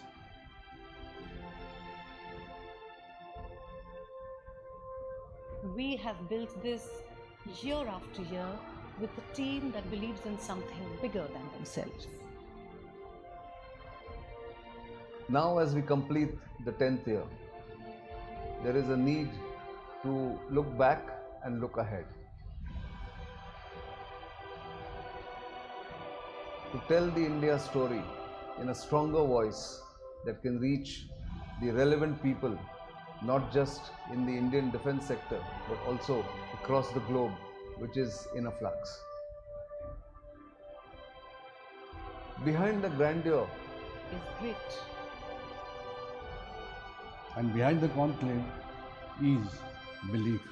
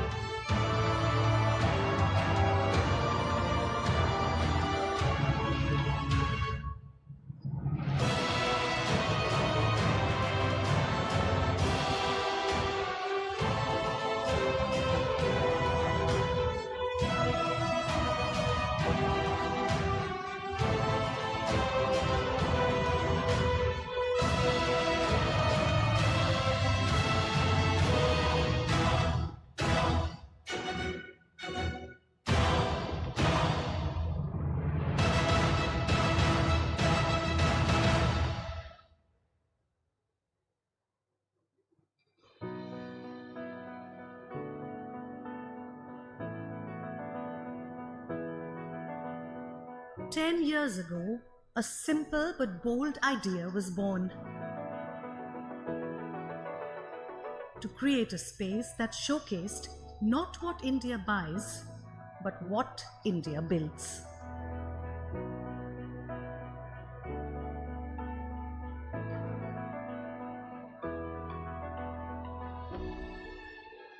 We would always say we are the largest importer of defense equipment. It was seen as a so-called badge of honor, but it's actually, an insult that you are not doing anything. But Nitin said, let us start it in a way, and then he was able to gather all the domestic actual innovators, not the people who just manufacture or input do transfer of technology, but the actual guys who have created IP products, and he gathered them and he started showing them to the world. So this was a new platform, absolutely new thought, a daring thought, and there was no forum in which foreign countries could come and see and say, listen, we want to see only Indian products. What are the Indian products? The defense exhibitions were more, more foreign oriented, with larger companies taking larger things, and of course DRDO would also be there. But this was a forum in which private companies, just self-funded R&D, taken big risks. They were not being exposed, and their products were world's best. So this was an opportunity where they could actually show their way to the guys who actually matter, the defense attaches and sometimes even the ambassadors and the other senior people coming from other countries. This was a very big deal, I would say. Yeah.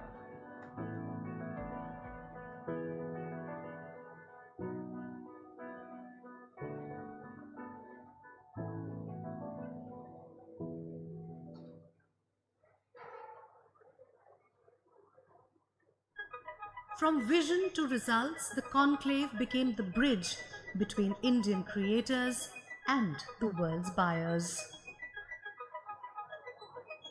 It's always been a pleasure to attend the annual session of the Bharat Shakti Defense Conclave. It's been a great learning experience for me.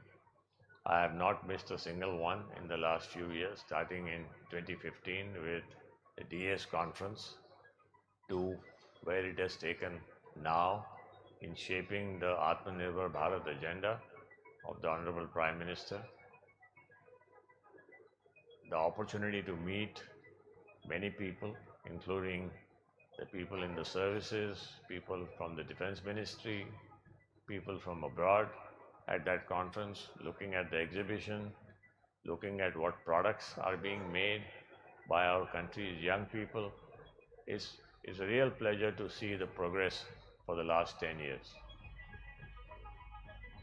I think what differentiates Bharat Shakti's annual defense conclave from many other conclaves that are taking place is his personal understanding about the defense ecosystem, about the Indian geography, and about our neighborhood in depth, and his ability to bring all stakeholders together who are involved in this process. And this creates a very vibrant atmosphere at this conclave and a good dialogue and discussion and presentations.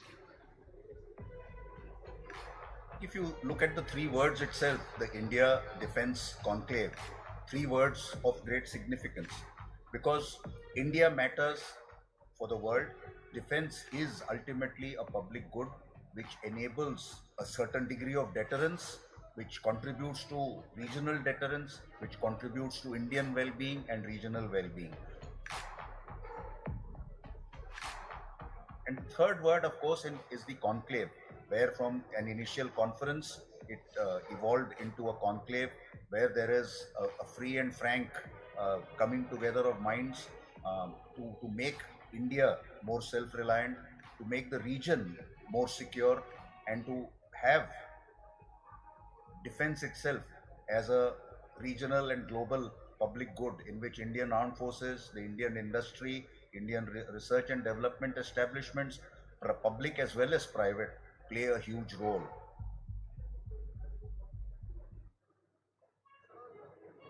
Very innovative, very thought-provoking, and very effective.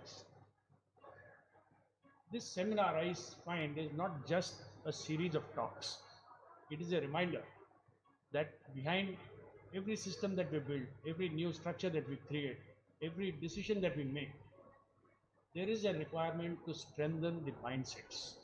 The participative effect of the industry, the academia, we have the huge gathering of defense attaches. We have participation by small scale industries. We have participation by the large defense industries. So it's an we have the best of minds being able to put together the ideas, to be able to share their insights on a whole lot of subjects. And I think having one theme subject for each edition makes a huge impact.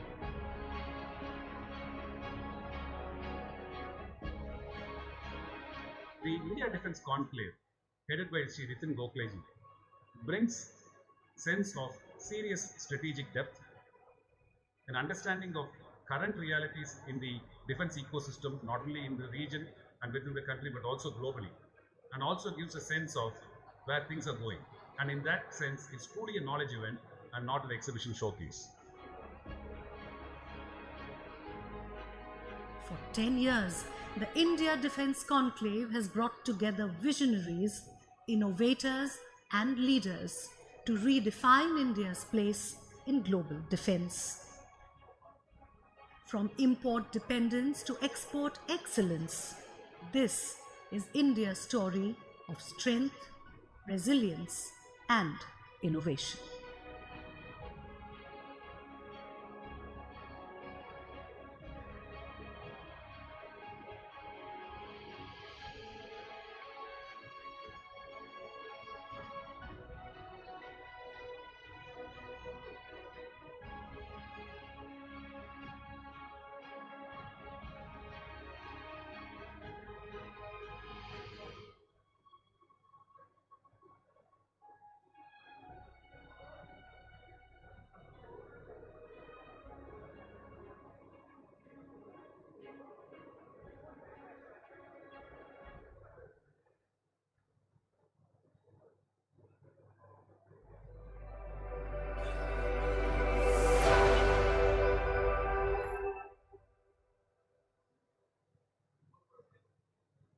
So in 2016, we decided to start a platform where Indian defense industry, the users in the military and strategic thinkers could come together. Not in a conference in closed doors, but in an open forum where they could deliberate, discuss ways to strengthen India's defense as well as India's voice on the world stage. Since day one, it was about balance, strategy and execution, the big picture and the finer details. For me, there was a definite purpose to Bharat Shakti being raised. I had seen the gap that existed between policymakers, the forces, as also the industry. This was one platform which was supposed to bring all of them together. With every passing year, the size and the scope of the conference increased. Number of industries, number of ideas, but the mission was the same, to raise India's voice in the world. Ladies and gentlemen, strengthen India's defenses. Ladies and gentlemen, thank you so much for joining us back after lunch. I'm sorry it was a rushed lunch, but we wanted to stick to schedule.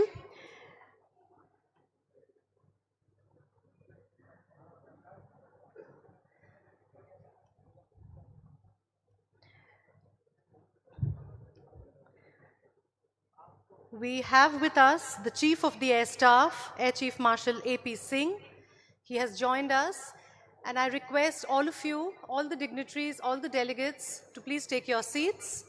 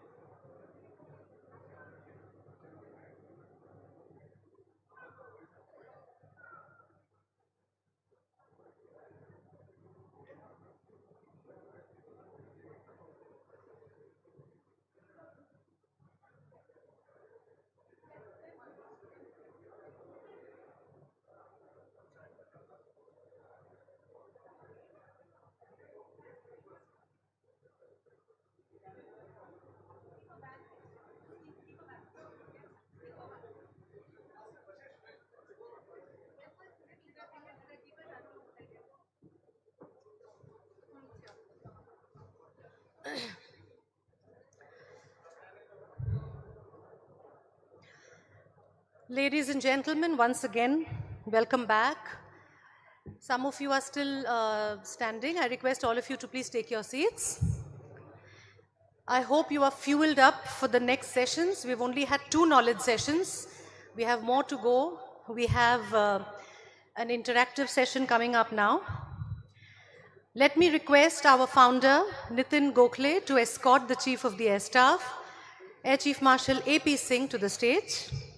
Can I have a round of applause, please?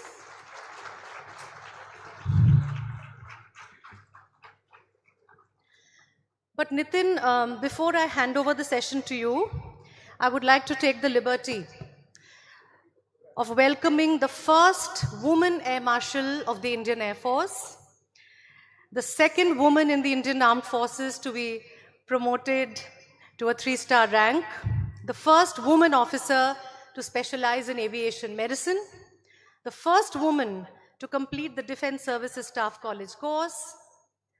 And ladies and gentlemen, today is her birthday. She is very young. I don't think I should disclose her age. Air Marshal Dr. Padmavati Bandyopadhyay is here with us. Can I have a round of applause? Can we please welcome her?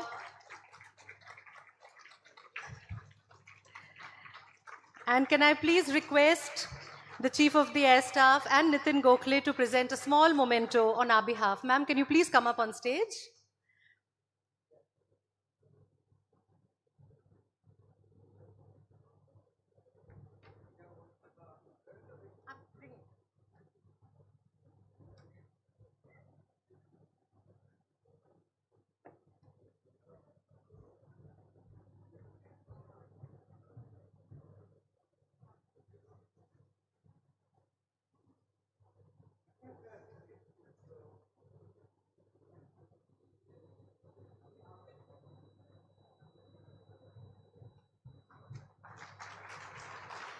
Ladies and gentlemen, Air Marshal Dr. Padmavati Bandyopadhyay.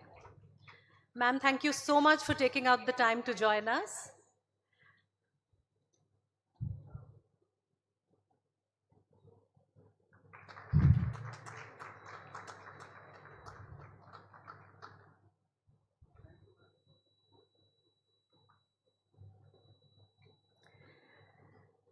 Thank you so much. I now hand over the session to you, Nitin. Good afternoon, ladies and gentlemen. I'm so glad to see a full house, and naturally so, because I know he won't like what I say. A rock star is here in the house, especially after Operation Sindoor. A big round of applause. And more than anything else, I think a professional discussion is something that this house would certainly want. There are defense attaches from different foreign countries who are posted in Delhi. There are industry stalwarts, there are veterans, serving officers, your own colleagues, and industry representatives from both OEMs as well as Indian companies, startups, as you saw as we came in.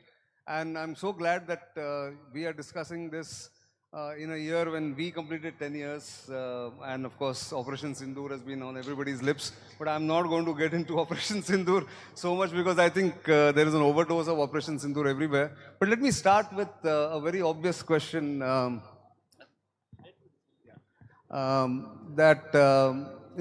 Sindoor or the Russia-Ukraine war or the Israel-Gaza conflict everywhere, the primacy of air power is probably being reasserted or being restated. And how do you see this evolving further? I mean, in a sense, what is the importance of air power and how do you see this evolving further? Yeah. So first of all, thank you very much and for inviting me here. My pleasure. So as far as air power is concerned, I think there was no doubt in anybody's mind about what air power can do. This is one element of power that we have, which has the flexibility, the reach, the precision that you need, and the punch. Sure. So, of course, when there are events like this, it's like you tend to forget what you keep reading, keep, what is taught to you earlier when you don't go to temple for some time, and the day you visit your temple or Gurdwara or Masjid, wherever, you suddenly get reminded, okay, oh, this is what was said and I have to live like this.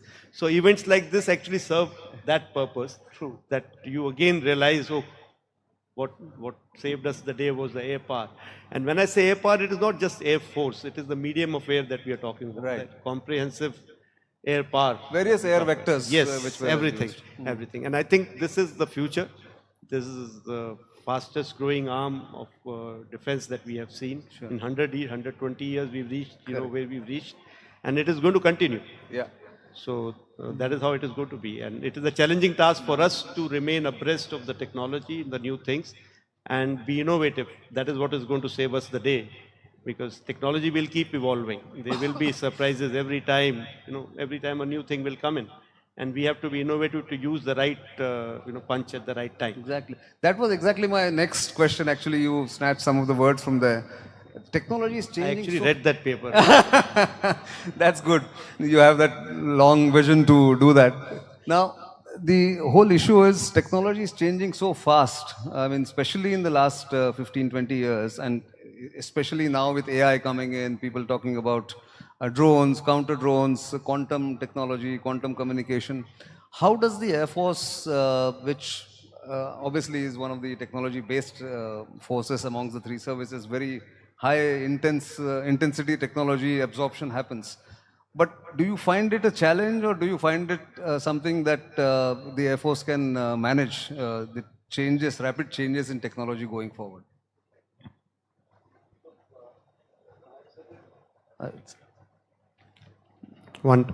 So I've said it earlier also. I think the curve, technology curve is an exponential curve. Absolutely. So wherever you're sitting, when you look backward, you get a feeling, no, it was not so steep. And further, when you look at the things, the way they are evolving, it appears very steep. So I think our predecessors also have gone through similar situation where they felt over a period of time, like when we grew up, the technology, the pace at which it was growing was not so much as we see now.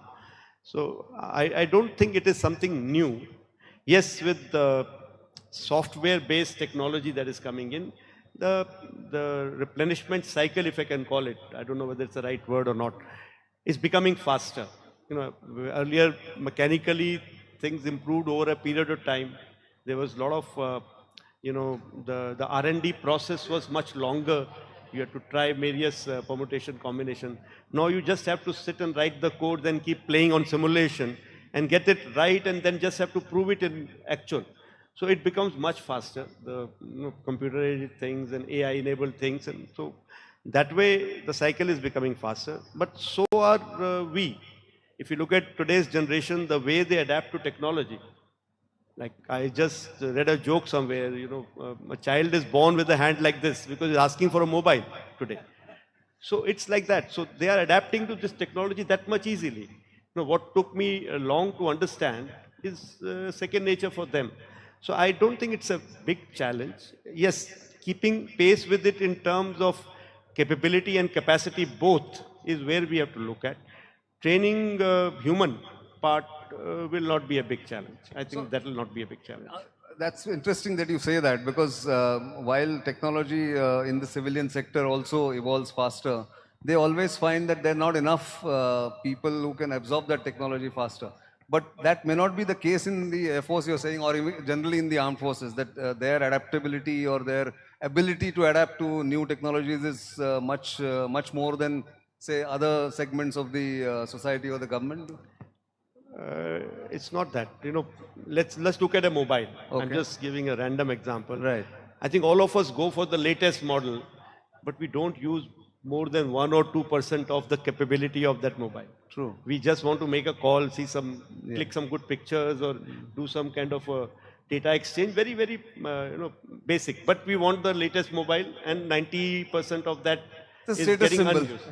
But if you talk about technology in a sector like medical field, where you're using it for operating on people or treating patients, I'm sure they are using 90-95% of the technology. Otherwise, they will not survive. Right. So similarly, in our case, when a new technology comes in, We can't be just using it, just for the show of it. Like I can't be buying latest equipment and say just to operate it the way we used to operate earlier. Right. So I have to use it, जिसको बोलते हैं juice निकालना पड़ेगा उसका. Correct. So you have the mechanism and the ability to do that. So the training becomes very important. With every change in technology, every change in equipment, it's very important to train yourself to be able to use it effectively in all situations. That is very important. That's interesting. But that brings me to the question that a lot of people ask post the Armenia-Azerbaijan conflict. There was this trend that now only drone warfare will take place. Counter drones had not yet come in. Then counter drones came in. Now during Sindoor, or even what we see between Russia and Ukraine, the proliferation of number of different types of drones and counter drones, it's like a rich electromagnetic field that gets created. How do you distinguish, how do you counter those kind of crowding of the skies or the aerospace or the airspace, if not aerospace, airspace? How do you do that? What are the mechanisms for that? Some of it is trade secret. I will not be that's telling fine. you. That's fine. Yeah, but one is of course first about drones. It's a very it's a new thing which has come into the market. It's a new thing which is playing on our mind. But they can only do up to a certain level. Drones, if I can put it across, they can't really win you wars. They can aid. They can create confusion. They can do, a swarm drone system will be very difficult to, it can create a overload of data, overload of information, overload of confusion. Sure. That can be created. But if you want to finally hit a place, decimate a place, deep inside the enemy territory, you need to have those weapons which will carry a punch, which a drone really cannot do as of now. So that is one part of it. But yes, it's a big challenge to manage a drone environment because you will have, if you keep your jammers on, your own things can get jammed. And so there will have to be some procedural controls or some kind of an identification where we know whom to jam, whom not to jam. So as like that. With every new technology, the counter technology develops automatically. Absolutely. The procedures develop, the training helps you in that. You create a lot of exercises to understand the nuances. And then there are certain experiences like actual operations, which you learn from and you evolve from there. So that is a continuous process. So that process is on.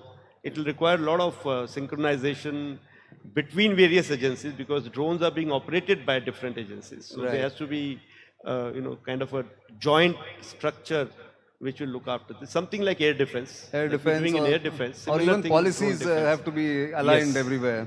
Yes, I suppose absolutely. civil aviation, also even military aviation. Absolutely. All the three services will have to also Three get services, aligned. paramilitary forces, and there are some civil applications. That's right. Everything has to come in together. But one takeaway from your answer is also that manned aircraft are not going anywhere.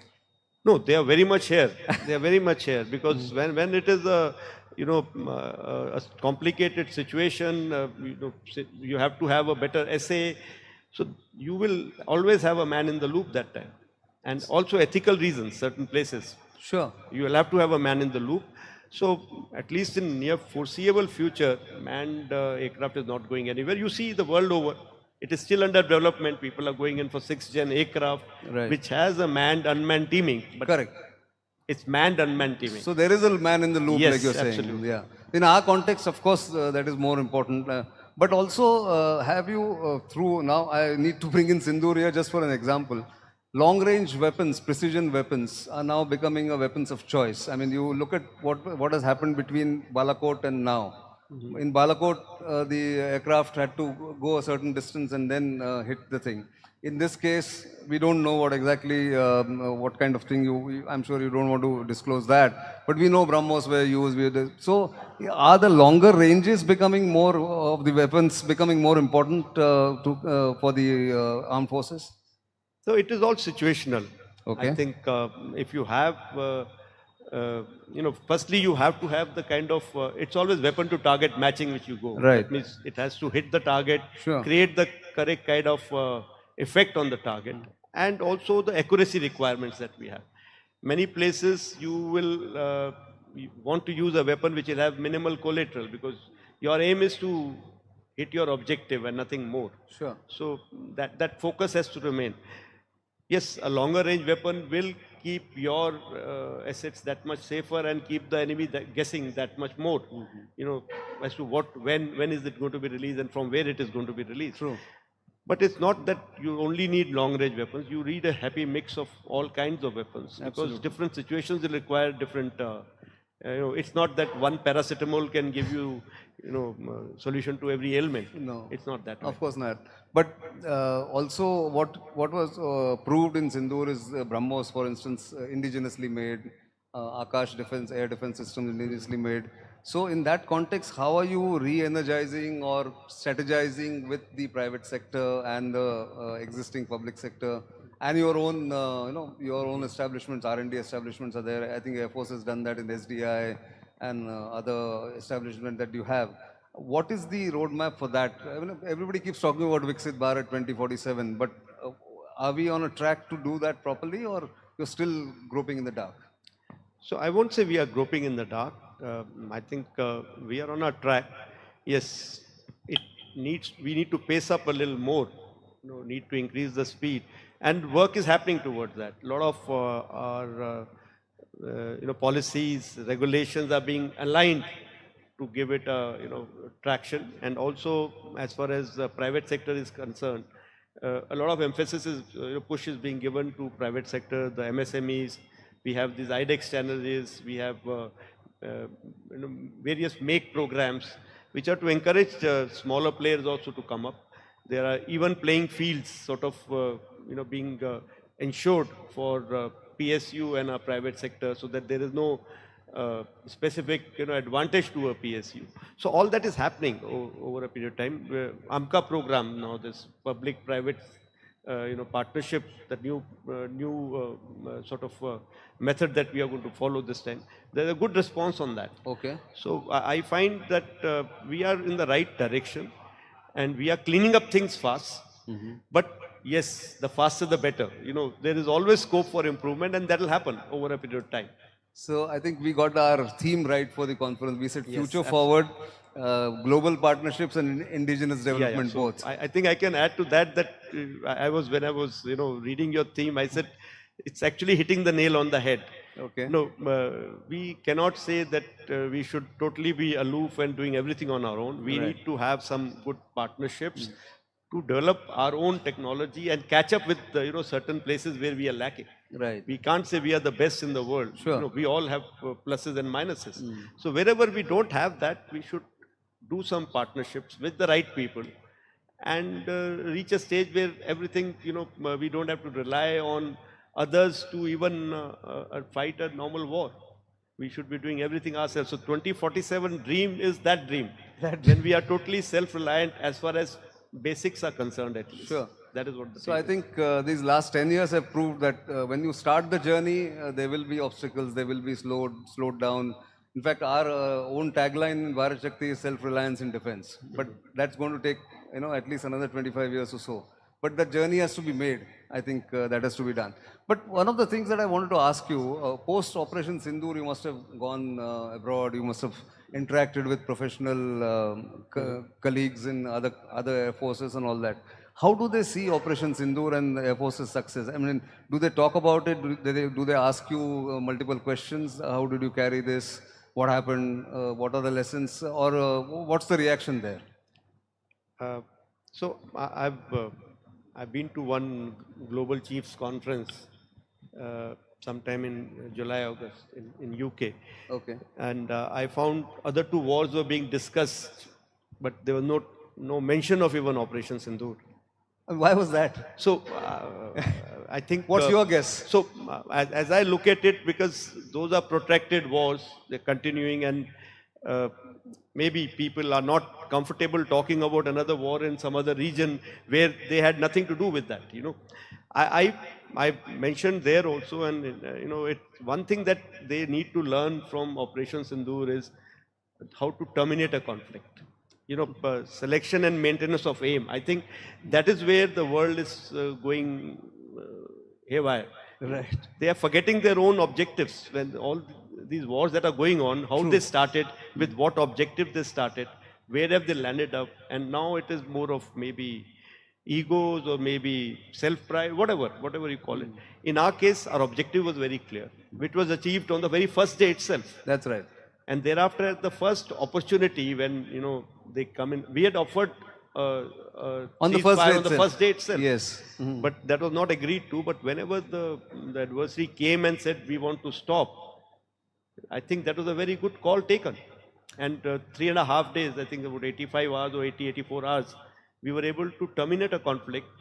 And otherwise, we don't know where we would have gone after that. So I think that is something that some they've people have to learn. not realized that, I suppose. They're not realizing. They're not realizing. But I also, as a long-time observer of military affairs in India, at least, if not elsewhere, is also the very visible politico-military synergy that was visible for us outside the system, and also the integration or jointness and the coordination between the three services. How was that experience? So I think I've spoken about it earlier also. Okay, but I think this was a very good, I mean to say, part of the whole thing, that there was so much of synergy between the political directions and leadership, between various agencies involved, between the three services. I said it earlier also, the NSA and the CDS, they played a good role in getting everybody together and orchestrating the whole thing as a synergized operation, not individually fighting your own war. So it was a very good example of synergy and jointmanship, which I think we need to take forward from here. So how do you take that? So I can't resist but ask you this question about theaterization, because I know you will try and avoid this, but I will ask this nevertheless. But people are saying that if Sindoor was an example, because you have said this, that Sindoor was an example that where you don't need but I'm quoting critics of people of theaterization model or no theaterization model. Why are we not looking at theaterization, or is it that its jointness and integration is the key to it? So I think, if I may say that, I don't know what exact words were spoken, because, but it's misquoting. I am not saying that we don't need another structure. Right. We may need another joint structure. What my way of looking at it is, let's not go by some structure which exists somewhere else and say that this will fit us. Certainly let's not. look at our, what we have today. Yeah. Where did we falter? Did we falter? Did we falter? Yeah. Yes. If we did not, then what did we do good?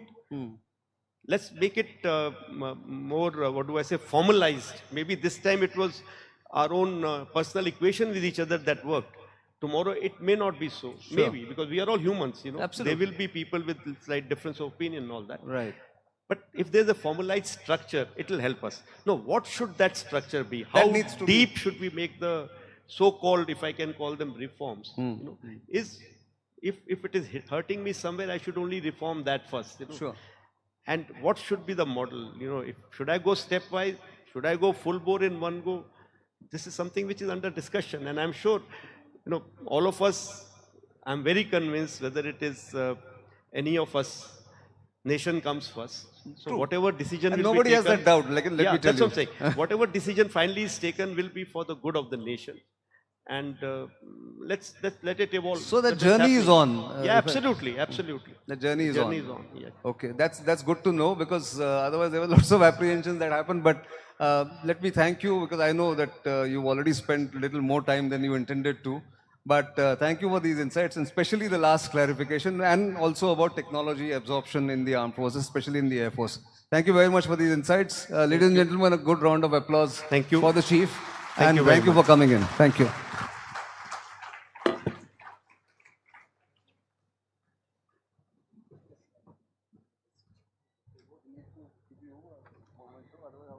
Thank you so much, and may I request Nitin Gokhale to please present a memento to the Chief of the Air Staff.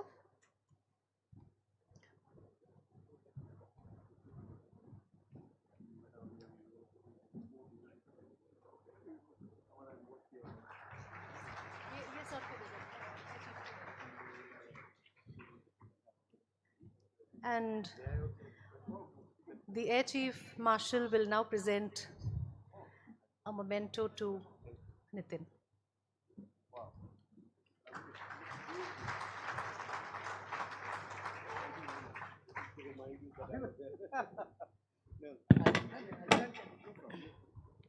Thank you so much. Can we have a photograph, or has the photograph happened?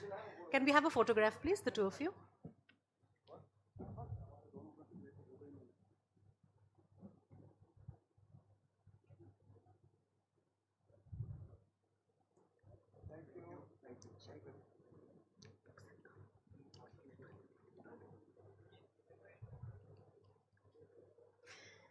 Please give me 30 seconds. We are going to put up another chair on the stage. And after that, we will move on to the Lifetime Achievement Award ceremony. Can I have one more chair on the stage, please?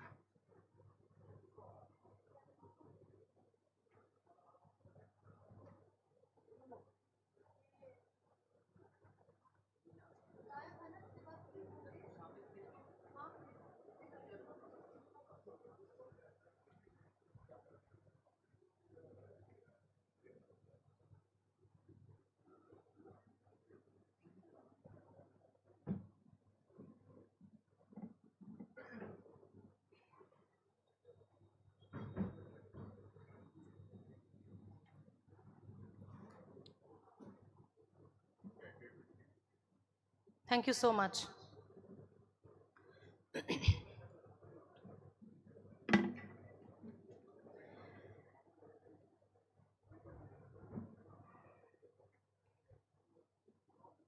And now we proceed to the awards function. May I request Mr. Nitin Gokhale to please escort Mr. Vapala Ramachandran and Mr. Alok Joshi to the stage.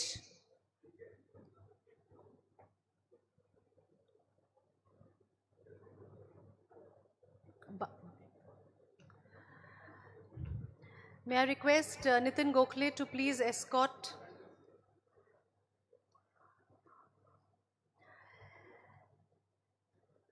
Mr. Balachandran and Mr. Joshi on stage in just a minute.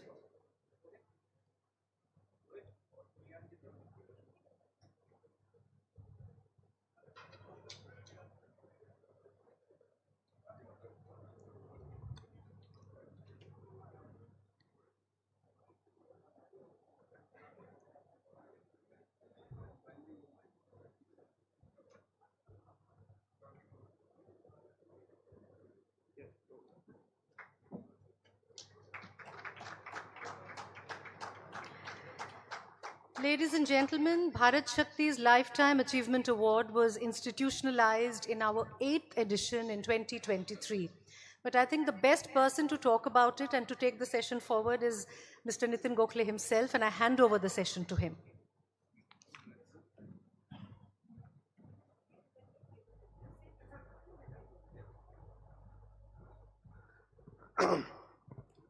Good afternoon, ladies and gentlemen. This is a slight detour from our knowledge session discussions, but important for me and personally and for my team nevertheless, because we believe that people who have served, those who have served silently and otherwise, and who probably operate in shadows and would probably never tell even their own families what work they do, need to be recognized. And what's one such person who I not only admire but who I have benefited from in my 4 decades plus journalism career, also reading his various columns and otherwise, is Mr. Vappala Balachandran, former Special Secretary of the RNAW, 1959 IPS batch, 59 batch of the IPS. He's here, a round of applause for him. He's the recipient of our third Bharat Shakti Lifetime Achievement Award for National Security. And I will not say much because we have a film which will try to encapsulate his life and his work. And then we will present this award. After that, I'll ask him to speak for about 10 to 15 minutes, 15 minutes basically. And with him is one of his old colleagues, a little junior to him, but a former chief of the RNAW, Mr. Alok Joshi, currently the chairman of the National Security Advisory Board. A round of applause for him. We've known each other also for over a decade now, and that is why I requested Mr. Joshi to come and do the honors of presenting this Lifetime Achievement Award. But let us first see the film, and then we will carry on the other proceedings. The film, please.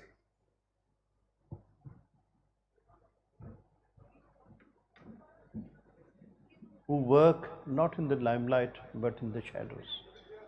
Bala was one of the officers at one of the perhaps most sensitive layer of governance belongs to those who work not in the limelight but in the shadows. Bala was one of the officers at one of the officers who really and truly commanded respect and even the affection he commanded, both from those who worked with him and those who knew him, do him the justice which this award today is now, I think, putting into public sphere.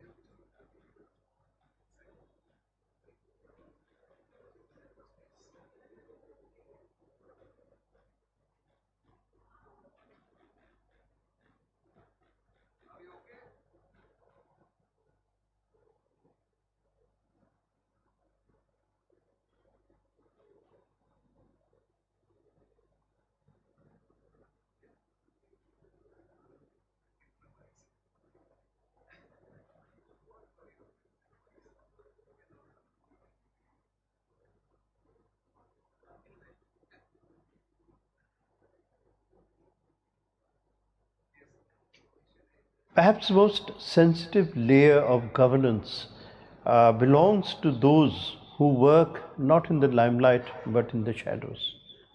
Bala was one of the officers at one of the officers who really and truly commanded respect and even the affection he commanded, both from those who worked with him and those who knew him, do him the justice which this award today is now, I think, putting into public sphere.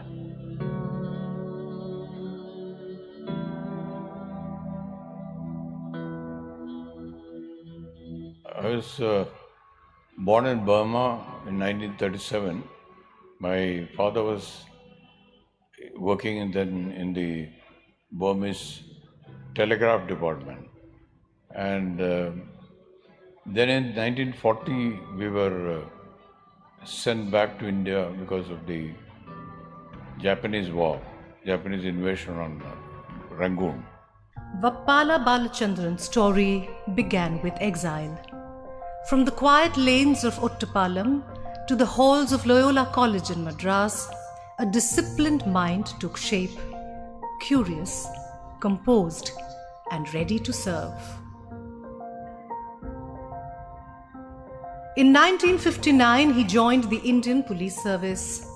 From Nashik to Sangli and Wardha, he learned India at ground level, its farmers, laborers, and restless streets. By 1972, Mumbai called, the city of mills and movements, of strikes and Shiv Sena.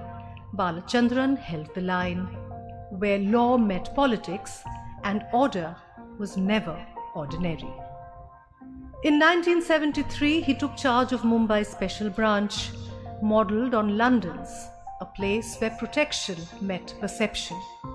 Through the emergency years, he walked a delicate line, duty on one side, conscience on the other. Then came a turn that would define him. Mr. Balachandran, in many ways, represents the finest traditions of the R&AW.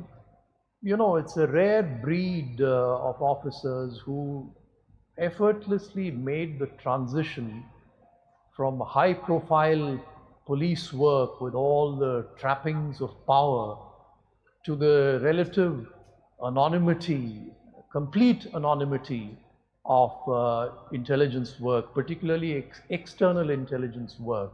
So he was a larger-than-life figure, if I may say so, during his years in the R&AW. Deputation to the Cabinet Secretariat in 1976. 19 quiet years in India's external intelligence service, helping shape the unseen scaffolding of national security. After the Mumbai terror attacks of 26/11, he served on the Pradhan Committee. His finding was simple. Intelligence rarely fails in collection, it fails in connection. Coordination, not competition, saves lives. From Singapore to Oxford to Washington, he spoke of integration. Police, military, intelligence, even media working as one. And he wrote what he lived, a life in shadow, keeping India safe, intelligence over centuries. Over 1,500 columns, each a window into India's evolving security story. Today, in the same Mumbai home he built in the 1970s, an 88-year-old keeps writing, reading, and reminding that national security is a team sport, and anonymity sometimes the highest form of service. You cannot handle national security issues in an isolated fashion. Awareness has to come that this is a joint effort by everybody. It is not just the responsibility of the Army or the Air Force or the Navy or intelligence agencies or the police. You have to have an integrated response. Integrated response can be achieved only if an effective National Security Council is set up.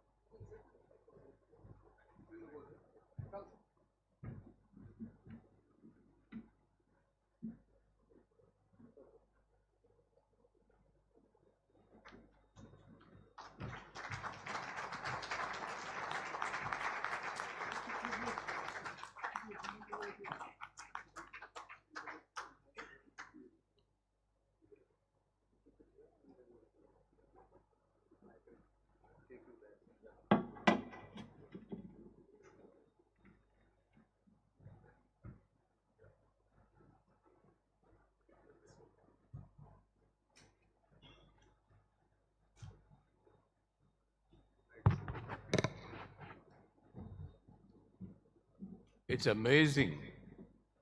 A 3-minute movie over 66 working years of my life. That is from 1959 when I joined. I never knew this magic behind this movie because I never saw it. And when I asked that I should be shown, they said, no, this is a secret. It will be released only on the same day. You see, for people like me and Mr. Alok Joshi or Kumar Ramnath and others, we live in shadows, you can say that, and anonymity. We are not used to public speaking. We are not used to a prominent leadership role in the gaze of the television cameras. So, getting a recognition like this before an august audience is something unprecedented, and I really thank Nitin for that. I really don't know what I have done. Maybe somebody else would have done the same thing. But he said, no, you have to receive the 3rd Lifetime Achievement Award that my organization is giving. Anyway, thank you very much. I'm also grateful to Mr. N.J. Akbar, who unfortunately is not present here, but he lent his voice, he was mainly responsible for, after retirement, when I published nearly, by now about 1,500 columns in Indian and foreign magazines. First, he was the editor of Asian Age. Then he left that and then started a fortnightly called Covert. The second publication was, or third publication was, Sunday Guardian. The maximum number of articles were published by Mr. M. Akbar. I owe a special, I'm so grateful to him for exposing me to the journalistic world. And coming to Nitin, I had not met him till 2009. I used to watch him giving his very pinpointed, with no exaggeration, the comments on the security situation in the country. It was always a pleasure to watch him and his commentary.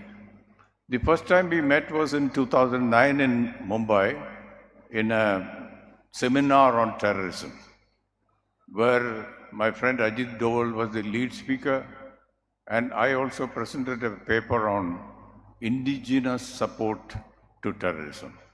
Till then, the entire concentration was on external efforts to whip up terrorism in India. But no thought. In my paper, I said that we have been suffering various forms of terrorism, I would say jihadi terrorism, right from 19th century onwards, if you see the history. We can't forget that. So that is my theme. Then second time I met him was when he was writing a book on the icon of our intelligence, that is Mr. R.N. Kao.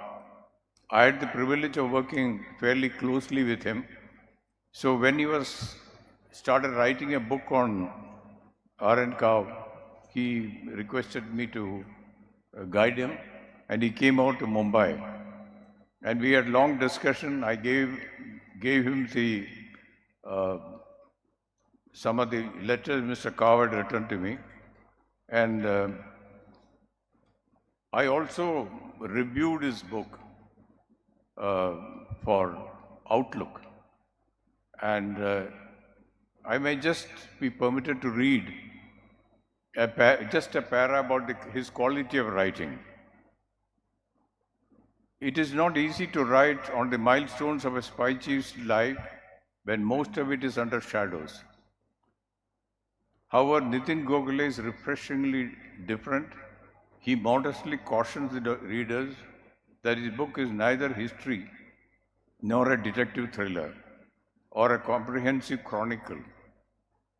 Yet his jargon-free style captures the essence of Kao's character, his low-profile communication style through understatements, and his successes and reverses. It is commendable that Nitin was able to unmask considerable details of Kao's unpublished life within such a short time As a person who knew Cow well, I could safely imagine that had he been alive, he would have approved Nitin's factual book without any embellishments. And this is a very long review. I don't want to read the whole thing. Well, as I said earlier, we intelligence people live an anonymous life. The other day, just last month, we lost one of our pioneers in the research and analysis wing, Mr. R. Govindarajan. Mr. R. Govindarajan belonged to the 53 batch of 53 batch of the IPS, and he worked for long in the Intelligence Bureau, and then he came over when RAW was started in 1968. When he passed away, his obituaries were published, but all connected to his son, Mr. Raghuram Rajan, our former governor of Reserve Bank. So the concentration was not on the father's achievements, but on the son's achievement. But here I must compliment our Prime Minister. He wrote a very warm letter praising Mr. Govindarajan's services in the intelligence. And this type of understanding by the Prime Minister of a person who retired long ago and passed away in anonymity shows that the present Prime Minister does care for those anonymous security organs that are protecting our country. So let me mention this very, very categorically that the present administration does remember those anonymous soldiers who have protected our security.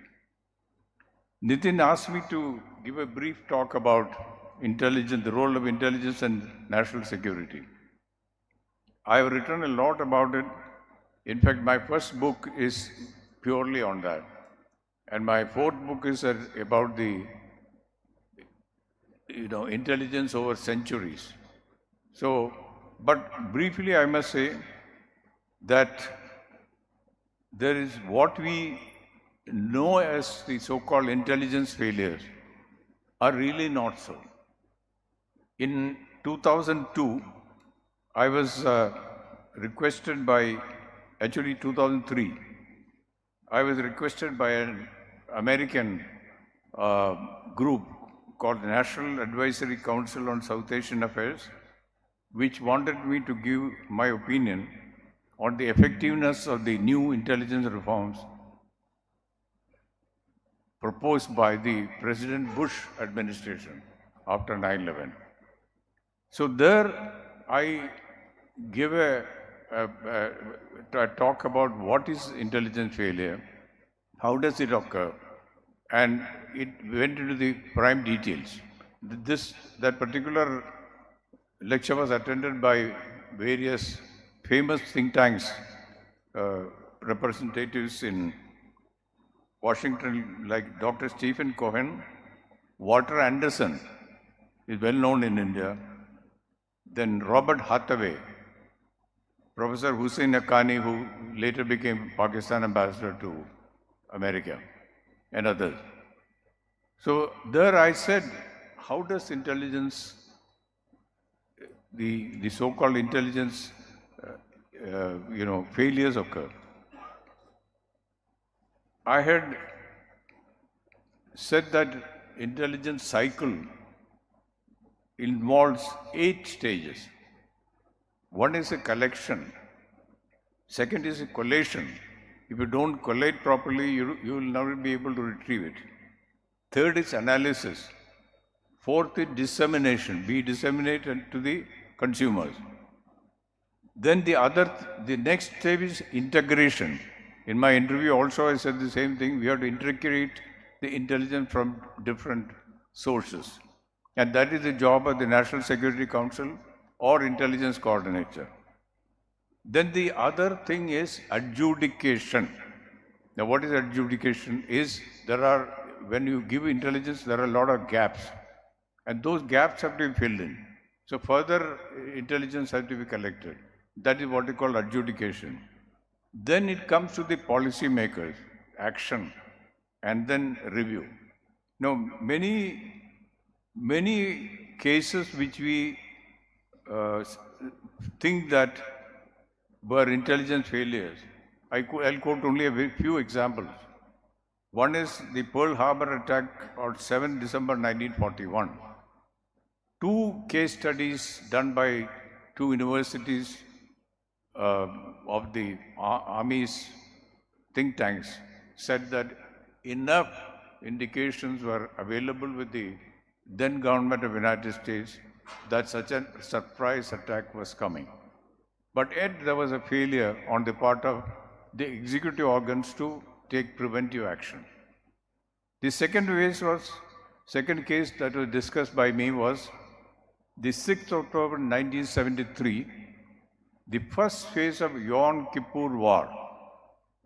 Much before the 2023 attack came, Israel was attacked by the combined forces of Egypt and Syria in what was supposed to be a surprise attack. But actually it was not though. Mossad had the intelligence, had forewarned the army intelligence, but somehow due to some reasons, preventive action was not taken. Third is still more serious. 23rd October 1983, Beirut Marine Barracks attack. There, nearly 400 US Marines died in what was a huge explosion outside the Marine barracks.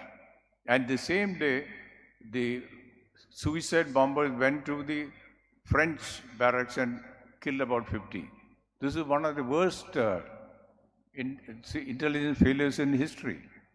But that is also not correct. What happened was that 20 years later, the families of the deceased Marines, they sued the government of the United States. And during that trial, an alert by the technical means, by the NSA, came saying that the Iranian minister had forewarned or rather asked the local representative of an Amal militia to do something spectacular. That was not done.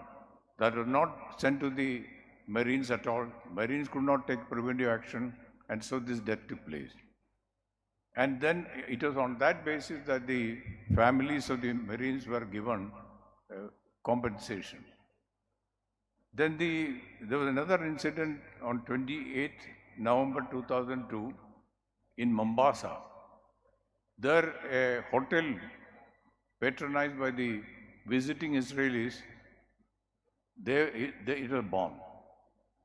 The Australian intelligence service had that intelligence, and they had alerted their national not to go to Mombasa. But somehow the Israel could not alert their citizens at all. So as a result, some people died. Then the last one, I have in fact various other incidents, but I don't want to waste your time on that. The last was 15th August 2021, the sudden collapse of Ashraf Ghani regime in Afghanistan. There also prior intelligence was available, but it could not be prevented. I would now just on October 22nd, 2025, Sir David Oman was the intelligence coordinator of UK, and I happen to know him because we both attended an Oxford conference on terrorism. He has written an article about the difficulties that the intelligence services face. For example, he quoted the incident of the bombing of Copenhagen. The article is called "The Making of an Intelligence Failure," explaining latest difficulties in confronting intelligence through the proliferation of social media and artificial intelligence. He quoted the September incident of drones over Copenhagen airport. Now, the policymakers want immediate, and the public also, they want immediate intelligence, or whether was it a Russian responsible? How was the attack mounted? So the complexities of intelligence have increased. Now we keep on saying that with artificial intelligence, intelligence is made easy. He says no. And that is because it again goes into the expectations of the consumers, expectations of the government have risen. If artificial intelligence can do, why can't you give the accurate intelligence? He argues on this, saying that this is not possible. It's being made very difficult. So in future, you will see, Nitin, that even with artificial intelligence, you will find it very difficult to give pinpoint intelligence and satisfy this. The expectations have increased. So, but unless we work very hard, we will not be. See, what he is now saying, to be most useful, this analysis should not present the most likely course of events. I am talking about future intelligence, but also flag up strategic notice of less likely but potentially more serious long-term developments. So the expectation from intelligence services to guard the national security has risen. So the intelligence agencies have to sort of satisfy them. Now what he says is that even when governments do not have the power to prevent anticipated threats materializing, they may be able to take mitigating action to try to reduce its impact. If that is done, that at least will go a long way. But finally, he also adds that the MI5 was able to, during the last 1 year, they say that there have been 31 terrorist plots were foiled. And that's a brilliant record. Now, unfortunately, in India, the intelligence services do not come out openly and advertise their achievement. But the government knows. So I'm sure our intelligence services also must have been responsible for prevention of various plots. So I conclude this, and once again, Nitin, I'm not much concerned about whether I'm given any honor by government. In my view, government honors are without any heart. Now, in this case, it has come from his heart, the heart of a good man. I don't know whether I deserve it. I really do not know. Anyway, thank you very much for all the kindness. Thank you for your patience. Thank you.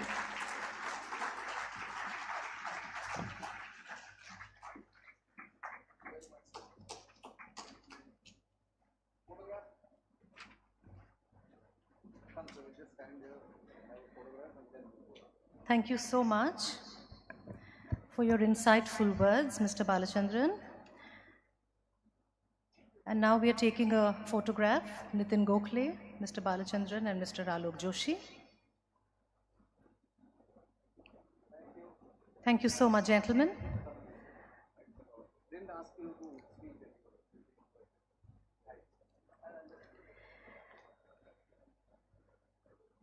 And now let us move on to our third knowledge session of the day, reforming defense procurement, ease of business and speed of acquisition.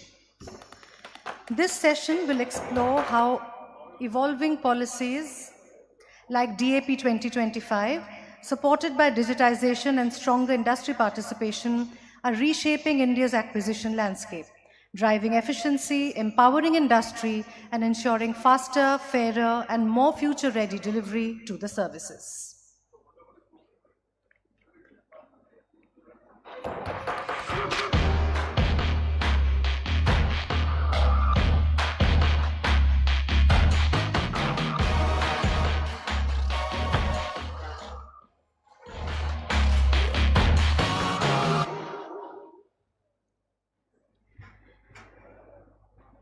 And now I would request the moderator, the panelists, as well as our keynote speaker to please come up. I'll first call upon the moderator and the panelists.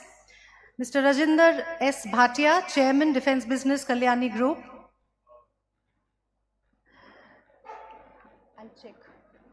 The panelists, Rear Admiral Brajesh Vashisht, retired, Director Quality, Solar Defence and Aerospace Limited. Air Marshal Shirish B. Deo, retired, Founder and Chairman and Managing Director, JSR Dynamics. Mr. Sanjeev Kulkarni, Board Member, Optimus Logic. Can I request you all to please come up on stage?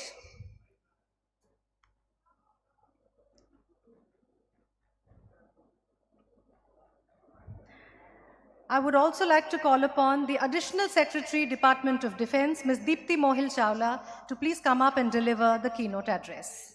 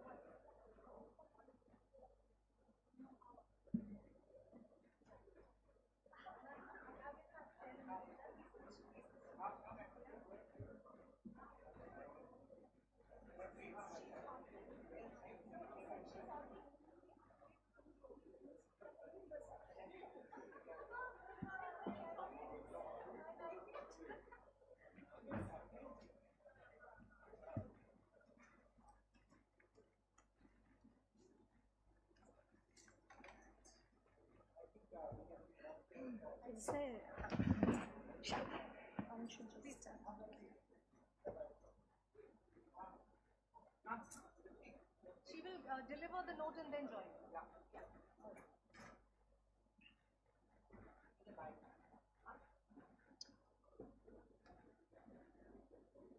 So, good afternoon, distinguished guests. First and foremost, I thank Bharat Shakti for giving me this opportunity to be addressing this gathering.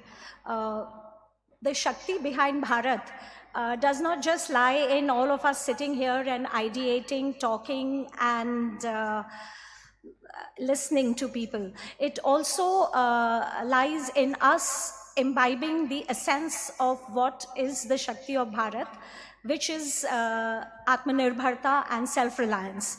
This is a carrion call that the Honorable Prime Minister laid it out for us. It is not just a vision for us, it should be our calling. And I would like to not talk too much. I have just told Bhatia Saab that I would rather sit here with all of them and have an interactive session with all of you and answer any of your questions that I can answer. So let me start by saying that in the recent Combined Commanders Conference, Honorable Prime Minister gave us a mantra. He says, Jai Hind bolte ho bolte ho, but Jai nahi karte. Jai for him was J for jointness, A for Atmanirbharta, and I for innovation. He felt that each and every time we are saying Jai Ho ya Jai Hind, in our heart and mind, we should be only thinking about how we can jointly achieve the vision of Viksit Bharat, how we can go from doing licensed manufacturing to self-reliance in the field of defense, and that's what Atmanirbharta is. And to do all that, we start innovating. Innovating in our minds, innovating in our culture, and innovating particularly in defense manufacturing. The defense acquisition, which is meant for the modernization of the Indian Armed Forces, started with the Kargil war, where a need was felt that we need to be self-sufficient and we need to modernize our armed forces and meet the deficit in their capacities and capabilities. So we had the fledgling acquisition wing set up in the Ministry of Defense in 2002. And around that time was the first manual that got evolved. The focus of that manual was to ensure propriety, as is the want for all of us in the government, that since we are responsible for the taxpayers' money and we have to optimize everything, let us focus on following the right procedure and ensuring value for money. From then to DAP 2020, we have come through a great evolution process where now ease of doing business is center stage. And today that we are all working for the DAP 2025, we are again guided by the Jai mantra that we have to jointly ensure that we innovate and we are self-reliant. So for that purpose, we've been working with the industry, with the users, with all the stakeholders to get their inputs as to what are the limitations and concerns that they feel in the procedure and how best can we make the procedure adept to be able to do timely procurement, the right equipment at the right time being made available to the armed forces. It's not an easy task because first and foremost, we are guided by the fact that we have to ensure that the money is properly utilized. And the second thing is that there are competing demands of the users and there are requirements of the industry. And sometimes these two are not always in tandem. So I have always been saying two things to the two main stakeholders of the system, the industry and the users, that is the armed forces. To the armed forces, I always tell them that let us never look at the ideal, perfect systems which deliver to us 100% of our requirement. Let us be able to go a little lesser than 100%, but let it be completely made in India, by India, of India. To the industry, I have always been requesting that please do an honest stock taking. Only promise that which you can deliver. And in case there is a capacity and a capability constraint that you find in your technology or your manufacturing, please be upfront about it. Let us in the government be able to handhold you to be able to get the best from the world for us, and so that you're able to deliver to the armed forces. So to both the important stakeholders, and we are somewhere in between in this process, enabling both the sides, my request is that in this DAP 2025, we are wanting to bring in some objective quantifiers to assess the technology and manufacturing readiness of the industry, the product readiness of the industry. And I also would like the users and the armed forces to understand that at all times, we will not have the perfect systems. The systems that we have, that we tend to aspire for, have also gone through a great technological evolution in the foreign OEMs manufacturing facilities. So please give that time to the Indian industry to be able to meet your requirements. And please, the Indian industry, be very frank with us. Please be very honest about your capacity and capability, your constraints and your strengths, so that we can work with you and we are able to realize Jai. I really hope that the mantra of Jai doesn't stay a mantra and it becomes something that we do day in and day out in our respective arenas. So with that, I think I would rather like to have an interactive session with all of you. So I thank Bharat Shakti for giving me this opportunity. And I see a lot of familiar faces from the industry and the armed forces among the audience today. I just want to assure you that here in the Ministry of Defense, we are totally committed to both spectrums, the industry and the users. And please enable us that this new document, DAP 2025, hopefully we should have it out by December of this year, we are able to address both your requirements in a way that doesn't make procedure the center stage, but fulfillment of the requirements center stage. Thank you very much.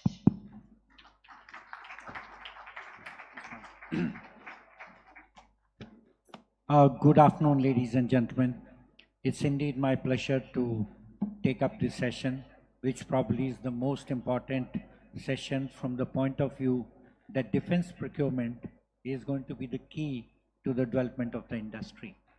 To the uninitiated people, let me just introduce that Mrs. Dipti Chawla is also on the committee and chairing that committee, which is now formulating the Defense Acquisition Procedure 2025.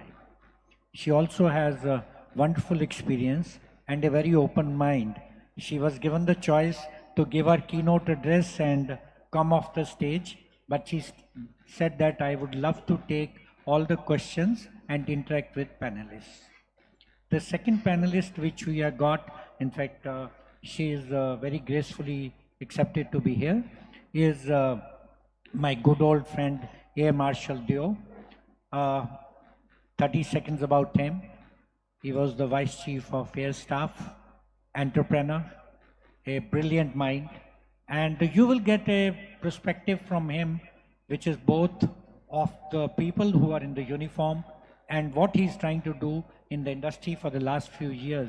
So you will be able to get a very good perspective from that.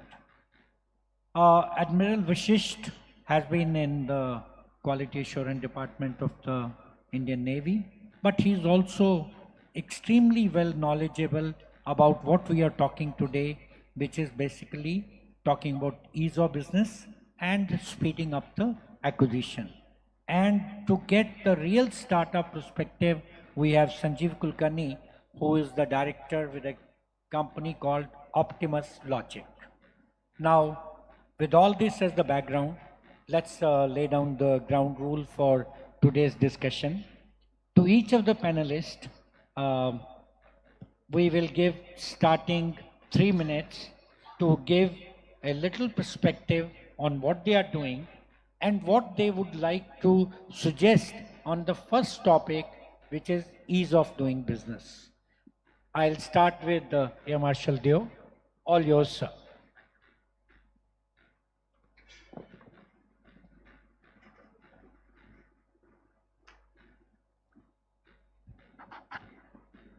So dignitaries on the dais, ladies and gentlemen, Jai Hind. Okay, that Jai also encapsulates what Ms. Chawla was saying. Okay, so I'm Air Marshal Dev. I retired as Vice Chief. Okay, should I put this off?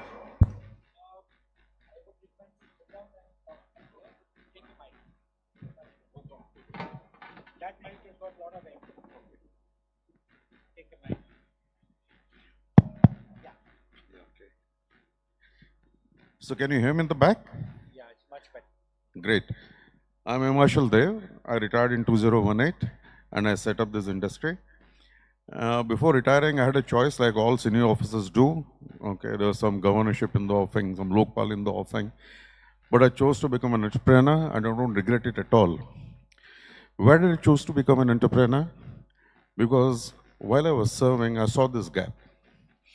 Okay, really, people treated us as second-class citizens when it comes to technology. So Indians, you can't handle this, just buy it from us, don't ask too many questions.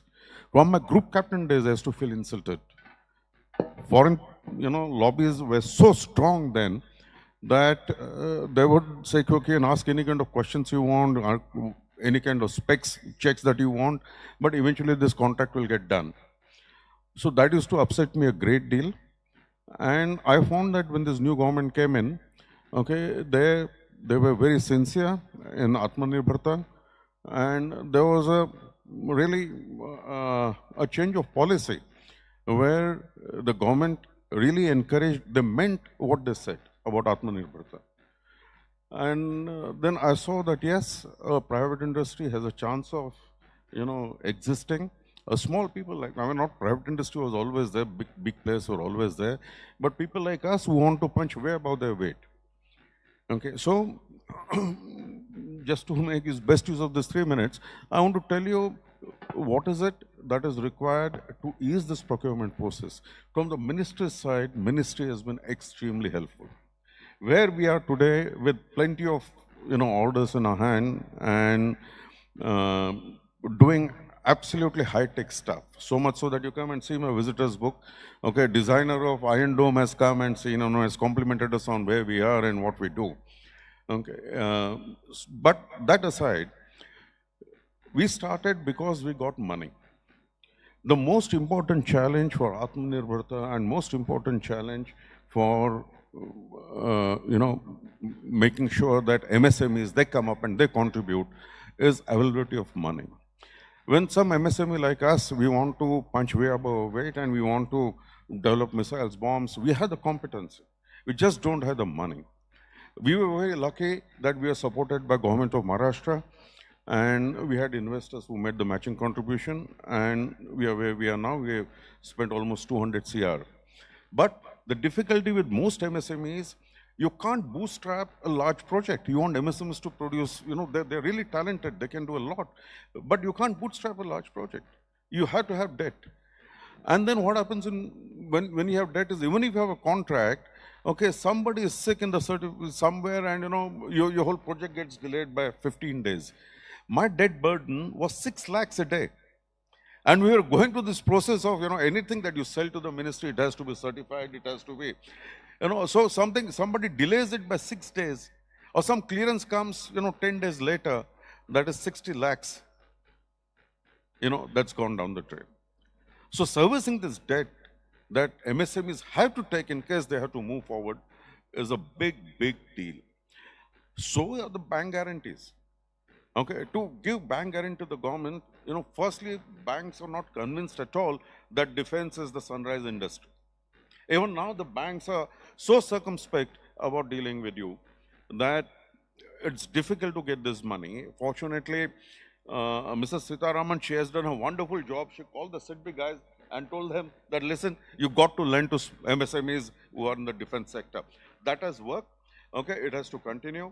And that will sort of handle one challenge, that MSMEs face, and that will really help in procurement path becoming very smooth.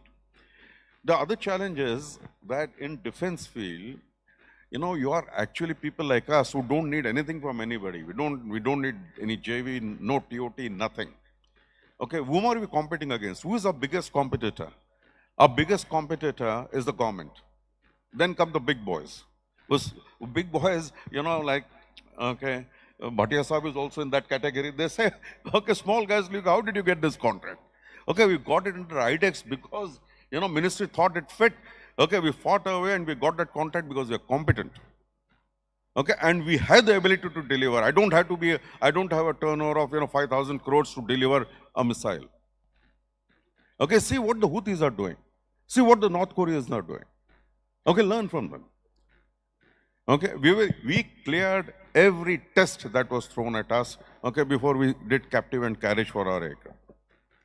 So our biggest competitor is the government. And who certifies? Wrap up your first argument. I'll come back to you again and again. Sure. Promise. Sure. So, Air Marshal, they have actually raised a very pertinent point, exceedingly important, that cash is going to be the king. Money is where the whole thing lies, and any delay which occurs really hits very hard. We are talking about two topics. One is on ease of doing business. Second is on hastening the acquisition process. Now, people who would feel that nothing much has happened, he rightly also mentioned that winds of change came 10, 12 years ago. A lot of things got changed. Just to give you in terms of numbers, before I move on to the second panelist to give the opening remarks, is that in 2019, India's total defense production was just about 75,000 crores. In 2024-25, it has risen to 1,51,000 crores, which shows that it is doubled in less than 6 years. But more important is that our exports have grown 5 times in the same period. And the interesting part is that the contribution of the private industry has risen from a measly 11 to 12% in 2019. It is now about 25%.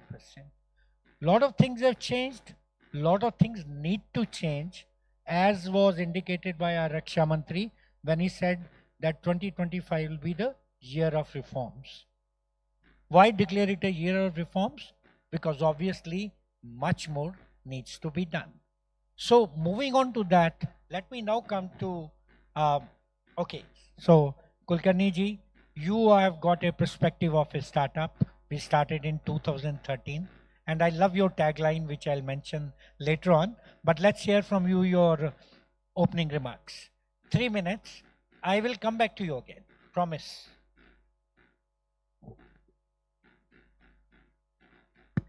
All right. Thank you. So my company, Optimus Logic, we make cellular phones. We design our own cellular phones. In fact, we actually designed and manufactured India's first 5G phone, right?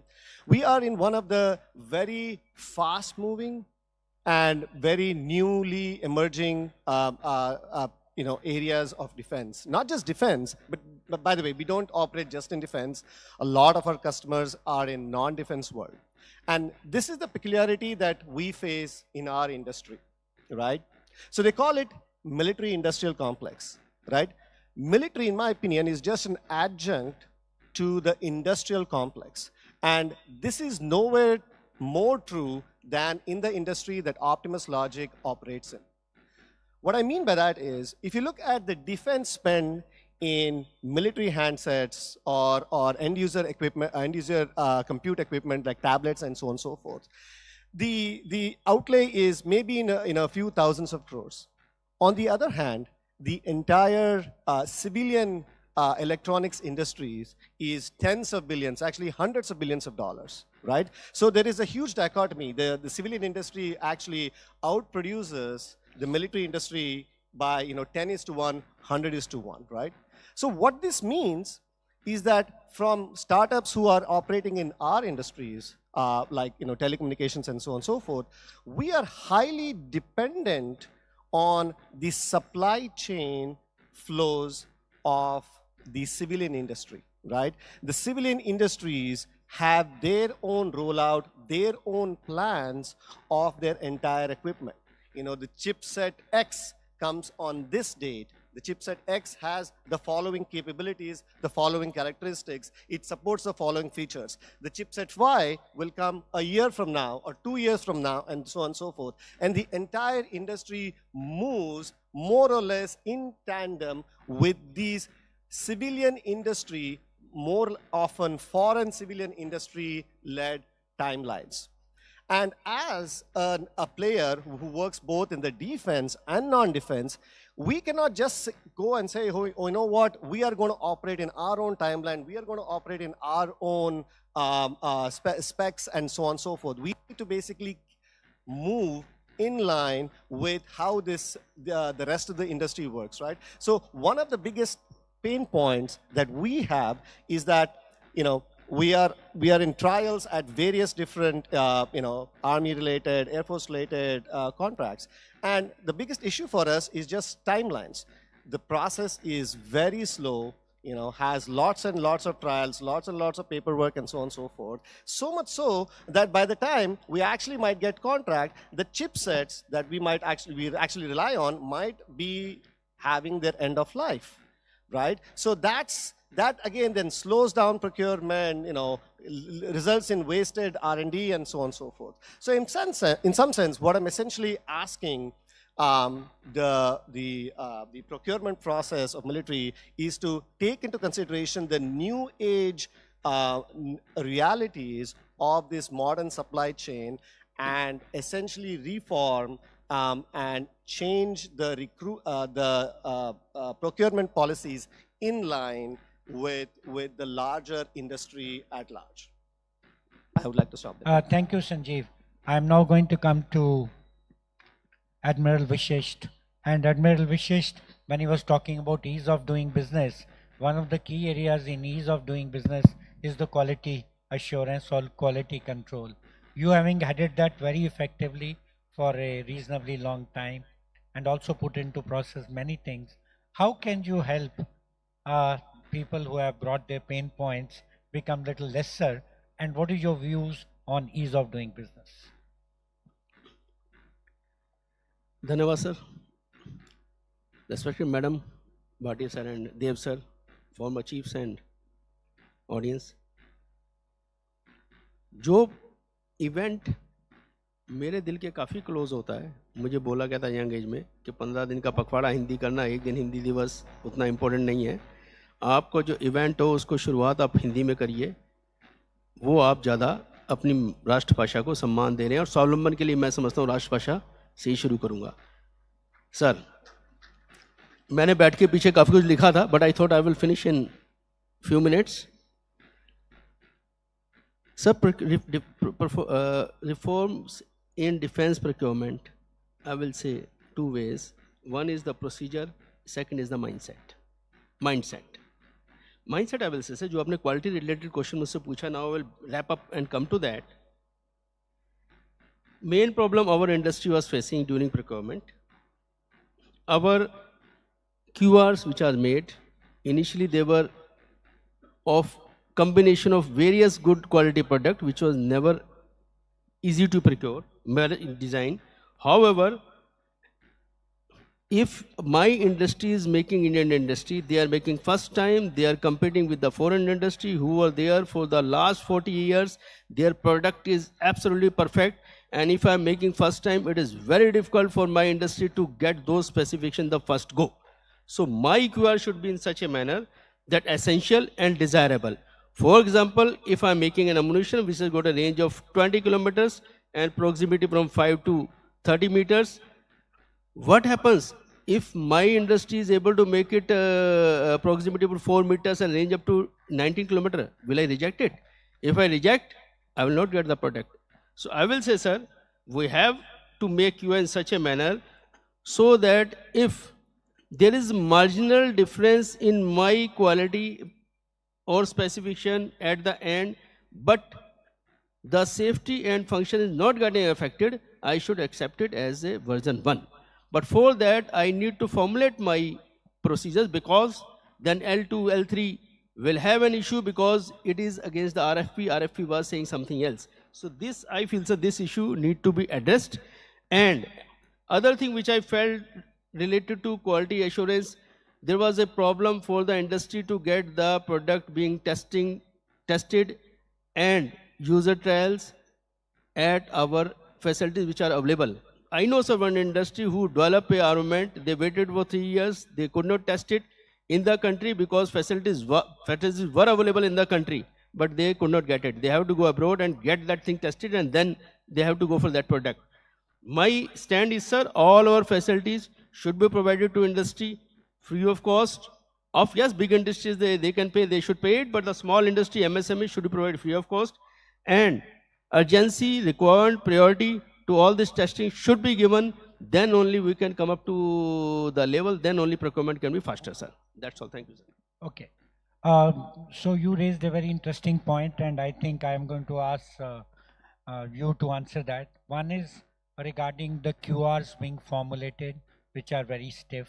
Secondly, the processes laid out in DAP are totally inflexible in the sense that they do not afford any flexibility. And last point, which is exceedingly important, is functionality versus the GSQR. So these were some of the issues which have come up.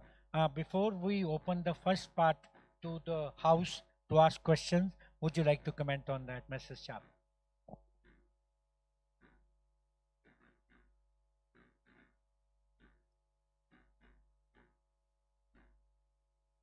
That was exactly my point in my keynote address, that there are two ends of the spectrum of the defense procurement and acquisitions.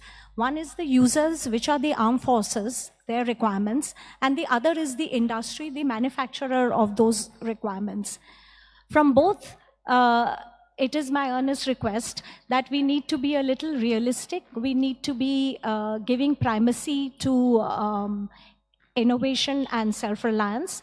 And for that, the users have to be accommodative in terms of designing of their GSQRs. The functional requirements, as rightly brought out, should take primacy, but it should not get bound down with such technical specifications that our industry is not able to deliver that product and develops foreign dependencies in their supply chain. The industry needs to also do that stock taking and be very realistic about their self-assessment of their technology readiness, their product readiness, their manufacturing capacities and capabilities when they respond to RFIs. In the initial RFI, which is sent out by the armed forces, I find the industry affirming all the various multifarious requirements of the armed forces. So the armed forces feel that, yes, this is doable and this is achievable. So I think, like I said, both ends of the spectrum need to be a little realistic and give an honest response and an honest assessment of their requirements. Coming to the procedure, I keep telling everybody that please don't make the procedure the villain of the piece. The procedure is the enabling framework which enables all of us who are working within the system to be able to do objective decision making. If we did not have a framework by which we could move particular cases, take particular viewpoints at critical points, we would all be bogged down with malified intention. It is only the procedure and its practitioners who know the importance of having that framework. In the absence of the framework, we will not be able to work fearlessly and effortlessly. But should the procedure take primacy? No. Therefore, as we see the acquisition process from 2002 to 2020, we have systemically evolved it to be able to address the needs of all the stakeholders. And 2025 will not be procedure-centric. 2025 will be all about ease of doing business. Thank you. Thank you so much. That's so reassuring to hear that it will not be procedure-centric, but it will be more towards actually ensuring that there is ease of doing business. Now, we have an option to take 2-3 questions on ease of doing business, wherein I think we'll be left with about 15-20 minutes of the session. We'll ask second round of comments and then ask questions from people. So anyone asking question on ease of doing business and DAP 2025, which is in the works, please raise your hand and ask that question, please.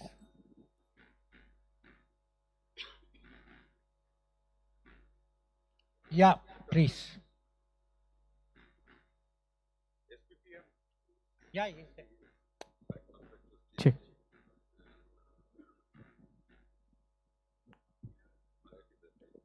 Sure. Can somebody give a mic to him, please? We are short of time and we'd like to close the session in time. Please hand over the mics quickly. Can't hear you.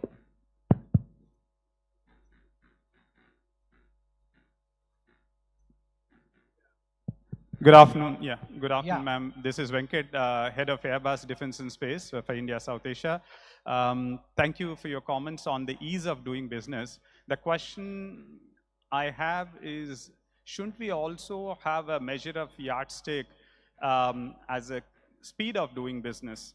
Because ease of doing business is a fair thing. We have achieved a long way, but I would humbly plead, I think we should have now more as a speed of doing business as also one of the yardstick for us to benchmark, please.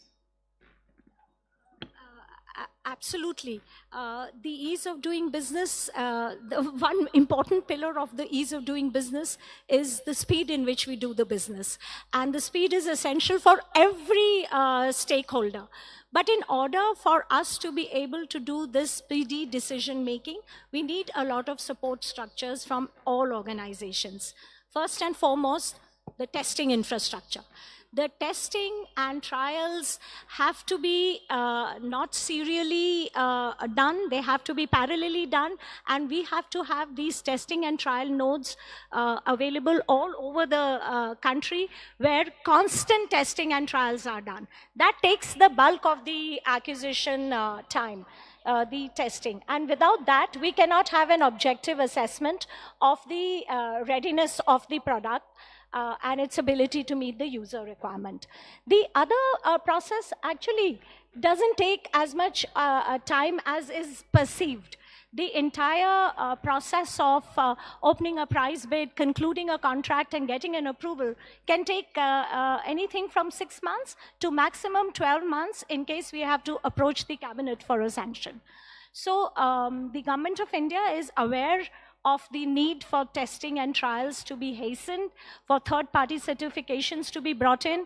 Green channel policies have been brought in, and the new DTIS scheme, which has been launched by the Department of Defense Production, it is aimed at having the industry multiple sources where they can constantly get their product tested and tried without waiting actually for a tender to be issued for them to see their product readiness. We're going to embed these new policies and procedures in the DAP 2025. Thank you. Anyone else asking? I think we are getting both sets of questions, one on ease of doing business as well as on cutting short the acquisition cycle. Anyone else who wants to ask a question?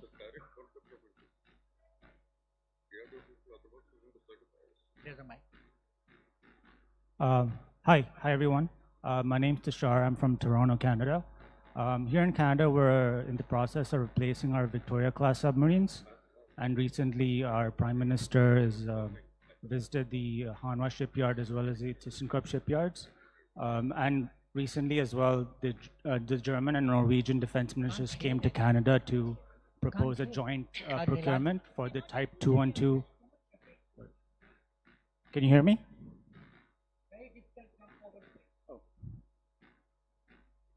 Oh, okay. I'll just come up front. Hi, this is a more of a ease of business as well as procurement perspective. Yeah. So recently the Norwegian and the German defense ministers came to Canada for Victoria-class submarine replacement program. And their main pitch to us was that we can jointly build, maintain, and generate spare parts for the submarines together. So I was wondering if in the future the Indian defense process would be open to a consortium-based acquisition or procurement approach for big ticket projects such as a submarine or aircraft. Thank you. I think this question should be probably answered as we go forward, because it's very specific whether certain platforms will get opened or not. But as far as the intent is there, I think it was made very clear by Secretary Defense Production and you that any kind of collaborative effort with a foreign vendor would be most welcome as long as it supports the initiative of a Atmanirbhar Bharat and Make in India. Okay, so while we have been talking and I can't see many hands, let me quickly run down to the panelists once again and ask them one question. If you were to recommend one single recommendation which will make your life easy, may I start with Marshall?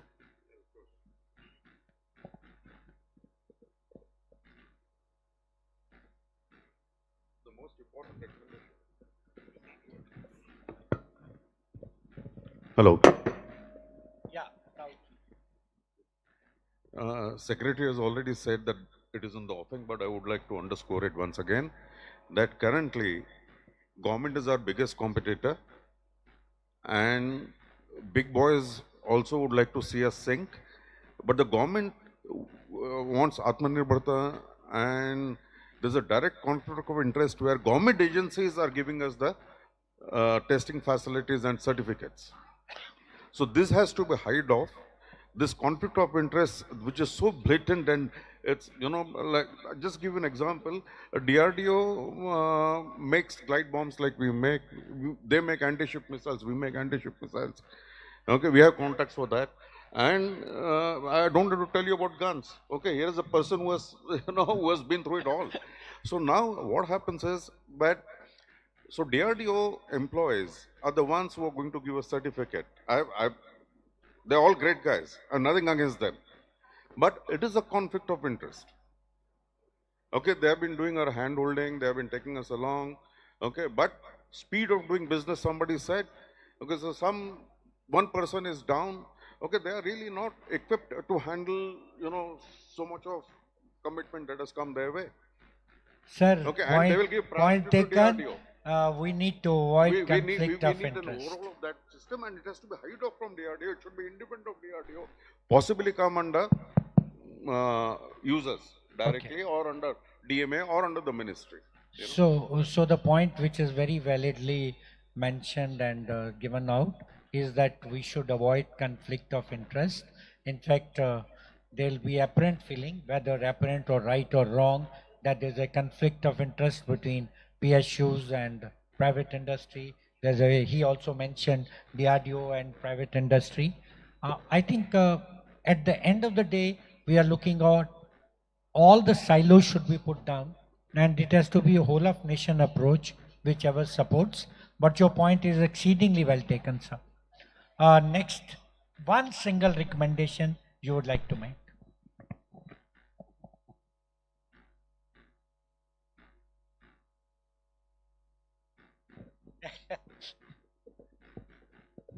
Hello. So we are a small business, and for a small business like us, time is key.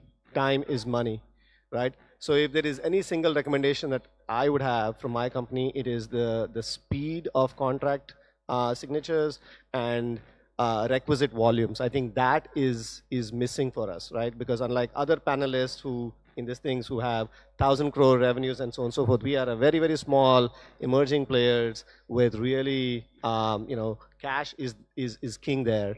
And so in order to maximize, and, you know, this is also one of the pillars of defense procurement, which is, you know, strengthening MSMEs, which are the real bone, the real innovation bone of this country.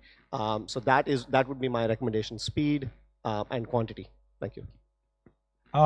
Admiral Vishisht, one single recommendation coming from you, sir. Sir, if any Indian industry has developed a critical store, it meets 98% of the requirement. Functionality and safety is not an issue. It should be given a chance, sir. Okay, so before I ask Assistant Secretary to respond, any other questions on cutting down the acquisition cycle from the people? Anyone? Yeah, Ashish. So ma'am, you talked about innovation. With innovation, you will certainly get across single vendor situations, not an L1 situation. So how would you cater to that? I think, ma'am, you can answer this question. We'll move on after that question. Yeah, Lijin.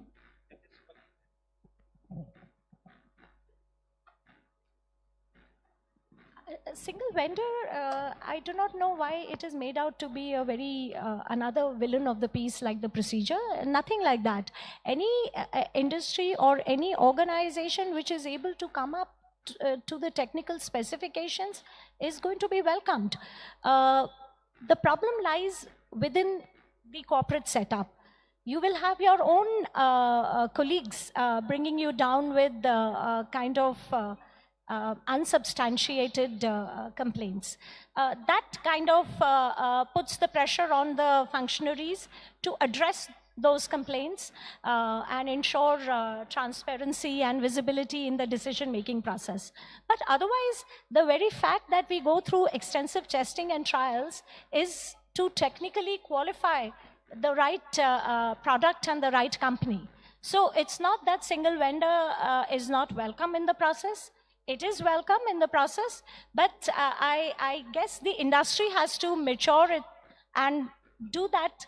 Again, I come back to it, your internal stock taking and assessment. And if a fellow industry is coming up with a product that is meeting the requirements, we should celebrate that instead of bringing the company and its achievements down. Thank you. Any other questions on acquisition cycle? Okay. This will be the last question. After that, we'd like to wrap it up. I'm Commodore Arun Gulaya. My question is to all the panelists actually, because we've been discussing about the ease of doing business and the speed of doing business and so on, and the procedures are not the villain. My only question, and I followed this even while I was serving, if you had to buy a TV for your house, or if you wanted to buy that suit, sir, which you're wearing, which is very nice, if you had to follow first, make the QRs, then do the trials, make sure that it qualifies, and then go for the L1, I can assure you nothing would ever get bought. So while I do agree that, propriety is important, but I think we've carried it to the extreme where that becomes, the procedures become the main thing, and it is the villain. It is the villain. We cannot have procedures like this, especially in an era of fast-changing technology. That is my view, and I would request if the panelists would give me their views on that. I don't know about the colleague panelists, but I'm going to totally disagree with it. You cannot compare buying a television to buying equipment for the Indian Armed Forces. When you're buying the television, it is your money. So it is your decision how you go about it. When we in the government are sourcing equipment for the Indian Armed Forces, it is an honest taxpayer's money. So we are responsible to ensure visibility, transparency, level playing field. We are responsible to assure that we get the bang for the buck, and we are following the procedure in its letter and spirit. So the two things cannot be equated, and we have to give the system and its procedure time. But good afternoon, sir. But should the process get overtaken in its time? No, it should not. And being cognizant to that, we already have enough leeway within the procedure to fast track whenever we have to induct critical technologies. And now in DAP 2025, we are working out 2-3 other fast track accelerated procedure. But once again, procedure is not the villain. Procedure is the enabling framework and the backbone with which we are able to effortlessly and fearlessly and objectively make decisions and ensure the honest taxpayer's money is utilized in the constitutional spirit. Thank you. Army Chief is already here, and I'm so glad he's going to listen to the actual gist of this session sitting out here. Sir, good afternoon. We had a very interesting discussion on ease of doing business and hastening the acquisition process. Very interactive session. The key point which comes out is that we all do realize that there is a need to hasten the process. The simple logic lies that acquisition cycle cannot be longer than the technology development cycle. Because if it is longer than that, you're going to get a obsolescent equipment. The answer to that is not only on one side, it lies on both sides. It is for the acquisition wing, the MOD, to fasten their processes, do parallel processing, have more test sites available. On the industry side also, a lot needs to be done. And I tend to agree, at the level of RFI, you'll have 25 responses. At the level of RFP, there'll be 6. For the trials, there'll be 3. And finally, there'll be 1. So we also need to look inwards. And the key to that would be a collective effort where barriers are down. There is a mutual trust. And I can assure you we can do that. coming back to the second point, which was music to the ears, that also the way we issue out our RFP to everybody who asks for it or RFI response may not be the best way to go forward. Maybe technology readiness levels, manufacturing readiness levels must be seen before we are able to get to the market. We also need to appreciate that as we go forward, the quantum of business which is going to be handled is going to be doubling every 6 to 7 years. By 2047, the expectation is that the defense budget will be 6 to 8 times what it is today. And if that is the magnitude, we need to be prepared for that if we want a Atmanirbhar or a self-reliant nation coming up at that time. I think with these words, I would like to wrap up this session. Thank you so much to everybody, to all the panel, and to the people who are there.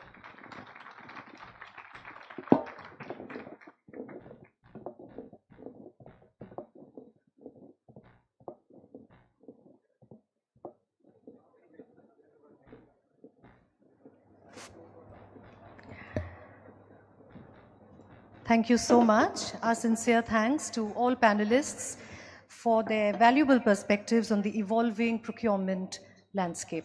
I would request Mr. Kishore Atluri, the President and Joint Managing Director of Zen Technologies, to please present mementos to our moderator, our keynote speaker, and the panelists. Can I have a round of applause for this session, please?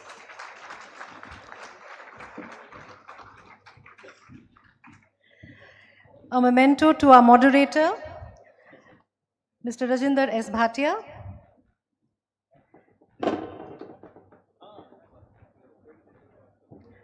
To our keynote speaker, Additional Secretary, Department of Defense, Ms. Deepti Mohil Chawla.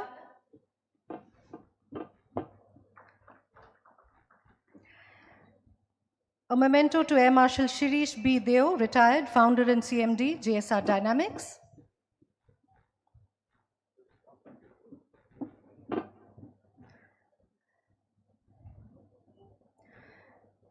To Mr. Sanjeev Kulkarni, Board Member, Optimus Logic.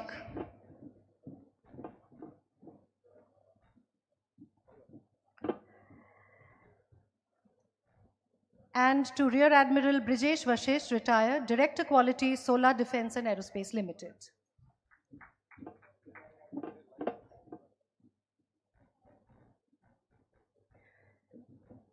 Thank you so much. May I request all of you to please come up a bit in front for a group photograph?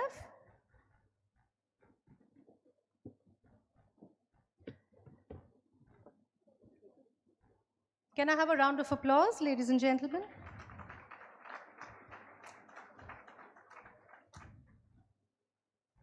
Thank you so much. Up next, we shift gears to explore how doctrines themselves are in transition, preparing India's armed forces for the realities of multi-domain conflict. This session will explore how the Indian armed forces are adapting to the realities of multi-domain warfare, integrating technology, intelligence, and jointness to ensure readiness across every front. Who better to deliver the keynote address than the Chief of Army Staff, General Upendra Dwivedi. Sir, thank you so much for coming and taking out the time. May I also request our moderator and the panelists to come up on stage. Moderator, Mr. Sandeep Unnithan, Editor-in-Chief, Chakra News. Our panelists, Mr. Ashok Atluri, Chairman and Managing Director, Zen Technologies. Mr. Ashish Kansal, Director and CEO, SMPP Limited. And Mr. Sarjan Shah, MD India of Shield AI. May I request all of you to please come up on stage, and I request the Chief of Army Staff to please deliver the keynote address. Yeah.